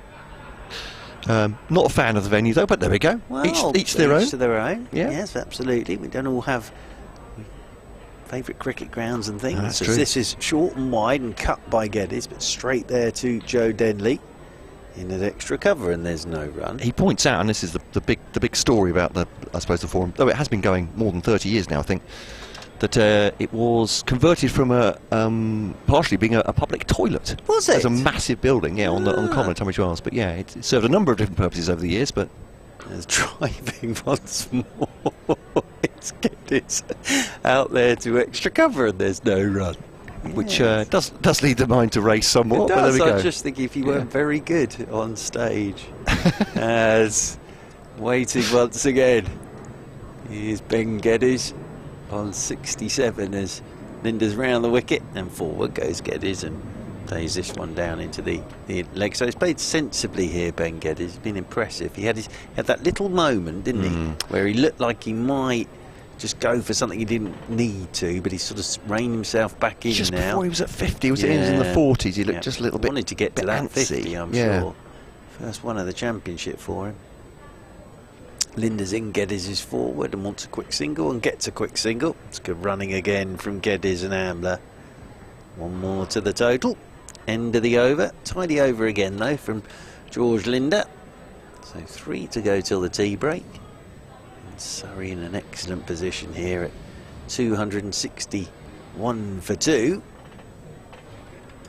So yeah, that's always any I won't say lazy publicity, but publicity that the Forum gets is that it used to be a public toilet. But since then, There's something quite rock and Oasis roll played about there, that. Coldplay, in the early stages of his career. Adele played there as well. Rag and Bowman quite recently playing the anyway. But yeah, sorry, other venues are available. I feel like I'm on the Tunbridge Wells tourist board once again. But no. I think it is a lovely place, Tunbridge Wells as well. The old Pantiles are lovely, and then of course the Neville Ground. oh yeah, Beautiful cricket ground, that really walking is across that on lovely. Friday actually. Oh, On my way up Was there to a game on? a place there wasn't actually. No, but strangely enough, Tunbridge Wells were due to play Sevenoaks, I think. A local estate agent had sponsored it, and they were calling it the name of the estate agent Derby. Derby, So well, quite right too. Tunbridge Wells against Sevenoaks, Yeah, grudge match. right, huge. There we go.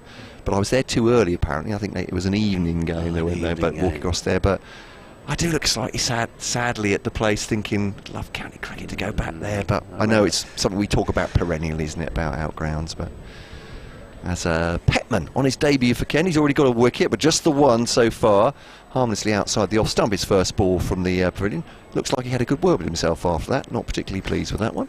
2-6-1 for 2. I remember spending a very warm 4-day game with your good South at Tunbridge Wells, where there was a lovely, was he on the ground staff?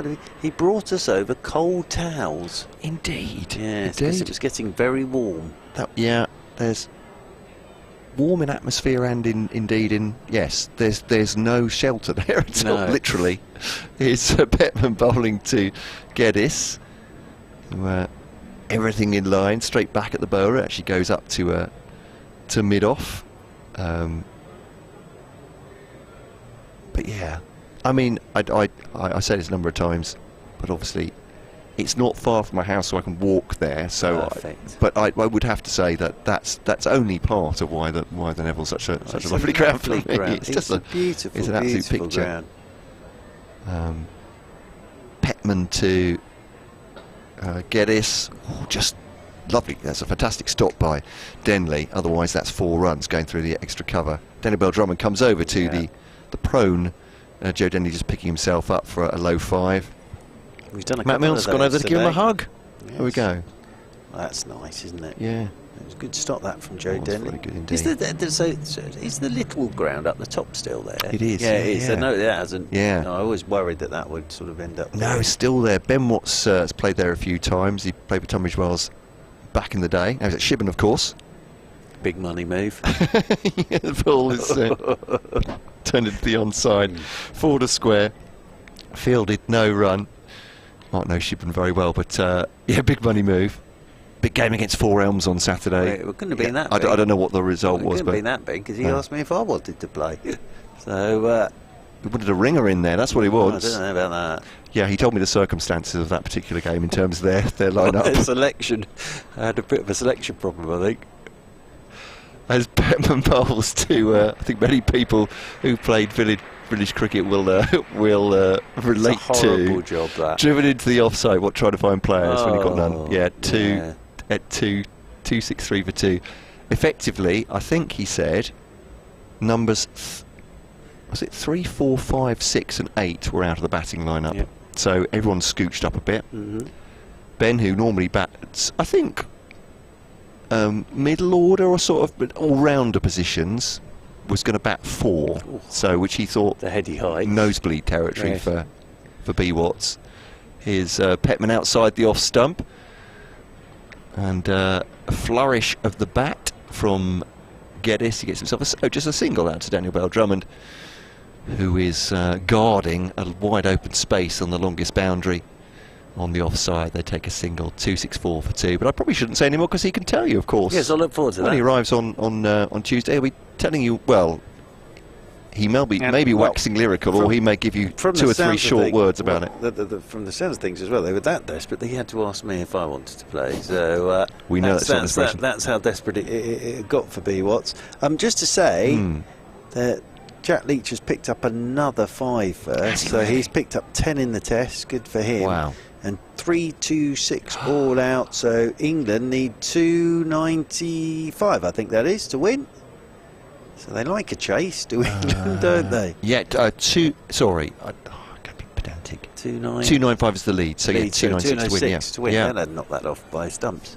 So it's going to be Linda from the Vauxhall end, left arm round the wicket, and this one, now they've gone for an LBW shout because it's looked to let it go as Ben Geddes. It just bounced him, hit his back leg. It's optimistic that from Robinson. But I think it was more to keep Geddes and Amla exactly where they were. 264 for 2. Sorry, Geddes waits once more on 71. His highest championship score as Linda's round the wicket to him, and Geddes punches off the back foot out there towards extra cover. That partnership now worth 194. Very good runs between Messrs Amla and Geddes.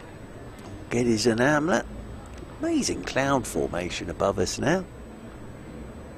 Sort of got a yellow tint to it because I've got my aviators on.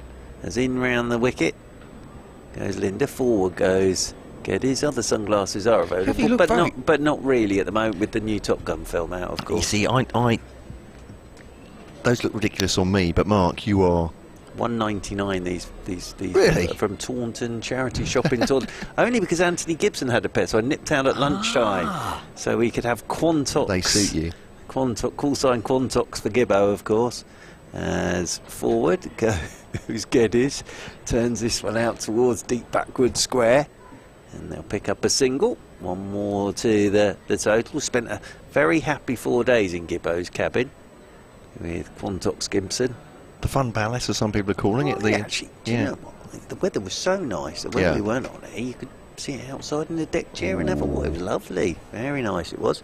Couldn't really see what was going on, but in comes Linda once again, left arm round the wicket to Amla, and he's forward and pushes this one out towards extra cover, and there's no run. And then Kevin Howes and I went to Shea Gibson for dinner, which was lovely evening. Good, amazing place. What a generous man. Oh, Anthony Gibson, what a lovely man. And we sat on the terrace, the sounds of the countryside around us. It was lovely, it really was. Cold collation in front of us as well. Very nice it was. There's got a silly point in there, catching now. Compton's very tight in there to Amla, and forward he goes. Hashim Amla just turns Linda down into the leg side. End of the over, so it's been a quieter patch in terms of runs heading towards tea, but Surrey again here, they're approaching 130 after lunch. They're on 128 without loss after lunch, 265 for two, and this partnership is worth 195. Well, just on the business, haven't they? They can go into the shells now and play for tea. Have a well-earned sit down. Well-earned cuppa. Yeah. Here's a curio then. We know that Kent captain Sam Billings was expedited to Headingley to fill in for Ben Folkes as Petman bowls. Trying to whip that off his toes, Geddes. He just goes down he opened the bowling. It's a credible thing. Him at one end, Jack Leach at the other. No, but he took a catch. Excellent. But on the official scoreboards here, I'm seeing caught sub Billings bowled Leach. But of course, when he bats, there will be no prefix for him. He will just be batting. No, he will be Sam Billings. So I'm just interested. There we go. In the scorer's notation there. Be someone else while he's out there. Well, like stars in their eyes. Today, Matthew, I'm going to be Tony Gregg. That goes down the leg side again, and Geddes has again rather missed out on that. Don't get me started, because I'll relate my Chris de Burgh story again. Penshurst Place. Well, I'm not sure that... I tried to break into a Chris de Burgh concert at Penshurst Place, and didn't get very far. That begs so many questions. Yes, it did. It did at the time as well, if I'm honest. What, things like, what on earth were you doing? Yeah, well, I can tell you why it happened. Here's Petman bowling to Geddes. Just levers that into the offside, and Daniel Bell-Drummond, as I said, is patrolling 180 degrees more or less on the boundary there, if not more. Lopes in from the boundary, fields, single taken. I'm not going to tell that. I related that story only in Taunton, I think it was. Right. Where, just as I was hearing Lady in Red booming out. You can regale me with it at the interval or whatever if you don't want to talk about it. Out. Having only just arrived over a wall. Here's Petman to Amla. Just dead bats it straight back at the bowler. There's no run. Well, that'll be again. Everybody's up for a super test match, aren't they? Once again. Absolutely right. With halfway through day 4, nearly 300 to make. Well, again, making 300 in the last innings of test match is no mean feat, is it? I was joking, but you wouldn't be surprised if they got it before stumps tonight.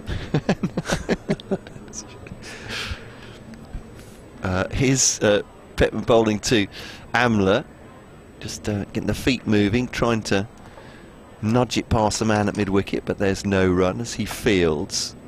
So yeah, 41 overs remaining to make 295. I don't know if you've got your calculator out, but actually that's Am I going mad here? That's not... What's that, 7 and over? Oh, sorry, I'm going to have to watch the cricket. Is Bettman to Amla down the leg side. He's helped out along. The Geddes couldn't do that this over. Good stop actually by Duffy coming around the boundary. Has saved 3 runs there. Bettman looks frustrated, just rakes his fingers through his hair in an anguished manner. But single goes 262 for 267 for 2 now. That's Surrey. Bettman berating himself. Amla 115, Geddes 73, 3 runs until a double century partnership. So there we are, 296 is the... Amla 115, not out. and that is T, I beg your pardon. That was the over 40. I thought we had 1 to go, but they will go at the interval, 267 for 2. It's been a fantastic session for Surrey. They put on another 130 exactly for the loss of no wickets here at the Oval. 115 to Amla, 73 for Geddes. They have a partnership of 197 between them. It's been Surrey's day. All ends up here. Mark is laughing at my calculations, which even on my computer make absolutely no sense whatsoever. Well, according to your calculations, England will need 0.32 and over to beat New Zealand. What on earth's going on now here? it's 0.01. We're going to leave Matt Cole to this, everybody, and he's going to spend 20 minutes of his tea break trying to work out what England would need to 7.4 and over to win by tonight. But we'll be back within 20 minutes' time. But Surrey at tea on this first day are 267 for 2. Please don't walk on the square at any time.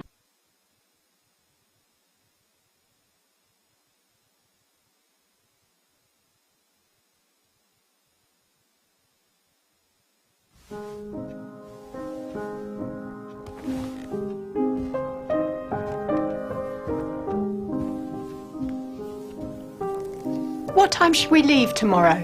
I think about 8. What do you reckon? Yeah, that sounds about right.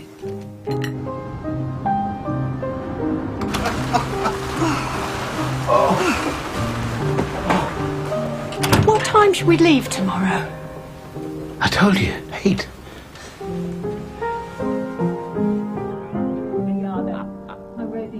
What time should we leave tomorrow? We're leaving at 8, Jane.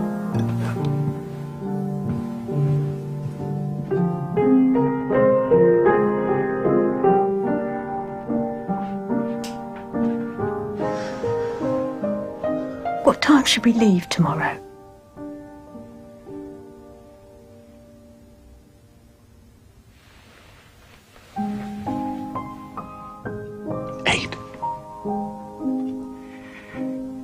I think we should leave at 8, love.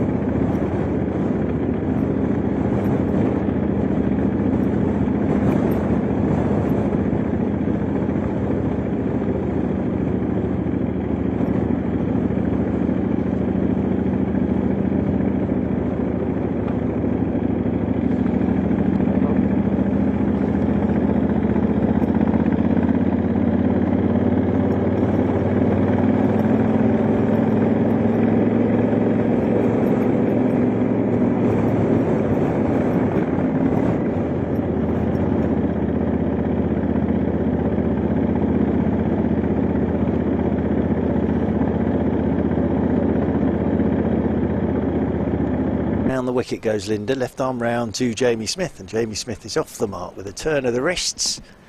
Out there into the leg side it goes, so Smith off the mark with a single. And Surrey will move on to 285 for 3.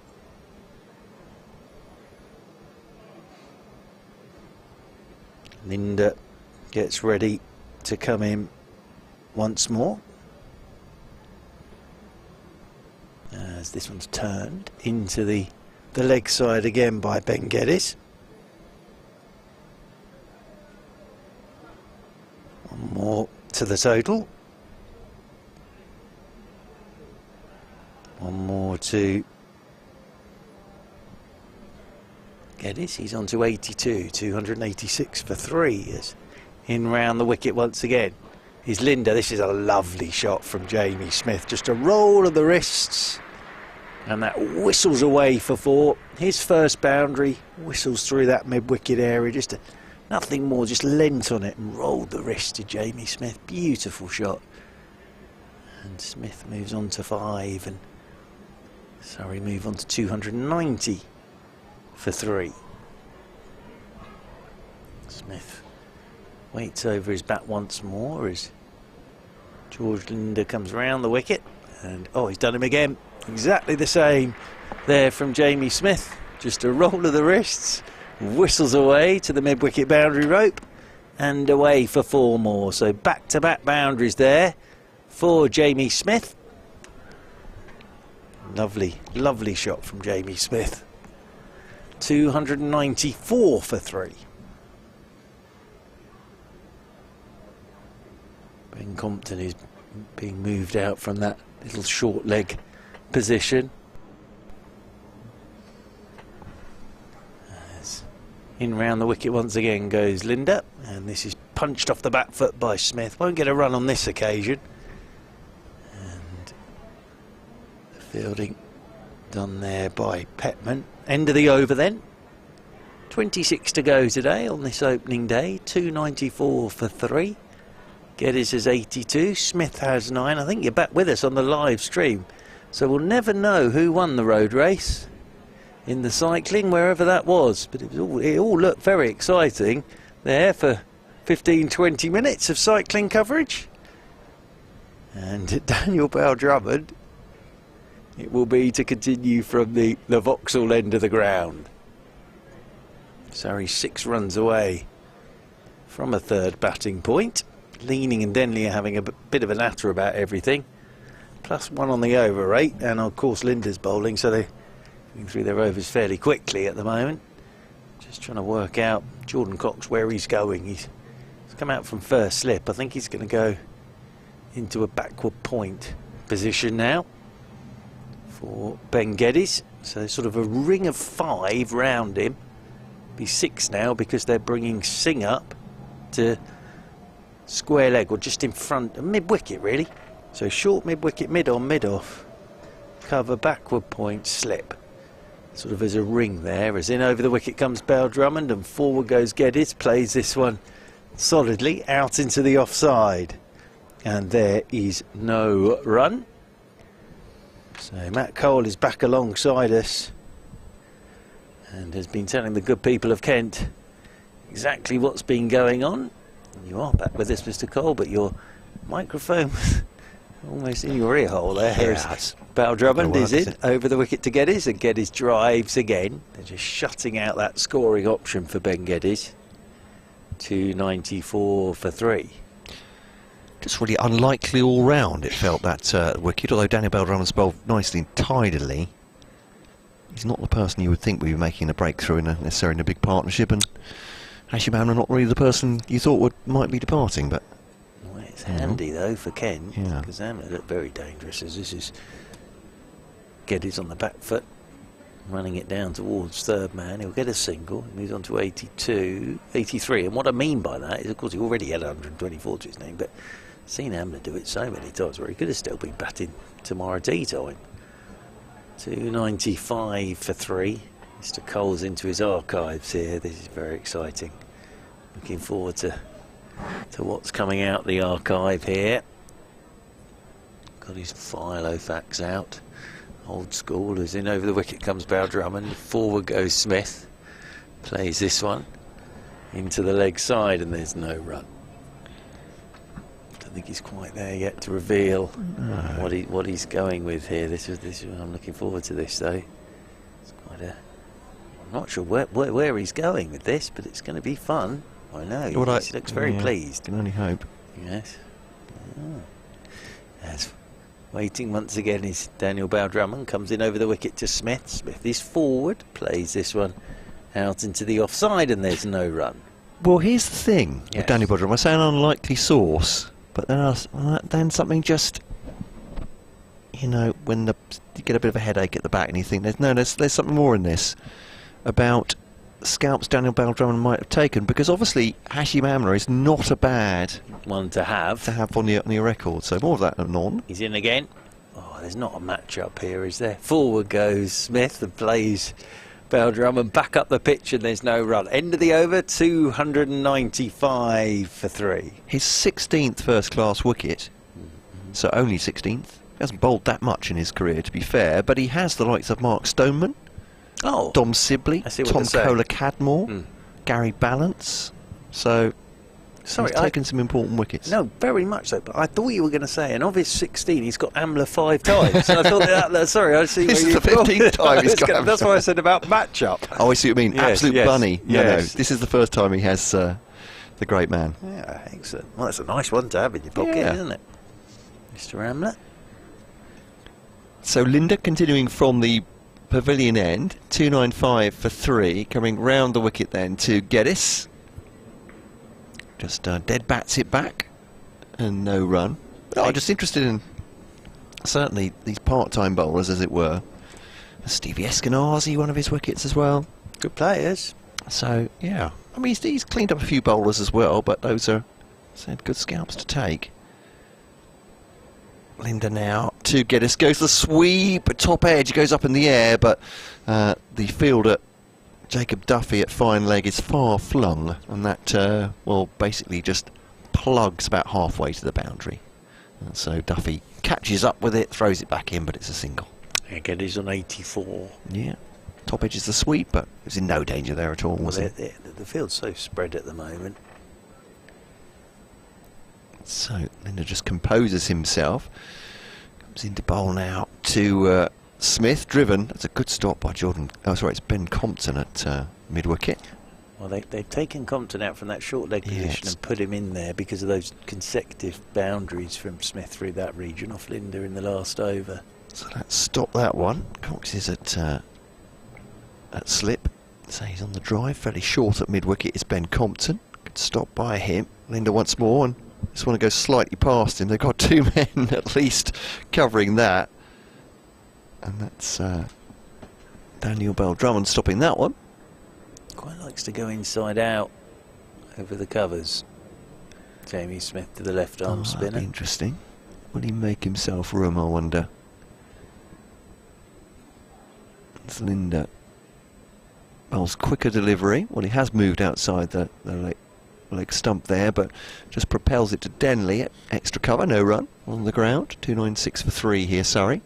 On the first day of the championship match against Kent. League leaders, of course, but Hampshire have made serious inroads in the Essex line-up today, so could be very competitive to the end of the season. Linda bowling to Smith, does make himself room once again. Captain Mark Church calling it, you see. He's trying to drive that, well, more or less square of the wicket, actually. He made himself room. Petman Fields, single to end the over, 297 for 3, closing in on that third batting bonus point. Kent finally, of course, do have their first bowling bonus point of the game. It's Mark Church and Matt Cole here on BBC Radio London and BBC Radio Kent on the stream around the ground. Yes, we're back on the stream and accompanying now.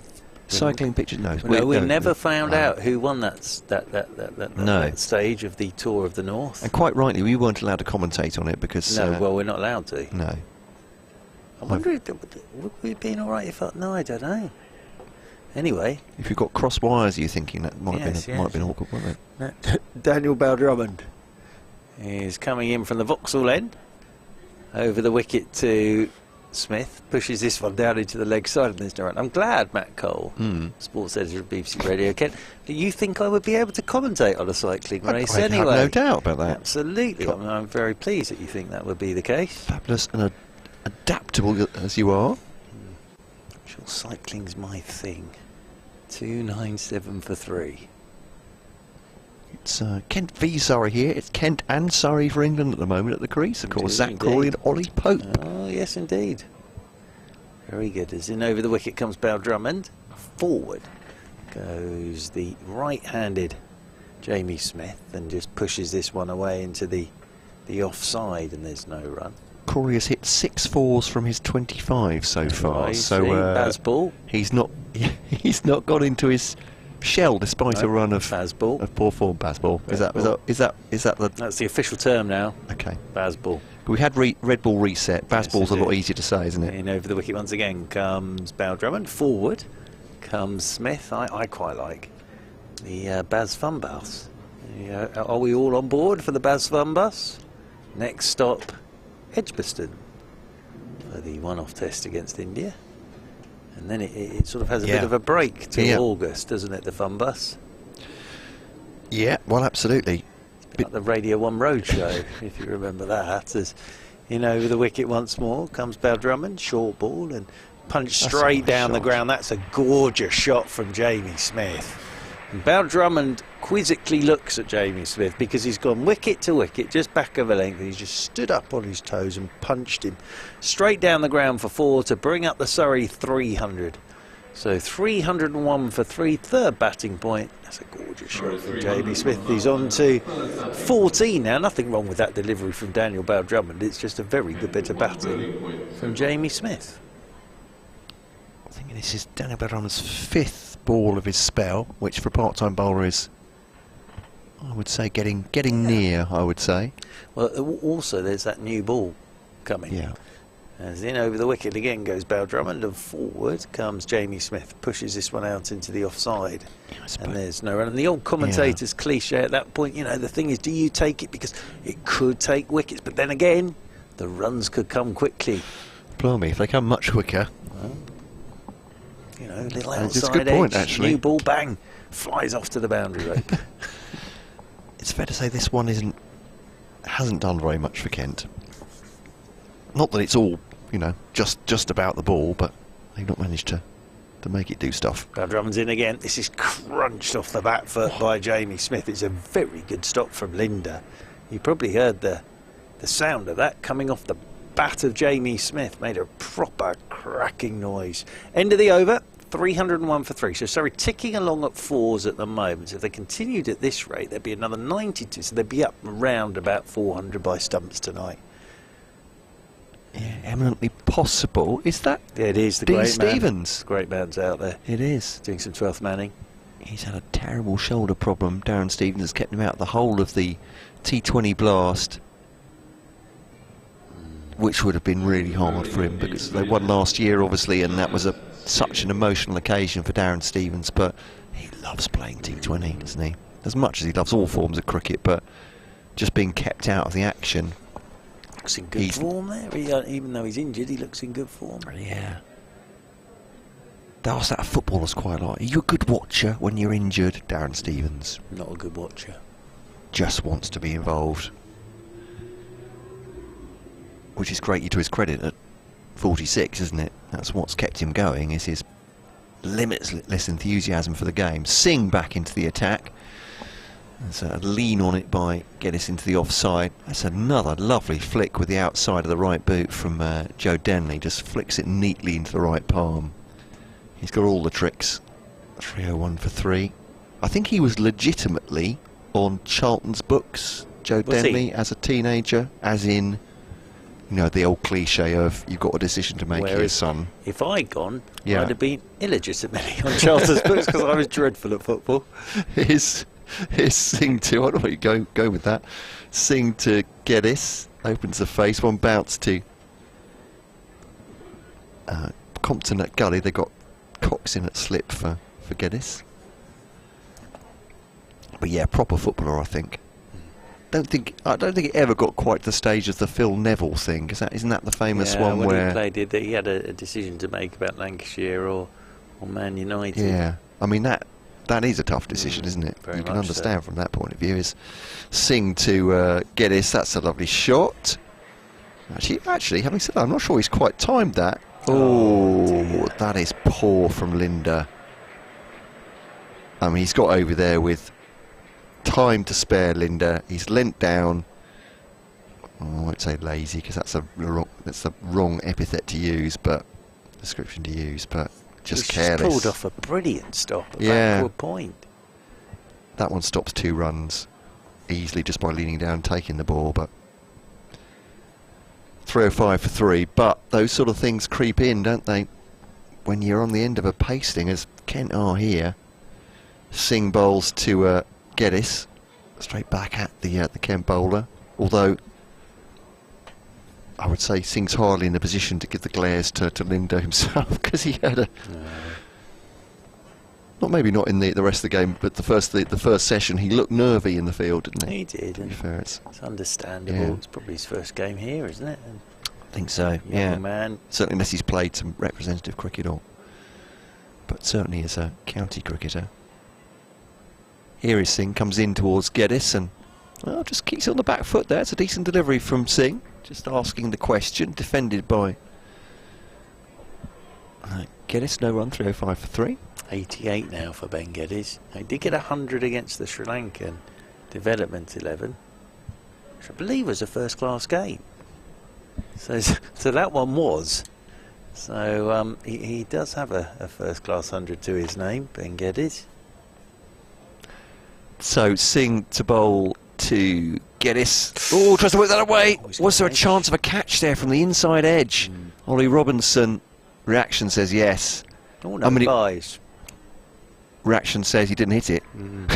Says the umpire wouldn't have given it out anyway, but I think it's a combination of things there, isn't it? It looked like it was maybe the inside edge. It's gone between bat and pad anyway in that case. It's not hit the edge, and they're looking at the stumps. Yeah, I think that's hit the stumps. I think there was definitely a noise. I think that's hit the stumps. And that's why the consternation for everybody, but bails have not been dislodged. Yep. Because I thought there was definite edge on that. I thought so too. And that's hit the stumps. That's hit the top of the stumps, and the bails hasn't come off. Well, the bail hasn't. There's a bit moment for Ben Geddes, isn't it? I was going to say, for Jazz Singh, that's rotten luck. But, and for Ken, but yeah, Geddes. Wants that, take that and run with it, I think, at that point. 306 for 3 then. Yeah, consternation. There's a little group of cricketers are looking at the stumps. I mean, it's a bit late wondering now. How that hasn't... Yeah. Sometimes it goes up the groove and comes back down again and just lands in the groove. It's happened a few times, hasn't it, over the years, but that's definitely, I think, clipped the stumps and the bail didn't come off. So, Daniel Bale-Drummond it is, from the Vauxhall end, to come over the wicket to Ben Geddes, and Geddes is forward, and pushes away out into the offside, and there's no run. So that's a moment for Ben Geddes. Looked to pull that ball, probably wasn't quite short enough, and I thought it had hit the edge because of the way the ball deviated. As I said, I was looking at the catch for Robinson, whether it carried, and then 4 or 5 fielders with head in hands thought, has he dropped it? Has Robinson put it down? No, as you say, no contact. Bale-Drummond in once more over the wicket, and forward goes Ben Geddes, turns this one into the leg side, and there's no run. I hate to be the bearer of bad news. I think I've already seen. I already know what you're about to say. I'll let you say it, Mr. Colt. So Zach Crawley made a brisk 25, but he is out off the bowling of Bracewell. Michael Bracewell has his first wicket, and England are 2 down. Ollie Pope joined by Joe Root, 56 for 2. They need another 240 to win that Test match. Comes Bale-Drummond again. This is whipped by Geddes out towards deep backward square. I just saw who the catcher was, and we haven't seen the wicket yet, but it's Kane Williamson tends to stand at mid-off. I don't know whether he's just drilled one straight up to Kane Williamson. He may have been in the slips as well, I suppose. Cover, well, it's off the spinner, isn't it? Yeah, off the spinner. I bet you he's just drilled one straight to him at cover. That's a shame for Zach Crawley, isn't it, off the spinner? Text commentary saying, poor end to an innings that was just beginning to find some form from the deepest of holes. Well, that just really rubs it in as Bell Drummond is in, and forward goes Smith and plays this one out into the offside. And there is no run. So partnership of 24 here between Ben Geddes and Jamie Smith after a partnership of 213 between Ben Geddes and Hashim Amla. Amla with lovely 124 today. Sorry, do bat a long way down. Still got Will Jack, Sam Curran to come. Getting a short mid-wicket in there now for Daniel Bell Drummond. It's bowled nicely today as Bell Drummond is in over the wicket. He comes to Smith. Smith's forward, thickish edge, soft hands, running off down towards third man. Linda will want to get to this one. Linda will get to this one with both hands. Gets an ironic cheer as always as the throw comes in. Bit of venom behind that throw as well from George Linda, just getting it out of his system, I think. And Smith moves on to 16. Surrey move on to 309 for 3. Just keeping an eye on this spell. I think I'm right in saying this is the one spell Daniel Bell Drummond has bowled since T, isn't it? I think he'd only bowled 3 before this, so he's into his 6th over, showing, considering he doesn't bowl very much, this is a proper effort, isn't it, from bowled nicely from a batsman. He's in over the wicket once again. Forward goes Smith.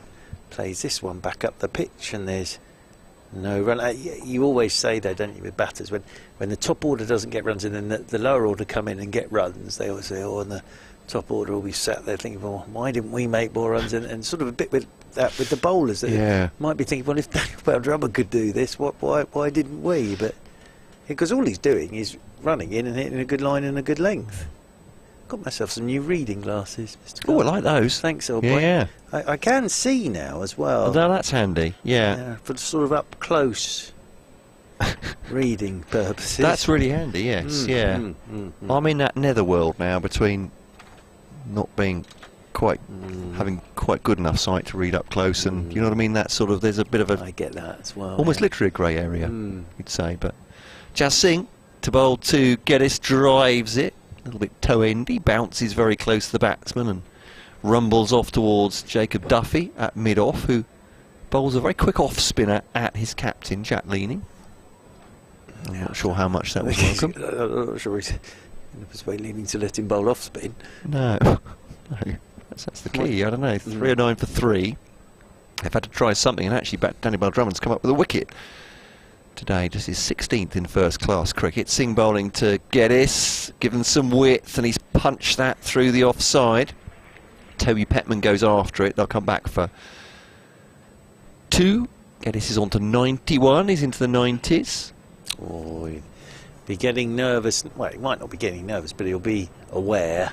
9 away from what would be a first championship 100. I was going to say, he just has the other first-class done then, yeah. So on 91 so far. Singh bowling to him, slipping a gully in, goes for a pull here, and that will be at least for that 6. First 6 of the match. In front of square, no chance for George Linda. That was a delightful pull, that. Yeah, what a great ball to get on 91 though. Because it's the suppose shortest boundary on the leg side, and he sort of just waited on the front foot and swung it over the leg side for 6. It's very kind of you, Mr. Cole. Ben Geddes on 97, but yeah, on 91, he'll be hoping for another one of those. On 97 is Ben Geddes, as Singh is into him. He's forward here and plays this one out into the offside. Joe Denley comes up to do the fielding, and there's no run. So yeah, Singh banged it in, but it really did just sit up for Ben Geddes, and good enough just to swing it into the stand for 6. 317 for 3. Ben Geddes waits with his bat raised, knees bent as Singh's into him, and Geddes is forward and driving out there towards Joe Denley at extra cover, and there is no run. Jamie Smith up at the non-strikers end. Well, he, of course, made 100 on his first-class debut for Surrey in Abu Dhabi. And then his first one in Championship cricket was here against Leicestershire. So he knows how Ben Geddes will be feeling on 97. As Singh comes in over the wicket to Ben Geddes, and Geddes punches off the back foot. He'll get a single and keep the strike here. will Ben Geddes. He'll be on 98, end of the over. And Mr. Cole, I think, is heading off to the Test Match Special box to do another update to the good people of Kent and Kent. 318 for 3. Ben Geddes 98 not out. Are we getting a bit of Joe Denley? It looks like we are. This may well be to get us through to the new ball. Of course, Mr. Denley bowls very tidy leg breaks. So Joe Denley coming into the attack. And Ben Geddes 98 not out. Here on BBC Radio London and BBC Radio Kent. 2 runs away from what would be a first ton in Championship cricket. Denley will bowl in his sunglasses.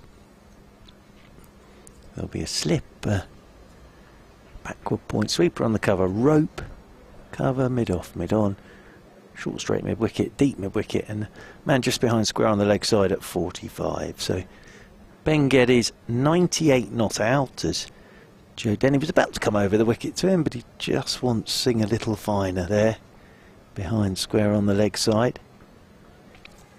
Denley is over the wicket to Geddes. Geddes is forward and pushes out towards extra cover. Nice first delivery that from Joe Denley, right on the mark straight away.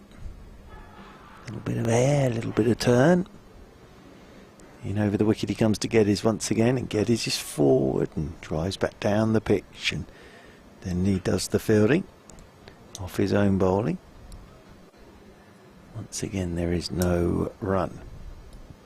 Geddes waits over that bat once more. Driving is Ben Geddes. He'll get a single, he'll get 2, he'll get 4, and there it is. Ben Geddes, his first Championship 100. He's timed that beautifully, and what a lovely way to go to your first Championship 100.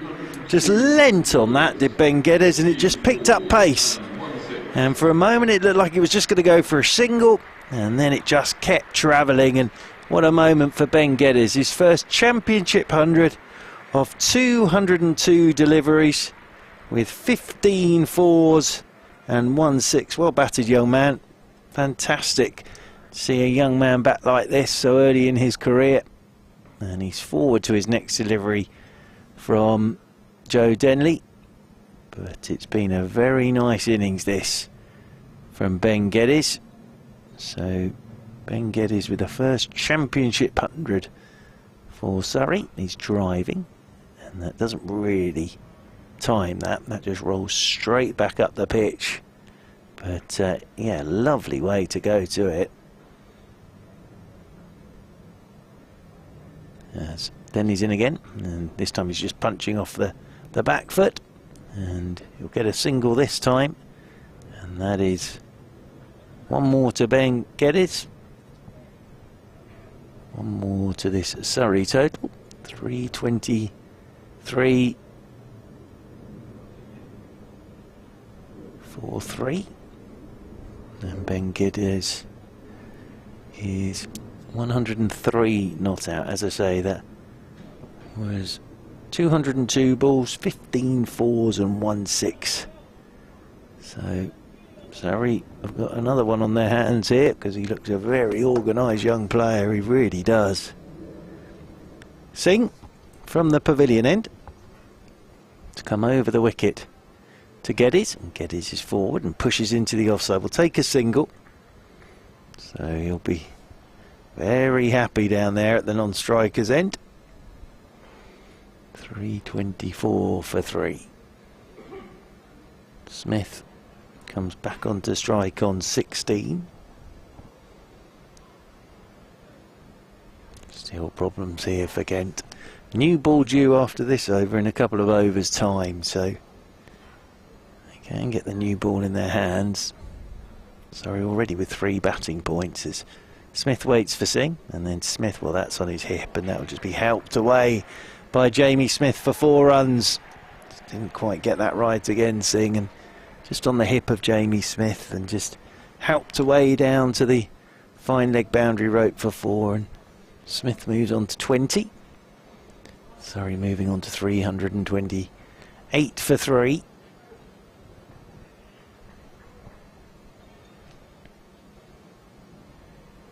Tough for Kent as well in the fact they put Surrey in. And Singh is over the wicket once more, and Smith is forward. Solid looking defensive shot that from Jamie Smith. Singh does the fielding off his own bowling, yeah, but that is a major issue for Kent, is that they won the toss, stuck Surrey in.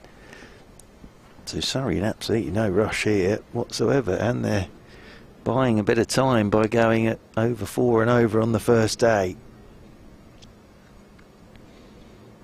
Game plan, bat once again. That's the way Surrey have gone about it this season. Singh is over the wicket once more, and this is turned by Jamie Smith out towards deep mid-wicket.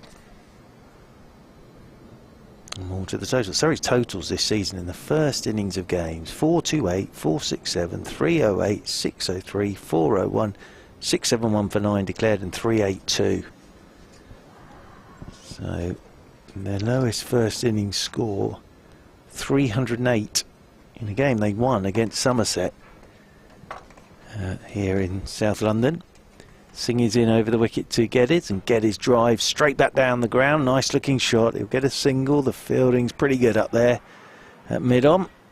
That'll be one more to Ben Geddes. He moves on to 105 and 330 for 3. Welcome back, Matt Cole. I was just saying that Surrey's first innings totals this season: 428 for 8 declared, 467, 308, 603, 401, 671 for 9 declared, and 382.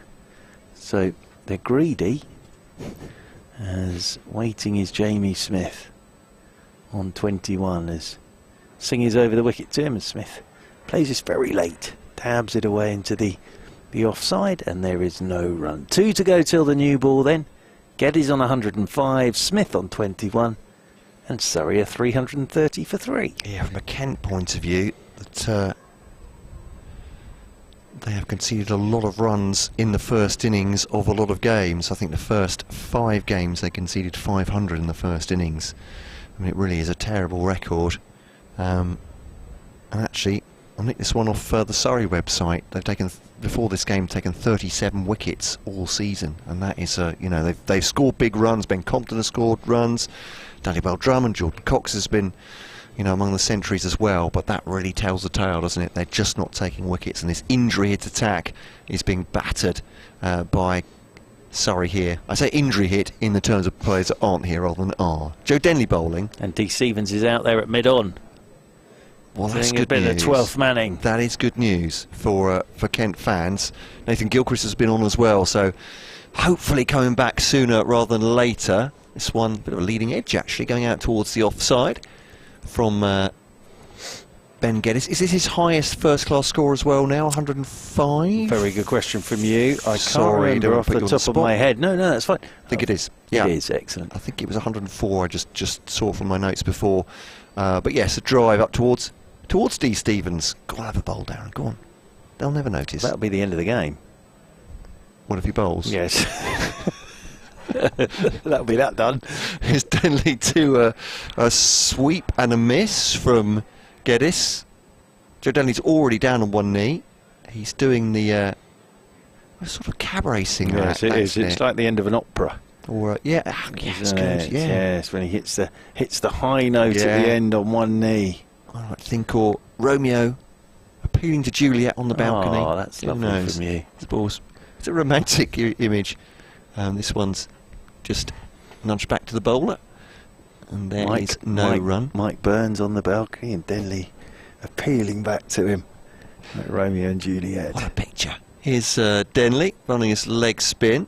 What's the flight of that one? That's got to Duffy at a mid-off as he's hit that. That's always going on the leg side. Perhaps the batsman did as well. End of the over, 3:30 for 3. Your colleague, cricket correspondent and Shibboleth all-rounder, Yeah. Ben Watt, saying that he's noticed Batting Darren Ian all-rounder. Stevens made 158 not out for St Lawrence and Highland Court against Dartford in the Kent League yesterday from 115 balls with 13 fours and 7 sixes. Ouch. So there we go. And now he's out there fielding. So he must be getting nearly back into contention with the injury, which is great news from a Kent point of view, isn't it? It's been a long old time, hasn't it? he says, not knowing how long it's been. But The sing will continue from the pavilion end. Kent listeners know this about me. I'm not pretending I know stuff. when I don't. 330 for 3. I'll keep talking, you keep typing. As Smith on 21, this partnership worth 47. Sing from the pavilion end comes in over the wicket to Jamie Smith, who plays an on-drive of beauty, really. He's just lent on that. There's Jamie Smith. Gorgeous looking shot again from Jamie Smith. That's the 50 partnership between these two. 51 it's worth. Smith's on 25 and Surrey at 334 for 3. Yeah, he was effectively warming up for the T20, 2 second 11 T20 games at the end of May. 25th of May was the last time he played for the second 11. Last time for the first team, 19th of May. Sings in again. And an edge from Jamie Smith, and it's gone between Robinson and Cox. Robinson didn't go to his right, Cox didn't go to his left, and it has gone straight between keeper and first, second slip really. There's a big gap there, and poor Jazz Singh, because that one he's found the edge genuinely, and it has flown between keeper and first slip and away for 4, and Smith's on to 29, and it's 338 for 3. Well, if you wanted a picture of desolation from any of those Kent fielders, you could pick Ollie Robinson there, you could pick Jordan Cox at first slip, Ben Compton just turned away with his head in his hands, Jazz Singh just put his hands on his knees and frustration, but there we go, a long day it's been. 338 for 3. Sings in once again to Smith, and Smith tucks him off his hip through the leg side. That's nicely timed. Linda should get across to this. Linda will get across to this, and they'll pick up another couple. Is Daniel Bell-Drummond okay there? He put a dive in. It was a sort of a stuntman roll, wasn't it? Landed on his back, but no, he's probably just weary, isn't he, at this point? I think so. 340 for 3. He's bowled a longer spell than he's ever bowled in first-class cricket, and he's been out there. The other thing he doesn't want to be doing is chasing that. If you're lying on your back, it's quite difficult to. As waiting is Smith once more. As in over the wicket comes Singh to Smith, and Smith drives and doesn't time this at all. That's down towards Petman, a backward point, and there is no run. So after the partnership of 213 between Geddes and Amla, we've now got a partnership of 57 between Geddes and Smith. Geddes 105. I think he wants a drink, and Smith is 31 not out. Now after this over, a new ball is due though for Kent, as Singh's in, and that's on the legs of Jamie Smith, and he's just tucking this out towards George Linder, who's doing the fielding this time out at deep backward square. Throw comes in over the top of the stumps. They'll pick up a single, one more to the total. 341 for 3. Just seen a congratulations from Ashstead Cricket Club for Ben Geddes, is yes, that right? Indeed. So yes. Yeah. Yep. He's a boy that's come through the system and now got that first championship 100. 20 years old is Ben Geddes. As always driving here. Would have been annoyed with himself there. The delivery before the new ball's due. Had a big old drive at that one outside the off stump, beat the outside edge. But again, Surrey have got another good one on their hands here. And 341 for 3. Geddes 105, and Jamie Smith's on 32. Yeah, just looking up Kent's. Well, they conceded this season in first innings. 500 against Essex to start, 500 against Lancashire in the second game, 650 against Hampshire in the third game. I don't know if I want to go on, because there'll be Kent fans listening to this who will probably just want to go and hide somewhere in a darkened room for a bit. 570 against Yorkshire. You get the picture. It's been that kind of season for Kent. They struggled to take wickets on a lot of flat pitches, to be fair, but just not giving themselves any chance to get those wins, of course. And that was followed, of course, by the 671 by Surrey at Beckenham. It just went on and on, but fortunately that win against Gloucestershire last week looks like it could be very important for them. They perhaps have an easier run in than start to the season, but they're going to need something from somewhere. Surrey triumphant at the moment, cut away on the back foot by Jamie Smith for a single out towards George Linder in the offside boundary, but that kind of sets in though as well, that mentality, doesn't it? You're used to being battered and suddenly the zip goes out of your game a little bit, and it's up to the captains and coaches and senior pros to try and get everyone going. As Denley bowls, it's a full toss, and that's whipped away, and actually it's just a single. That's Toby Pepman at square leg. I like that from Ben Geddes. The reason being, he played a bit of a loose shot there to Singh, didn't he? That one's a waist high full toss from Joe Denley. He's made sure he's rolled his wrists on it. It's gone all the way along the ground. And it's a push forward there. That's beaten him, I think. It's squirted out on the onside. Good googly that. Yeah, as you say. Joe Denley. Nicely bowled. I didn't know he had a googly, to be honest. It's certainly The one that goes inside on edge. the arm. Well, but maybe I've overdone it, but I know he may like a Google. He may well have been working. As you say, it's gone out on the leg side. It's another good ball from Denley. That's hurried him into defending that off a full length into the onside. Nice work from Joe Denley.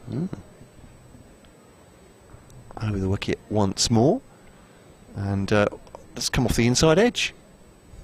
Geddes doesn't know where that is. He's bowling off breaks. On to 107. Joe Denley. Well, there you are. Three on the trot. Suddenly, with the old ball, Denley now bowls to Smith, who I think is the first. That's the first legitimate shot played in that over. That's a strange one, isn't it, from Denley? He's got through his over very quickly, and a good one too. It's put them in some trouble there. Singh takes his jumper. Do we see the new ball? I think the umpires are asking. Well, you'd think it'd be Duffy and Milnes, wouldn't you? Yeah. Take the new ball for I'd imagine Milnes from that far end they'd want, because that's where he had the most success. Yeah. I suppose they're called it that this they're point. hoping that sort of almost Geddes there nicked off, didn't he, against the old ball. That's what they'd like, because then they can get in Sam Curran and against the new ball. Cameron steered out there with some gloves for Messrs Smith and Geddes. You mentioned that Hampshire bowled out Essex for 238. Well, that's a good recovery from Essex. It They is. were 116 for 7, I think, at one point. And they have taken a wicket, Essex as well, Hampshire 25 for 1. Yeah, obviously doing something down there at Chelmsford. We were there on Friday night. Lively. Singh bowls to Geddes, chops that into the ground and over the head of the only slip, and that'll be 4 runs. And again, he's played it very late, Ben Geddes. That's the thing, and it's gone straight down into the ground and bounced straight over the top of Cox. So Darren Stevens down below us, just leant on the boundary boards with the drinks and everything. They've obviously decided it's quicker to get out there from the Vauxhall than it is from the pavilion, because you have to come all the way down the steps and all that good stuff. So D. Stevens is posted down below us. Singh then comes into Geddes. Defensive shot straight back at the bowler. No run. Smart report off the bat. 34943. So elsewhere in the top division, Northants 366 for 5 at Wantage Road against Warwickshire. Those pitches at Wantage Road appear to be very flat this year. And it'd be interesting to see if Northants stay up by effectively drawing almost all their games, what the response from the ECB will be on the pitches. That's a one outside the off stump, loose delivery and dispatched by Geddes through mid-wicket. 4 runs, 6 runs, beg your pardon. That's another big pull by him. Shorter boundary, but still a good hit from there. Yeah, this might speed up the new ball, because Singh with that old ball has just banged it in halfway down again, and Geddes jumped all over it. That's the 350 up for Surrey, 355 for 3, and that run rate's actually going up at the moment. Yeah, that'll be another reason to take the new ball. Singh bowls to Geddes once more. And this one's just back of a length, but pushed into the offside. And fielded by Compton, a backward point. Gloucestershire in this division, 198 for 4 against Lancashire at Bristol. You said that one had a slight bit rain of rain, delay? I think. Yeah. Bit of rain. So I think those are the first division games covered there. Nottinghamshire 327 for 4 against Middlesex at Trent Bridge. Elsewhere, Derbyshire 3-11 for 5 against Sussex. As Singh bowls well wide of the off stump. Geddes doesn't even think about that one. And Worcestershire 2-2-6 for 7 against Glamorgan at New Road, which is a lovely place to visit. Had an odd sort of season, Worcestershire, haven't they? It's a lovely. I haven't been to New Road for probably 3 years now. We're due there in the One Day Cup. Yes, in the Royal London One Day Cup. Yep. Singh bowls now to Geddes, back foot, defensive shot, back at the bowler, 3-5-5 for 3. As Mark Church was saying, the run rate is at 4 1/3 right now. 3-5-5 for 3 off 82 overs, probably puts it in a more succinct fashion. Where are we? 14 overs to go. Kent have got through their overs reasonably well. That has been an issue for them this season with a seam-heavy attack, and actually their spinner George Linder is not one of those that gets through an over in a flash either, so they are ahead of the over rate though this time. Jack Leaning is having a long conversation with Joe Denley. Jack Leaning, the captain. Yeah, Denley will continue. Milnes is still warming up. Yeah. Been sort of whirling his arms for a while there. Wonder if it's one more from Denley, because but there was a tidy last over. Yeah. Here he comes again then, and this one's short of a length and just pushed by Jamie Smith down into the leg side, and there is no run as Denley over the wicket he comes once more. This is tossed up to Smith, and Smith will drive that down the ground. It's good half stop there from Duffy, diving away to his left at mid-off. Did well there, did Jacob Duffy. Will pick up a couple of runs, will Jamie Smith. 2 more to him. He moves on to 36. Over the wicket once again comes Denley. Tosses it up. There goes Smith. That inside out over the covers. Great shot for 6. Tossed up by Joe Denley. And Jamie Smith, he loves it there. Just a little bit of it. Open up and then go straight over that long off extra cover region for 6. So he's on to 42. This might speed up the new ball as well. 363 for 3. Denley's in again to him. That's short. Turned leg side by Jamie Smith. His partnership now is worth 81. It's coming good time. I hate to say it, from a Kent perspective, that run rate's going up. Yeah. 43 to Smith. Oh, as you were saying, perhaps with Jazz Singh from the far end, I think this might see the end of Denley, and they might get the new ball. As this one's left alone outside the off stump by Ben Geddes. Do you like my new shoes?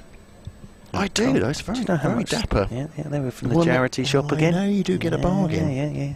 As in again. Oh dear, it's Denley. It's a full toss, and it's driven straight back down the pitch by Ben Geddes, who does the fielding off his own bowling. Does Denley. End of the over. 13 remain today, and Surrey 364 for 3. How much do those set you back? Would you like to know? I would. 5 of your English pounds. That's not bad, is it? Thank you. For a pair of the shoes. Yeah, thank you.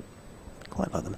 They're sort of almost a bit sort of Doc Martin-y. Oh yeah, they got a bit of a I like that actually. Yeah. Almost crossed with a bit of a sort of brogue. Yeah, with a brogue Cross hybrid. Yeah, I like those. Thanks. Very nice. Those soles. Thanks. A bit like you get on the suede desert boots, maybe. Yeah, across between those I like that. DMs. I like that. Nice, yeah. Thank you very much. Like Got those. the new shirt on today. Going as on well. for a £5. Yeah. £2.50. £2.50. Thank you. Yeah. There you go. Well, you wouldn't expect it to be as more expensive than a pair of shoes. Than would the you, pair of shoes. necessarily? No. Unless there's I don't only know, one of the actually. shoes available, of course. Matt Milnes is into the attack. New ball taken. It's good. Thrown at Toby Petman. Has a look at it. Throws it back. They're just bowling it at each other. Eventually, so a second slip goes in. It's Compton at 1, Cox at 2, Leaning at Gully. What can Kent do here? They need a real flurry of wickets to get themselves even a foothold back in this day. 364 for 3, Surrey. Milnes bowls outside the off stump. It's nothing like a new No, ball, is there? Gorgeous looking things, new balls. See the gold lettering going round. And lovely. Although as has been well documented, it's been a funny old batch of balls this season. And Dukes did point out, didn't they? It's not a short process. You don't just They're all hand stitched, aren't they? Yeah, put a batch out, and the leather's matured, etc., etc. They said by the time you know, as it were, is Milne's outside the off stump through to the wicket keeper. I mean, paraphrasing, by the time you know that you might have a bad batch, it's months. Yeah. The lead time is months into getting those balls made. So you don't just go, oh well, one or two are a bit dodgy. Let's rush another 1,000 out or whatever. That's not the way the process works. It's difficult, isn't so, it? yeah. But the problem is as well, balls are being changed all the time at the moment. Yeah. As Milne's bowls now to Smith, leaves it outside the off stump. Get a bit of swing there, bit of movement off the pitch as well, but away from Smith, and he leaves that 3-6-4 for 3. But then I know people in this day and age, they probably always did, want things to be absolutely exact and predictable when with these things like balls and bats, but it's those little vagaries which for me sometimes I just comfort myself with. That's what makes cricket so fascinating. Yes. The ageing of leather around the ball, all these things. You say the individual stitching, and that's a good shot from Smith. Has just caressed that into the onside. Up towards mid-wicket, along the ground. Takes an easy two. I think the problem is they've gone out of shape and gone soft so quickly. Yeah. Well, there was one game where in a day it got changed 7 times. Was it Durham? 7 times. So yeah, it's certainly been a bad batch. Still nothing like a brand new ball though. Oh, lovely. I remember my dad got me a couple for my Easter present once. I was delighted. It's Milne's bowling to Smith, inside edge, past his stumps, and that'll go away for 4. And Milne's has done everything but just walk off the pitch there. He's not sure he can do that. He has. After that's gone past the stumps, he's just walked off square, hasn't he? Yeah. But now he's taken a wide arc, come right, just to have a little bit of a... I feel for Mills. He's definitely been the pick of the bowlers today. And they're genuinely big inside edge that could have easily come back on. Of course, Ben Geddes had that one where it clipped his stump and the bail didn't come off. Yeah. But we are by no means suggesting that it's all been bad luck for Kent here. Surrey have batted ruthlessly, as Mark Church used that word so accurately. That's a defensive shot, bounds past Milnes up towards Toby Petman at mid-off, and that is the end of the over. 374-3 here on BBC Radio London, BBC Radio Kent with Matt Cole and Mark Church, our gracious host here. Brought me a bit of chocolate cake, which is lovely. Steered me in the direction of coffee this morning, always essential for commentary. Well, we've got, as I say, we've got some guests tomorrow. We've got to look after our guests tomorrow. It's true, you're going to have your hands full there. Eva Gray and Fabian Cowdrey. Yeah. Tomorrow are with us. Maybe a little bit of Jay Coney as well.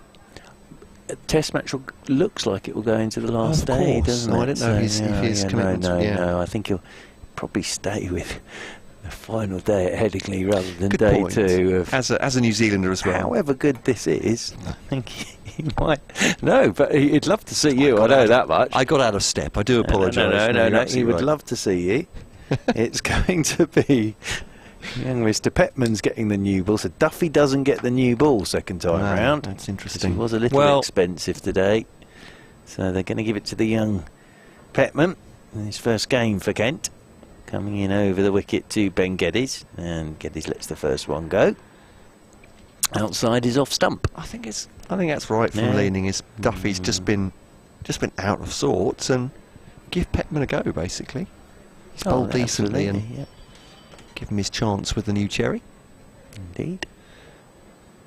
Leaning comes jogging across and then lobs the ball to Petman. You can see the gold flashing, can't you, as you say, as he throws it to. It's a lovely sight when the sun's out as well. Petman's over the wicket to Geddes. He'll get a single, just pushes this one out into the offside. Mr. Cole's off for his 5:30. Is it the last one today? Oh, it's gone quickly, hasn't it? So he's off for the 5:30 update on BBC Radio Kent. Matt Cole. 371 for 3. So Surrey already just 29 runs away from maximum batting points here. As Smith on 49. Of course, made that unbeaten double 100 at Bristol, did Jamie Smith.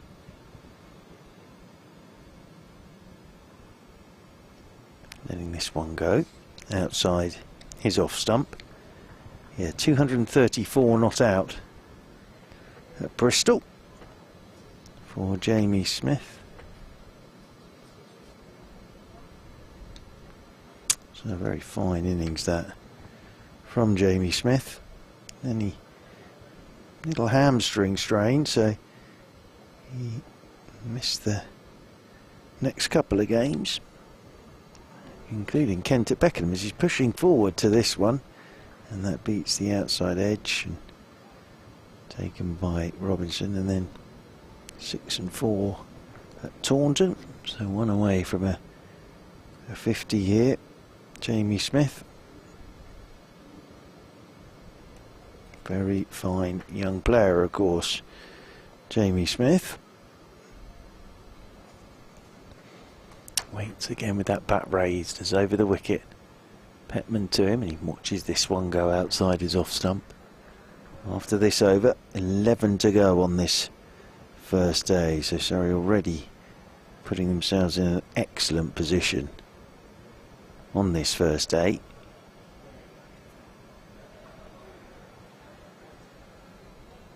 Nice evening. Forecast for tomorrow is pretty good, I think. Just pushing Linda out to sweep up on that backward point boundary rope. Petman's over the wicket to Smith. There's his 50. Just pushes away out into the offside. Should get 2. Will swing Linda round. Been a nice innings this from Jamie Smith. He'll move on to 51. The partnership moves on to 90. So Jamie Smith, a second 50 of the championship season. Of course, last time he got to 50, went on and got 234 not out. But a very nice innings so far from Jamie Smith here on this opening day. 48 balls, 7 fours and 1 6. Gone along at a good pace as well as Jamie Smith. Mounds will continue. 373 for 3, Surrey. Geddes settles himself down over his bat. Bell Drummond's being pushed out to sweep up on that cover rope again as Milnes is in, and Geddes has had a nibble. Now there is that gap they've left for him. He's just looking to push at that. Sort of indicates to Jamie Smith it's done something.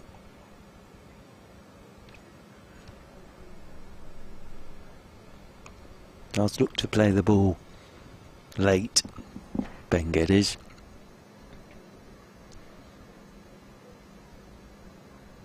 Half past 5 on this opening day. Milnes runs towards us, comes in over the wicket to Geddes, and Geddes has a flash outside the off stumps that indicates that sort of kept a bit low on him, and then just rehearses letting the ball go outside his off stump. In the test match, England, quick look at me scores, 94 for 2, Ollie Pope 36, Joe Root 16, so need another 202 for victory there to England. Be a good day tomorrow. It won't be a whole day as this is whipped away. No, it's got nothing on it. It's wide down the leg side by Milnes. That must have been very wide. Because Robinson went to his left, but wide's the signal. 4 of them. That really was wayward from Matt Milnes. That's 4 more to the total. 378 for 3. Compton's had to go down below us and retrieve the ball.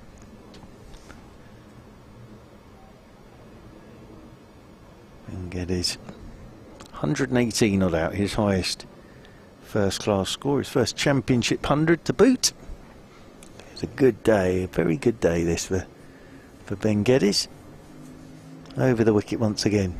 His Milne's term, and he's forward and pushing that one down into the leg side. 95 this partnership worth. The Amla and Geddes partnership earlier today worth 213.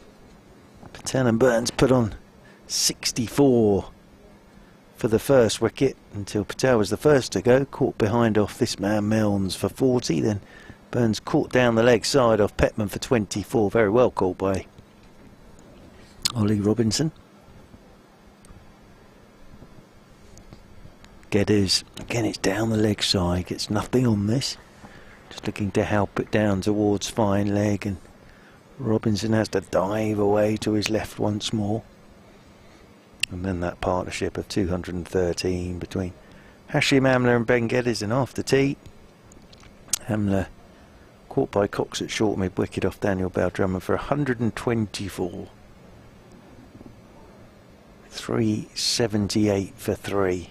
Now though, Surrey, partnership's 95 as Milnes is over the wicket, and oh, that's a good one. This is why today has been interesting. You hit the right length on here and there is something. And that's a lad on 118.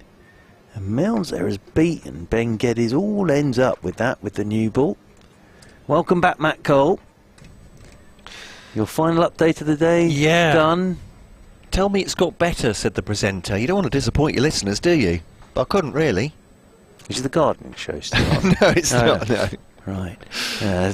Waiting once more is Geddes. Over the wicket once again comes Milne's turn, and Geddes just forces off the back foot, waits for this and forces it away out towards Daniel Bell-Drummond, and they'll get the single, and Geddes will keep the strike. End of the over. Smith 51. Geddes 119, and Surrey with 10 overs to go, a 379 for 3. Just not because I'm looking at Kent's position here, but just looking at the weather for tomorrow. As I said, looks like they're forecasting a possibility of a shower around lunchtime, but the rest of the day looks pretty much fine, so very much hoping not. It's a beautiful scene here at the Oval, but then Tuesday and Wednesday looking good. So sorry, we'll have every optimism here, forcing a result as Petman outside the off stump, left by Geddes, and there is no run. Still quite breezy across the ground, but it's been a pleasant day, isn't it? Most of the people out there in the sun, in shirt sleeves. This time of year, you want to have some slap on, don't you? You do want to get your sun cream on. Ah, yes indeed. Sorry, was it slip, slap, slop? Is it something like that? Yes, yes, Sorry, indeed. look at me quizzically, and I wondered what I just said. Here's Petman to Geddes, just drops that into the offside, and they'll take an easy single. Straightforward. Just one to the total, 380 for 3. But saw the next door neighbour yesterday, and where we live. Yes. So he's come down off the stairs, and he goes down to a little dip. So I didn't see him. I said, Andy, how are you? And he said, burnt. Oh no. As his head came up behind the wall next to our house. Red as a lobster. Got to be careful. Yeah. Got to be very, Out all day very at the careful. Goodwood Festival of Speed he was. Didn't There we wear a go. hat. It's Petman to Smith. A drive up to mid-on, and there's no run. It feels like a public safety announcement, this, doesn't it? It feels like I'm painting a Well, I'm picture. a fine one to talk because I've had far too much sun. But Well, but you're a very fine colour. Thank you, but but I'm only 21. Yes, do be careful because there's nothing. Sun's worse. sun's very high at this time of year, isn't it? It's just about at its zenith. Is it? So, yes. For us, anyway. Here comes Petman outside the off stump, no ball. 381 for 3. So there we go. I don't know how I got into that, but yes, a lovely sunny day. I was saying for the patrons here. They've probably been very sensible. I have to say, I can't remember where I was when it was the longest day of the year, wasn't it, on Tuesday? And I was, yes. And someone texted me and said, "Well, that's it for this summer. Days are getting shorter." from here on in. I was thinking that's an optimistic way to look at everything, isn't it? Yeah, that's it for this. It's usually the other way around. It's people after the 21st of December saying, "Oh, at least the days are getting longer." But that's a good pick up from Geddes. That's going to be 4 runs. Is it? Singh is beetling after it. He might stop it actually. It's not quite going to get to the boundary. The longest part of the ground there, Geddes has picked for his shot. They come back 3 and 100 partnership.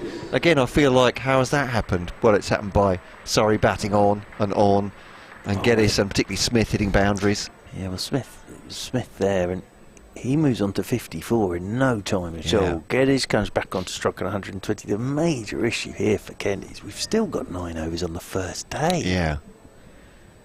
Petman then to bowl to Geddes down the leg side, and he's lifted that, but it's going on the ground as he gets the fielder at square leg. They come back for 2. That didn't seem very far away, although Ollie Robinson, I think the throw from Duffy left something to be desired. I think Ollie Robinson was trying to take that and go to the bowler's end. Yeah. He thought that Jamie Smith might be struggling, but 2 more to the total. But that's the major issue here for Kent. And that run rate from getting near 4 is going back up again now. So still after this, over 9 to go, and Surrey are on 387 for 3. They're putting themselves in a position, Surrey here, where as Petman bowls to Geddes, defensive, no run. Putting themselves in the position, you know, if they rack up, well, goodness knows what they could rack up, but they could get themselves to 650 in a day and a half, and then they've got absolutely time. They could be at their leisure to bowl at Kent. They could be 650 an hour after lunch tomorrow, and they might keep going. But yeah, and they might keep going if they kept going at this rate. Here's Darren Stevens. Oh no, he's bringing out a drink for Matt Mills. I thought he was stripping off there just to do a bit more 12th manning. But we'd love to have Darren Stevens playing. I think, well, maybe Surrey fans wouldn't agree with that. I don't know. I think you've got to. It's got a sort of the difference between this and Beckenham as well is Surrey scored quicker. Plus they've got a couple of hundreds on there because obviously the whole thing at Beckenham wasn't, and there were no hundreds involved. When did they? So they sort of left themselves. What was it? It was about 12 overs, wasn't it? On the second night at Yes. Beckenham. Yeah. Here's Milnes, and this is pushed off the back foot by Jamie Smith. In fact, I'm going to jump into my notes here, Mr. Cole. There we go. Yeah. Here we are. Let me find the right. But I hope it's not in my other book. Oh no, here we are. Kent against Surrey. So. This is, see, unlike you, I don't have it all computerised. Oh, that was T20 I was looking at there.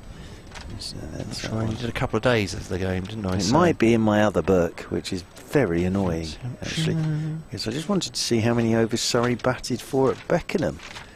That was the thing I was looking for. But I think it's in my other book, which is in my bag.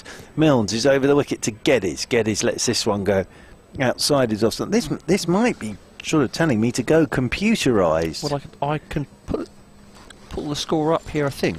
How many they batted for? Yes, I think I've got 173. 173 overs they batted for. Okie dokie. So 107. If they kept going at this rate and bat for 173. Yeah, that was at 3.8. That they got 671. Oh, crikey. So they're going to get a lot more than that. In over the wicket once again comes Milnes. But you know I can't operate a calculator. There's no run button. I'm going to do this. So it's here. safer if you do it. 73. We don't want it to catch fire. So they go 4.5s from here. So they'll get 778 if they batted for the same amount of overs as they did at Beckenham. And the thing here is they got a young man, Ben Geddes, come through the system, as is the lad at the other end, Jamie Smith. Geddes has got 122. As in over the wicket comes Milnes. Geddes looks to drive. Interesting this, isn't it? They've got another, as I said, they've got another good one on their hands here in Geddes with his 100, but he's come through the Surrey system. Jamie Smith has come through the Surrey system. Ollie Pope come through the Surrey system. Tom Laws is now making a championship debut, but just Pope, Smith, Geddes, 3 very fine young players that have come through the system. And as I say, Hashim Amla, that's his first 100 of the summer. Driving his Geddes. Oh dear, that's got away through Bale Drummond at backward point. It was well struck by Geddes. He'll pick up a couple, 2 more to the total. Moves on to 124, 390 for 3. But that's the thing here. You're looking at Surrey now, and Amla, lovely innings today. But that's what's been the most impressive thing, I think, is that Amla hasn't scored his weight of runs, but they got Jacks come through the Surrey people system. filled in, basically. So you've got all these young players now, Surrey boys, scoring a lot of runs. As in over the wicket once again. Oh, an outside edge from Geddes, and he's gone. That's a very fine catch at second slip. He's had a drive at that as Ben Geddes. Milnesall fairly deserves that. That's a cracking catch from Cox.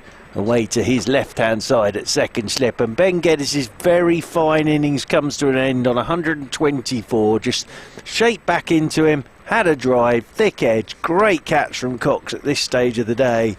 But well batted Ben Geddes. First 100 for him in Championship cricket. He's gone for 124. Yeah, fabulous knock. As you say, a really good catch to dismiss him. But he's gone. Mills gets a wicket that he's been, well, almost begging for at times. But great applause. Yep, and a very good catch that, actually, from Cox. At this stage of the day, when you've had a tough old day, very good catch, and exactly the same score, of course, as Hashim Amla, 124. So 390 for 4 now, Surrey. But that was a fine catch in there at second slip. And Sam Curran makes his way out to the middle. We get a very warm round of applause. Nice to see young Samuel back from England duty. Partnership of 107 between Geddes and Smith there, following a 213 partnership between Amla and Geddes. Oh, somebody's birthday. It's not Sam Curran's birthday today, I don't think, but so is it Robert's birthday? Yes, it's Robert, because it's Robert's do going on. We don't know who Robert is. No. But he's having a party. Yeah. Well, because we were wondering whether we were able to go, as it was sort of up with us today. But we've obviously left Robert to it. But very happy birthday to Robert, because he's had his party up here. So Sam Curran is out there in the middle.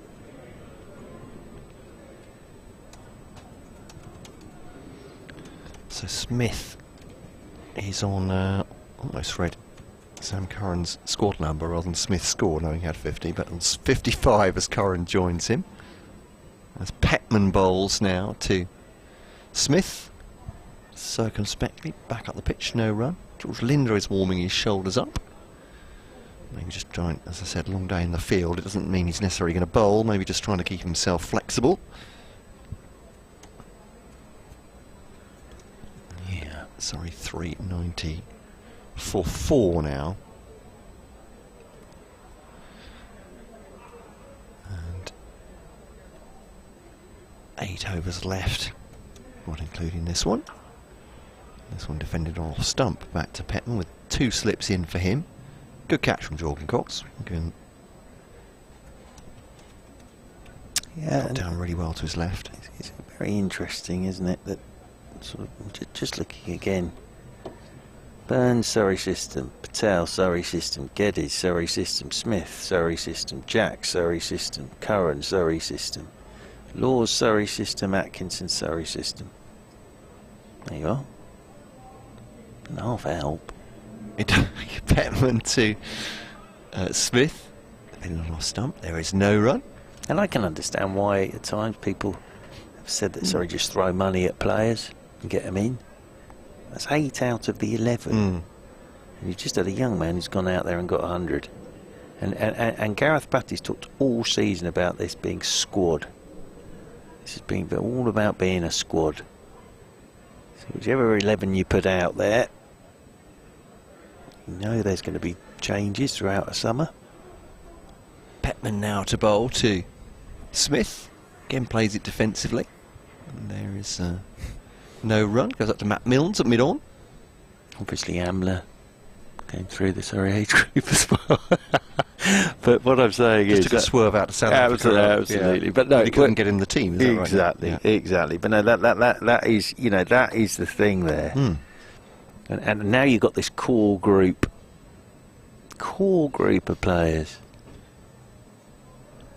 As Petman comes in on loan for Kent, he can't produce bowlers, it seems. Pushed into the offside. Again, no run.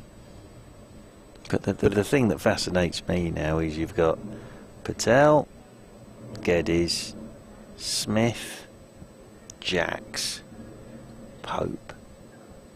So that's 6. Bit of a dynasty emerging. Hugely talented batters at Surrey now. That's Petman now bowls to Smith. Defends that back at the bowler once again. What you do obviously get with those resources, though, not even playing devil's advocate, what you do get with those resources is you have the ability to hold on to that talent. Yeah, of course you do, but you've got to, you know. Oh no, I'm not gainsaying it. I'm just saying that's the advantage. Sorry, if you produce your own players, you can keep them. But you've got to have the right things in place to produce those players, and then you add in a couple of sort of your Morkles, your Sangakaras, and your Amlers don't half help. Yeah, they're not.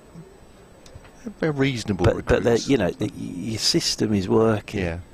And it hasn't always been so at Surrey, has it? No, and there was a time there where Surrey did go out and just try and get people in to make it work, and it was, you know, there is no quick fix. That's the thing. You know, at times you can go through bad patches, but you've got to have the patience and stick with what you've got, and it does hurt. But then all of a sudden, that system begins to work, and then there's that conveyor belt of good young players coming through, who've come through your system, and they know how they all play together. That's the other thing I always think is important. That, like, Geddes comes into the side. This is his 3rd championship match. Comes into the side. He knows everybody anyway. You know, he's played a huge amount of second team cricket and age group cricket with them, so he knows everybody everywhere. Same with Tom Laws. So yeah, it's interesting.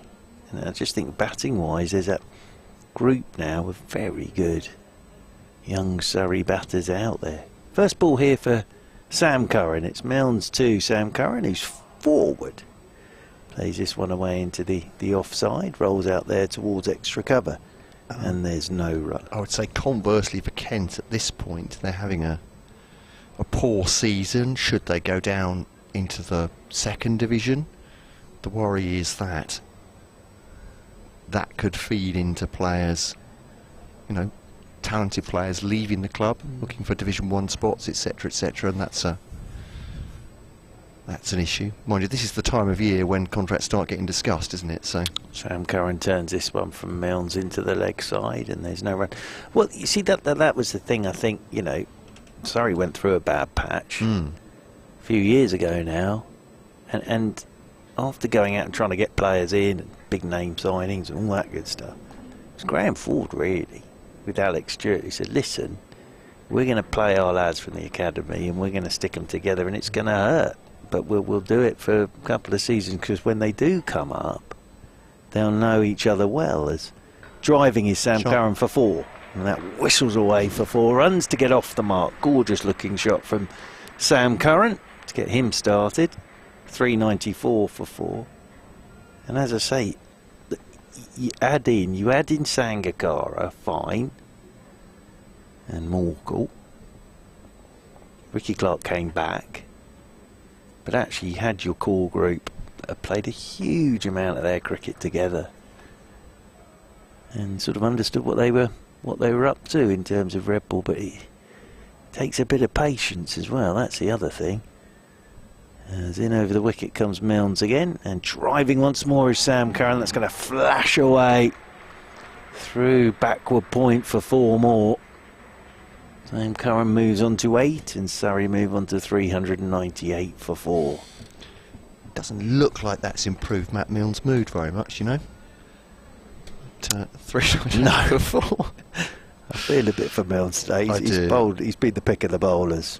And I think today for Kent, he's been I don't know. I don't want to diminish the others, but he's been by some way, I think, the best of the Kent attack, isn't he? And, which is a worry for Kent. Obviously, they got seamers out. Yeah, so, absolutely. but he hasn't had a lot of assistance, and that for his captain as well is a. Yeah. Leanings. The problem that Jack Leanings had today, he had no control. As in over the wicket once again comes Mounds, and Sam Curran's driving on the up again.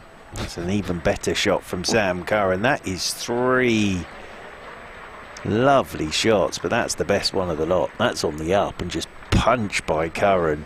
He's been in wonderful nick with the bat this summer, and that's the 400 up for Surrey. So that's maximum batting points on the first day. 402 for 4 they are, and we've still got 6 overs to go on the first day. But that was a handsome shot from Sam Curran. I like a bit of that. What a shot that is. They're going at, run rate's up near 4.5 now. Yeah, they've gone back up again. They got it down to about 4.12. Yeah. And now it's back up to 4.47 on day 1. 402 for 4 is over the wicket once again comes Mounds, and he's driving back down the ground is Curran. Oh, he's taking a quick single on. He's okay. Duffy does the fielding. And Sam Curran moves on to 13. Jamie Smith has 55. And a pair of 124s. Amla 124 and Ben Geddes 124. 403 for 4 Surrey. There are 6 overs remaining today. It's interesting what you were saying about Surrey going back to, well, not going back to basics, but going down the path of bringing their young players through. A bit of pain along the way is exactly what Sussex are trying to do at the moment, isn't it? Yeah, they've shed a lot of their senior players, and a lot of us have looked at the players they've allowed to leave and thought, what on earth is going on? But that's very much their thought, isn't it? That Tom Haynes, I think Ali Orr, that Henry Crocombe we saw bowled excellently on Friday against Kent. I can fully understand patience is required, but then I can understand that people want quick results as well. So it's a very difficult balancing act. It really is very difficult balancing act. I think if you've got a I don't know the entire basis of Sussex's choices, but if you've got a generation coming through, that's the other thing, isn't it? Is that you don't always have. So Kent don't have the bowlers at the moment. You couldn't say we'll have maybe 2-3 senior bowlers and then let everyone else come through if those players aren't good enough. But if you've got an intake or a couple of years of academy which you really like, I suppose. Duffy, outside the off stump, that's more than a flirt from Sam Curran. Well, Sam Curran's come out in 6th gear. Yeah. He's come out in 6th gear here as Sam Curran. Well, why not? Yeah, well, this is the way he's played all season. And he, as I say, he's been in absolutely marvellous nick with the bat. He's a very handy player to have around, isn't he? He's Sam Curran. I know he's had his injury problems with his bowling. Full length delivery from Duffy, and that is checked back up to mid-off. Just looking at his scores this season, 80 and 33 against Somerset here, 64 at Bristol. Then 73 against Northants here and 78 against Kent and Beckenham. So, he's been in great. Obviously, the thing he's still looking for is that first class 100. Yeah, but you've always said he's not just a bowling all-rounder, this chap, is he? He's a proper batsman. You could see the shots that he plays. Absolutely. That's out to gully and there's no run.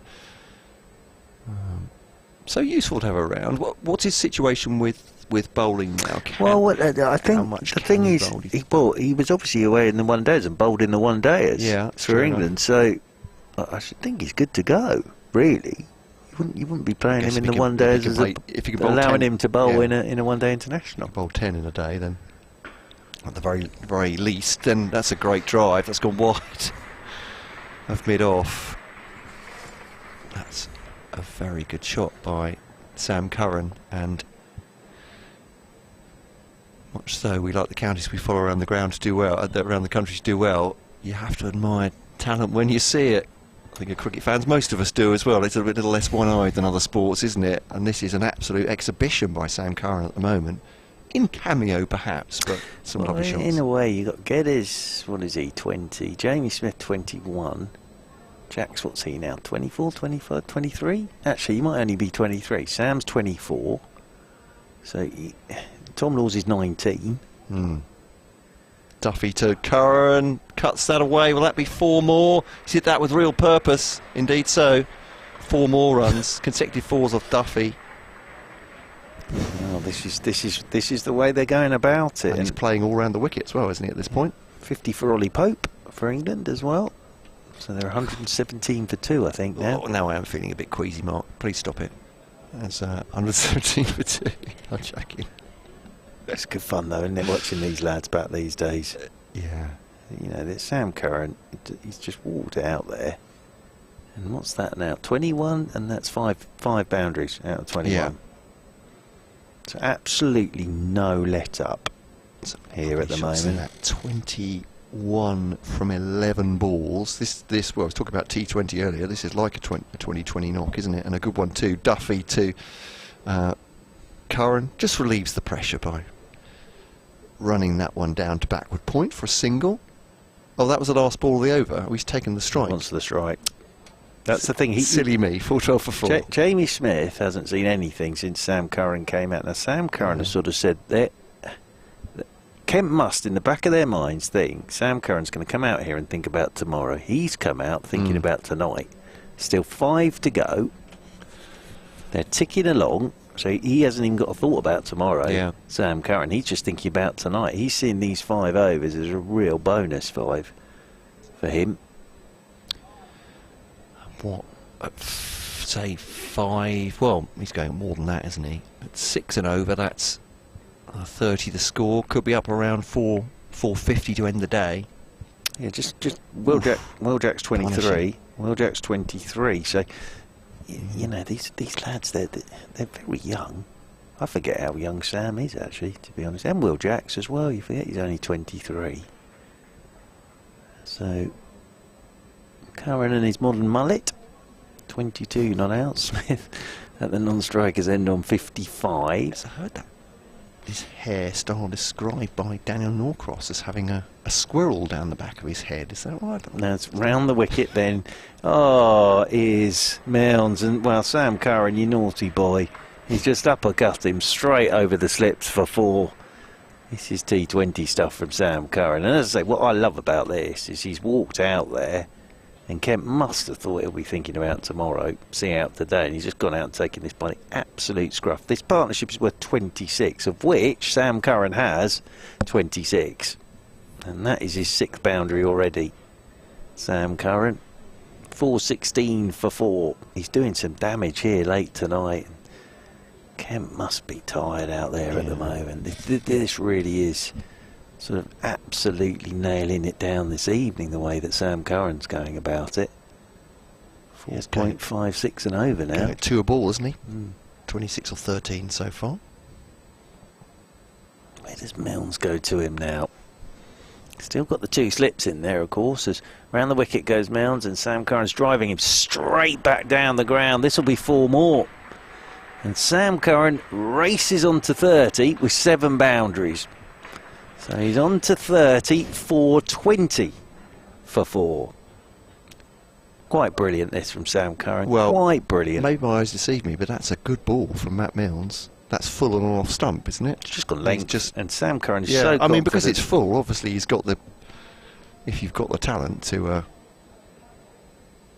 drive it straight back, but I don't think he's done anything wrong particularly there, Milnes. No, I just think it's Sam Curran. He's just... This is the way he plays, and this is the way he's played all season. And what I liked, when Sam Curran had the injury, he worked on his batting. And I think we're seeing the fruition of that now, if that's the right phrase. As round the wicket comes Milnes then too, Sam Curran, and this time he's punching for 4 more. Milnes at the moment actually doesn't know where to bowl to Sam Curran. That's not a bad delivery. He's back of a length, and Sam Curran has just gone onto his back foot and punched it through the covers for 4 more. That's 8 4s out of 34 for Sam Curran, and it's 424 for 4. Well, you look at Matt Milnes' analysis here and think he's bowling like an absolute drain, and I'm here to tell you that's not true. No, not at all. That's That was just back of a length, and Sam Curran has just jumped onto the back foot and punched it. So now they lose a slip out towards the covers. Milnes comes round the wicket again to Sam Curran, and this time he's cutting, chopping this one down towards Linda, who does the fielding, and the crowd almost disappointed that didn't go for 4, but it's a single. Sam Curran here. This partnership is worth 35, and Sam Curran has 35. Has Smith faced a ball since Sam got out there? I don't think so. I honestly don't. Ooh, can I get the count back here? No. I love the attitude. Oh, wait a minute. No, he faced the first. Yeah, he must have faced the. If this is the wicket here, he's faced. Smith has played out a maiden for the first 6. There you go. And Curran's played the rest. At Smith's 55 not out. Ridiculous, really. So, Smith basically managed to bat Sam Curran into form, did he? I'm not quite sure how that works. Sorry. Milnes. No, Smith's just playing. No, not at all. Played this one out into the offside. So, can you do that? Can you have a sighter for the other batsman? What did Sam Curran say? Can I just watch for an over?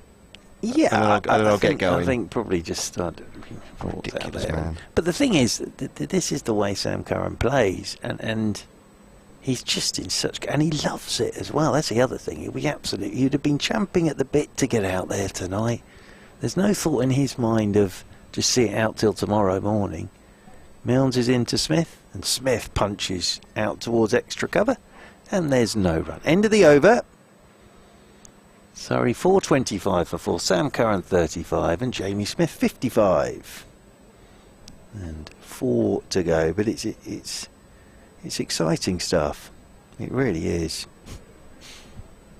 And it's fair to say that Sam Curran is in very good nick with the bat at the moment. And as I say, he'd have been looking forward to playing red ball again. He loves playing his red ball stuff and wants to get his test place back. That's the other thing.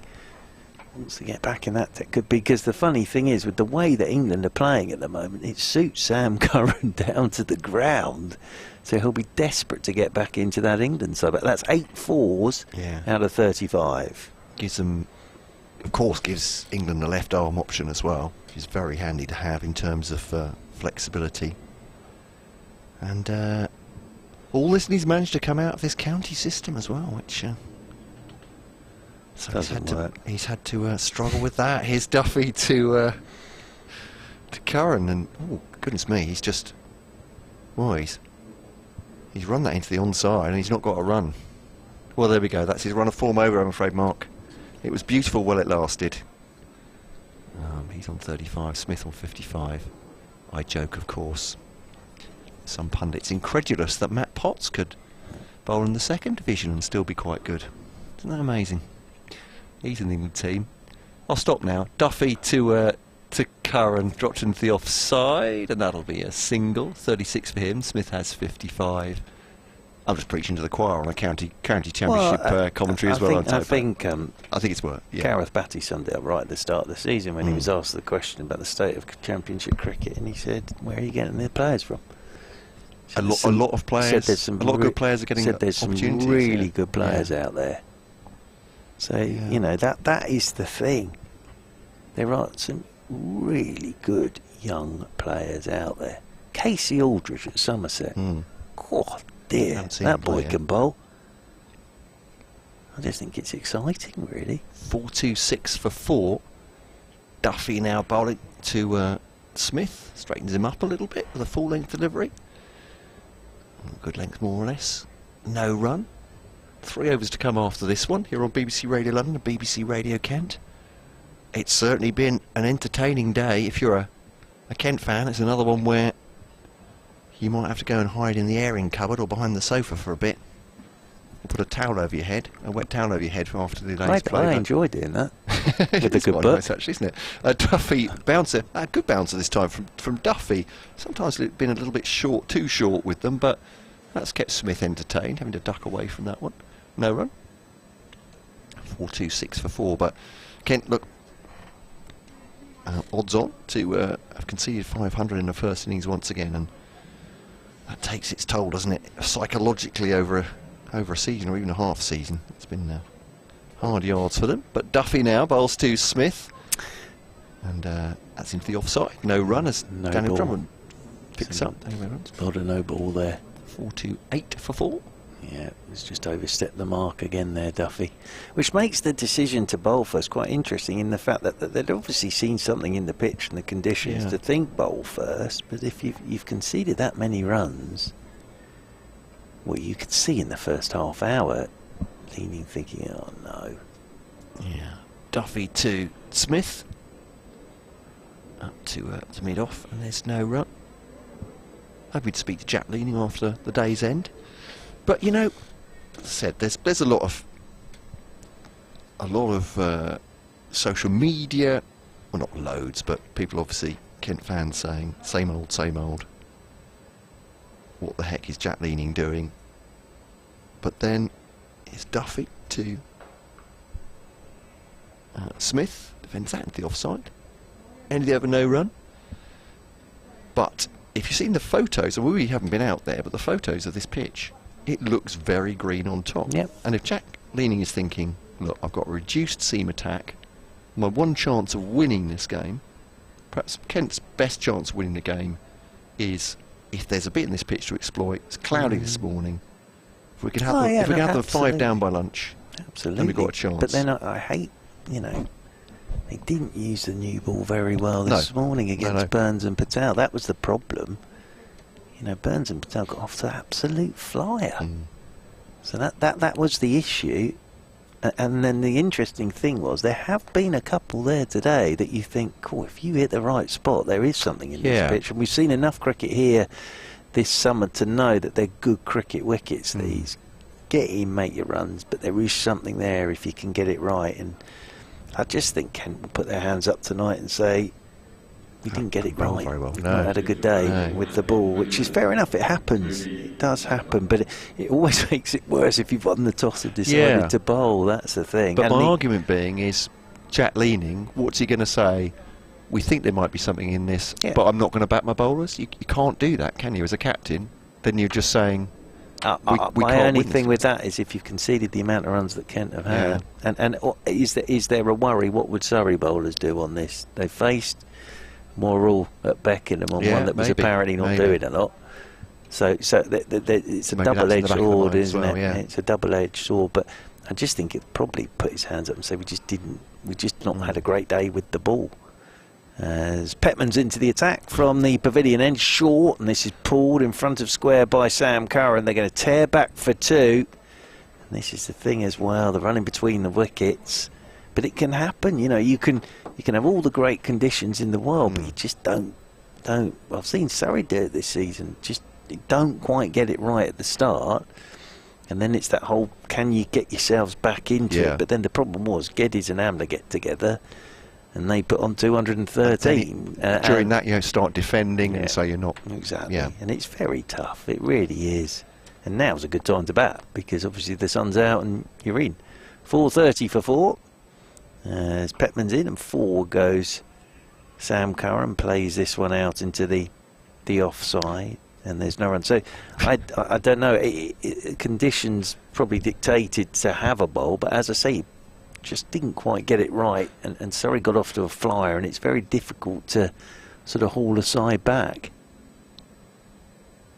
Curran 38, Smith 55. Waits over his bat once again. Petman comes in round the wicket to Sam Curran, who's gone straight down the ground off a length. That's going to go 1-2 bounces and away for 4. So Sam Curran moves on to 42, 9th boundary for Sam Curran, and Surrey move on to 434 for 4. Well, that kind of sums up Twitter for me. Someone saying, why isn't Sam Billings playing? Ah, that's with a an shame. angry face. Oh dear. Yeah. Well, he's in lead. Yes. But basically saying Yes. a leader needs to stand up and be Yeah, counted. Well, he's in Leeds. yes. Unfortunately. I don't know if this person is listening to us. I doubt it very much. No, from I the- don't know. It looks, but looks like might be a problem for one him. from afar. Yes. Yes. Oh well. The problem is these days you can't get the information from anywhere. As in round the wicket once again comes Petman. This one's pushed away by Sam Curran out towards the sweeper on the cover boundary rope. So difficult to find things out these days. 4:35 for 4, and Smith comes back on to strike on 55. To be fair to Kent supporters, and you know, as we are supporters of our clubs, whatever sport they play, this is a tough season for Kent supporters, and conceding 500 in the first innings again and again, it's tough for the players, but also watching it, it's hard, and you start getting frustrated, you start getting angry, and that's, you know, it's part of the thing. But you have to look at what's happening. Yeah. It's a reduced Kent attack against a very good Surrey batting lineup. This, as Petman's in to Smith, who's forward, and yes, Surrey are missing a couple. That's all I kept hearing about was, oh God, we're missing Folkes and Pope. Overton's away, Jordan Clark. Yeah. But then you still look at it: Burns, Patel, Amla, Geddes, Smith, Curran, Jacks. There's a top 7. That's not the worst you're ever going to see against an attack that might be a bit short on confidence. Got it wrong this morning. I think they'll say that. Very difficult to pull it back. It really is. Over the wicket comes Petman once again. Forward comes Smith. And the other thing is you have to give Surrey credit here. Well, they have batted really well today. OK, Kent may not have got it right with the ball, but they have batted extremely well. yeah, there are two sides playing in every game, aren't Absolutely, there? you're allowed to Yeah. bat well as well, and they have batted really well, and they're confident. And I think sort of the way that Sam Curran's come out tonight just sums it up, really. He's on 43, and there are 2 overs to go in the day. The partnership's worth 45, of which Curran has 43. So I think you also have to give credit to the batters. And Surrey here, all right, Kent may not have been at their best today, but he's still got to put the ball to the boundary, and they haven't really missed out on anything so far today, and they're now ticking along at 4.63. But tough. So here's Duffy round the wicket now to Sam Curran. Decent ball on off stump, so he defends it, and there's no run. But yeah, I think blaming Sam Billings for Now that today tough. it's a bit, really. a bit of a reach, I have to say. But yeah, sorry, that's just Twitter, isn't it? They're everybody has access to it. And also to any sort of sporting news and team news as well. It's also unfortunately. True, yeah, I can recommend them to BBC Kent Sport on Twitter. Is this Sam up in the Curran. air? Is it going to be safe? It is. He's going to get away with that one. Curran smashed it, but I think he was going more or less straight, and it's ended up skewing off into the air. Denley's run after it. He's actually apologising if Denley for not picking that up in the air quicker, but it's come over his shoulder. Neither he nor Meons could get it before it plugged, and they come back for 2. 4-3-7 for 4, but obvious intent, as you say, from Sam Curran. He's on to 45 now. As you say, he's playing a very attacking innings. Oh, this is brilliant, actually, because there's been no thought about tomorrow from him. 45 from 24 he is now, Curran, and just tucks that into the onside. Daniel Balraman fields. There's not a run there, though, so sends his batting partner back. But, yeah, however you look at it, it's been a brilliant day for Surrey. It's been a really tough day for Kent as we come towards the end of it. And Sam Curran, very, very likely to become another half-centurion for Surrey in the next few minutes. And but yeah, hoping to speak to Jack Leaning after the day's end. He's never one to shirk responsibilities, is Jack. Is Duffy to Curran. That's launched over long on. Is everyone all right? It's gone just to the right of a lady, I think, in a Surrey cap there. And everyone took cover. Sam Curran's 50 off 26 balls, 9 fours, 1 6. Well, that says probably all you need to know about Sam Curran's 50 there. It's an absolute bombardment, that. He's picked that up off a length from Duffy. Well, we'd say that in T20 terms. That's in his arc, isn't it? It's in the slot, and he has absolutely larruped that away over long on. And some spectators, perhaps a bit sleepy at the end of the day, have been woken up by that. Duffy to Curran, straight drive. Is it going to be 4 runs? No, Milnes will get behind it. It'll be a single. That's an off drive, in fact. Offside of the stumps. 4-4-4. 4-4-4-4-4, I think. It is indeed. 52 for Curran, 55 Smith. Well, he's just marched out there, hasn't he? And as I say, with absolutely no thought about tomorrow. No, he was charging Petman in the last over. He's 3 behind Jamie Smith now. Yeah, he's been out there. He's got 52 out of 54. About an hour and a half, hasn't he? Something like that. I'll just check that. I don't think he's seen a ball, Jamie Smith, has he? Yeah, maybe 6 or 7. This one driven into the onside by Curran ends up with Denley. No run at mid-wicket. So, yeah, Jamie Smith's been out there for, over an hour and a half. About an hour and 45 minutes, hour and 3/4. Sam Curran's been out there half an hour, and they're more or less level, pegging on scores. Over to go. Mark Church will take you through that, and then it's the end of a first day, which Kent will want to forget very quickly, but then they have to come back first thing in the morning, and there's still plenty of batting to come. They've got to find a plan, and I'm going to ask what the plan is for tomorrow, but what on earth do you do from Kent's point of view? You just, I suppose, all you can do is take wickets as quickly as possible, get yourself in and bat for your life over the next couple of days. A lot of runs to be scored on the first day, isn't it? 444. It's huge, isn't it? It really is. And the other thing is they're buying themselves an awful lot of time here, Surrey, in the game. Plus the other problem, when you stick them in, you have to get them out. They're not in any rush.